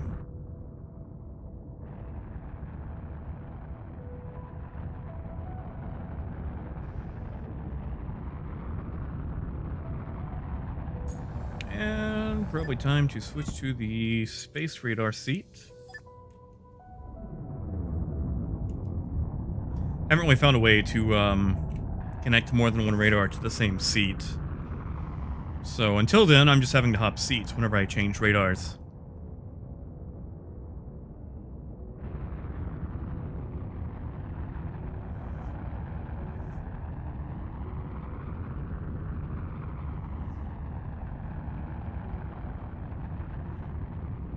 Yeah, Maurice, have a good night, man. Sleep well. I know it's late over there. Ah, Tio. Glad you had something to do. That looks like that could be PvP. I don't think he's going to be able to get to us in time, though. Yeah, he's like 300 kilometers away from us. Black, I usually try to live stream 1 p.m. to 5 p.m. Central, Monday through Friday. Schedule and internet permitting. Sometimes I get started a little late. Sometimes it'll be as late as like 1:30 or 2, depending. But yeah, I try to live stream every weekday. Usually around this time. Like we're kind of coming up on the tail end, but at the very least, I'll get this thing set down. Negative, Maurice. This thing is completely unarmed, and I am using the weakest possible armor due to carbon being ultra light. So we stand absolutely zero chance in a PvP situation, except for running away.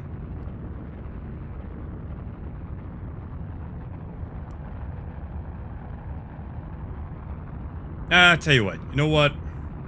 Since we're coming up on the end, we'll just spin the 7 cells. We'll burn over.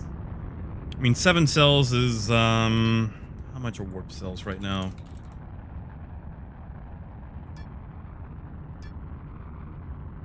Yeah, okay, 15,000 apiece.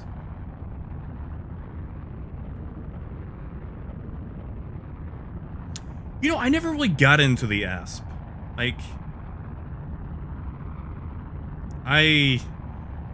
the ASP is an amazing exploration ship. There's just something about it that I don't like.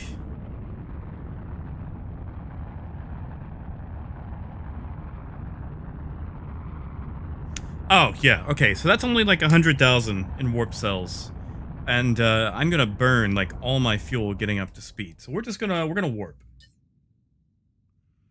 So here we go, activating warp drive. Warp sequence initiated.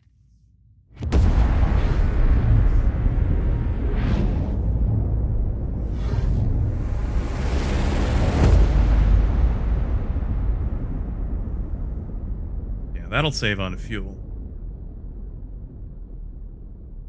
Warp sequence completed. All right. Yeah, we jumped to Sakari. And I forgot to bookmark my territory. Ah, there it is.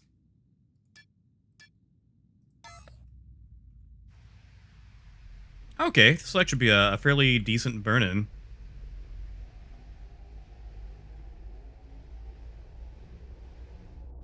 And we're under 200 kilometers away. Yeah, this will be fine.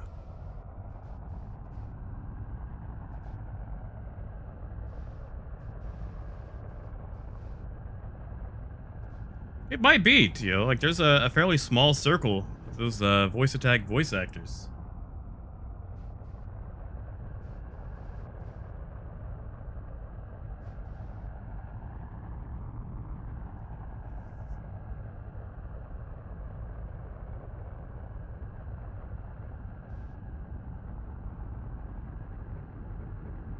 Yeah, I'll burn 100,000. Then I get stuck in space on an empty fuel tank, trying to be cheap.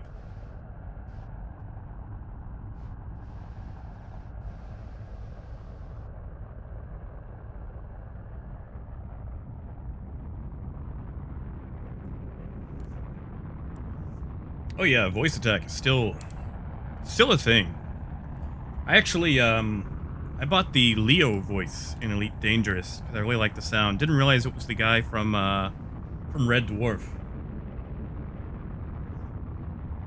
Oh man, really? Subnautica? You started with that horror fest?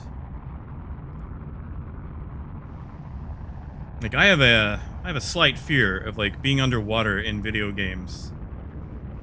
Which made Subnautica a very unique horror experience for me. Like I will play any horror game. Like they do not affect me whatsoever. But a game that has water and I have to go under that water? Nope.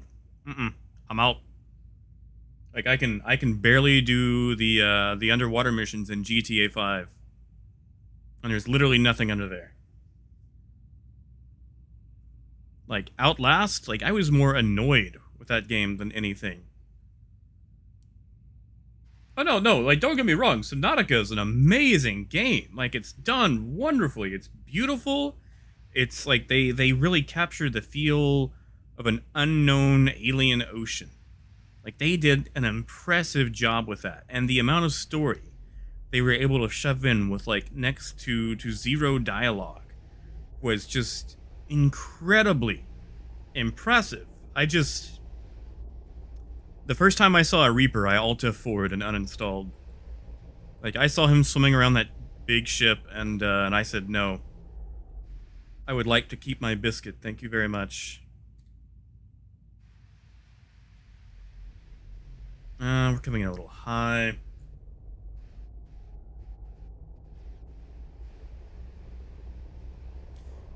Yeah, Tia, like, I want to spoil the story to Outlast, because I know a lot of people haven't actually finished it yet, and, you know, they probably won't. But, I was incredibly disappointed with, the actual, you know, story.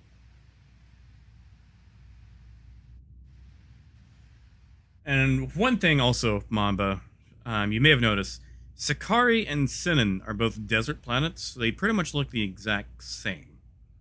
There are ice planets, there are tropical island planets, there's generic Earth planets, just the ones that we've been hanging out for the last several days are all desert planets, so they kind of look the same.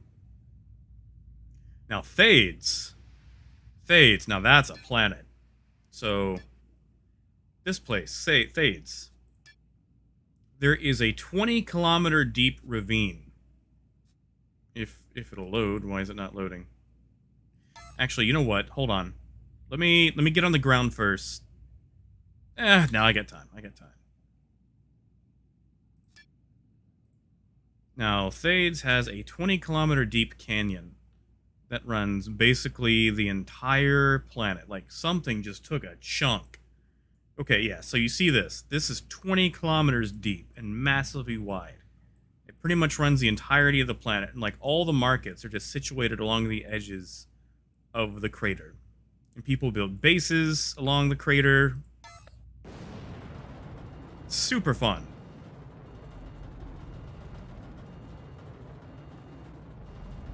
I guess we're going a little heavy, a little fast. We'll be all right. Not for people. There is for ships. So crash landing is the thing, and burning up an atmosphere is the thing. You can fully repair any crashed ship, though. Like, it basically puts your stuff in a destroyed state, and you can use scrap to repair it. We're not gonna crash, though. We're gonna come in nice and smooth.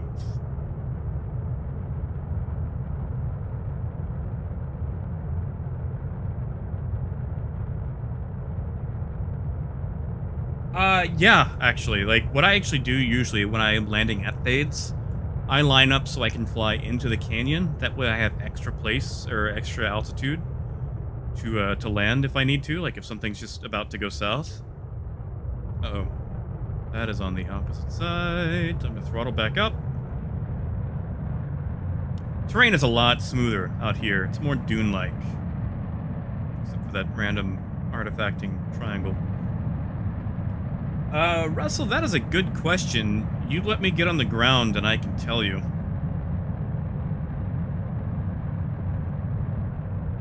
Like, I'd look it up now, but since I am flying, like, I don't want to wreck this thing.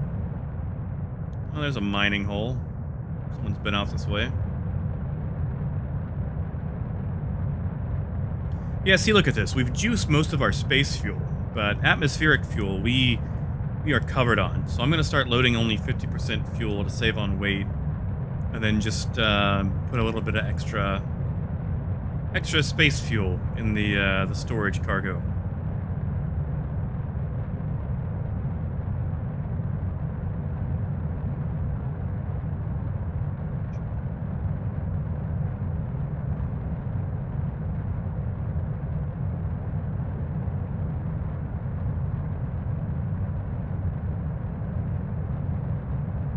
Oh yeah, Tio, that's one of my favorite things about being out here. The cloud cover is beautiful. Black, then you're out of fuel. You just keep coasting. Now, if you log out of your ship and no one is near your ship, or you know, in the ship, it'll come to a complete stop. Like, it'll just instantly zero.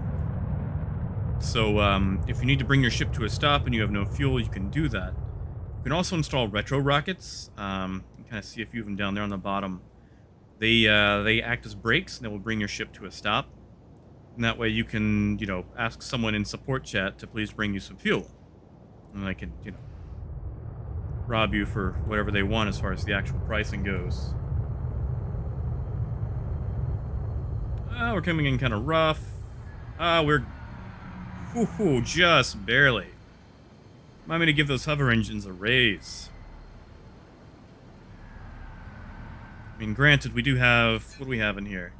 Yeah, 456 tons of cargo, so I can't be doing rough landings like that. I actually do have to airplane it a little bit better, I guess. So this is our meager base. My girlfriend Crumpet Mode, she's been working on industry over here. Bring this thing to a stop before I actually get out. Mamba, kind of depends. They have bots on the market, but those are a temporary only thing. Most likely, if I'm selling this high-end ore, it's going to be to a player. Like, okay, so for example, if you look here, Mattis 4 has a bunch of warp cells, right? They've got 705 for sale. That's probably a player. However, if there's, well, there's not really here. Let me check something else.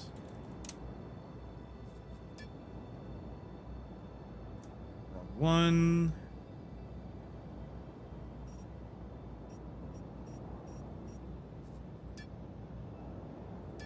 Okay, so if you see an order that has like 200,000, that's probably a bot, and those will go away eventually. Like I think they actually all expire in 65 days.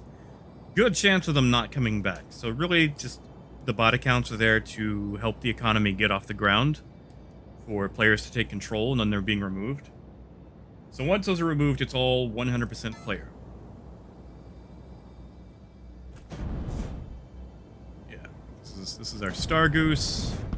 Got a crap ton of inventory. Oh, also, just so it's, so you can see it, our cargo isn't like, magically disappeared somewhere. It's actually in these cargo units that I have stuffed under the floor. And those are all linked to this container relay. So it pretty much combines them into one gigantic cargo unit. And that way, I can actually carry cargo and passengers at the same time without the two having to interact.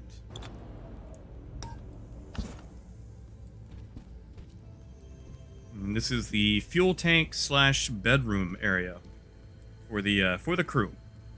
Super safe. Super incredibly safe. Also, beds don't actually do anything, but you can lay down on them. So, being a Star Citizen player, I like to log out in them. And you can log out while your ship's flying, too. As long as someone is still on the ship, it'll keep moving. So you can log out and rejoin the flight later. But yeah, that's it. That was our big, gigantic mining expedition. And we're probably going to make a lot of money. Oh, also, and you can have speeders too. Like this is a little speeder that I built for Crumpet, so she could go mining and haul ore and stuff. This is the big hover trucker.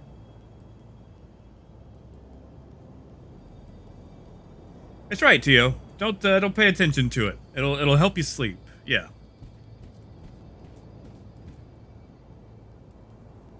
Yeah, basically you can build ships and speeder-style hovercrafts. This is the industry. So, for example, get ready to see a bunch of lines. You can see how everything is connected. So, for example, this is the flowchart build for our space fuel. Raw input goes there, gets refined there. Recycler makes hydrogen, oxygen. Everything hits the chemical industry. Outputs of that. You've got everything being outputted from these larger containers. Assemblers, smelters. It's satisfactory with an economy, with players. And this is basic. This is like our first start to it. There are walls and walls of just one type of industry at some bases. Yeah, we completed our sojourn. We have mined what we came to mine. So I'm going to deposit some, sell the rest. Unfortunately, that also does bring us to the conclusion and end of the stream. So, we will be wrapping up here, but we will be continuing tomorrow. And maybe we'll freight all the way out to Alioth to actually sell some stuff on the next stream. So, I'm going to wrap it up here for the day. So, I appreciate you guys stopping by. We'll be resuming this again tomorrow. No, Maurice already went to bed, so everyone else out there, Russell, Tio, Moon, Black Mamba, Parker, anyone else I missed, I want you guys to have a good day, And I will catch you tomorrow. So until then, stay safe, good luck, stay dry, eat your vegetables. For those of you young enough out there, listen to your mom. And until then, have a good one. And Dash. Sorry, Dash. Forgot you too. Have a good night, man. Take care. We'll resume tomorrow.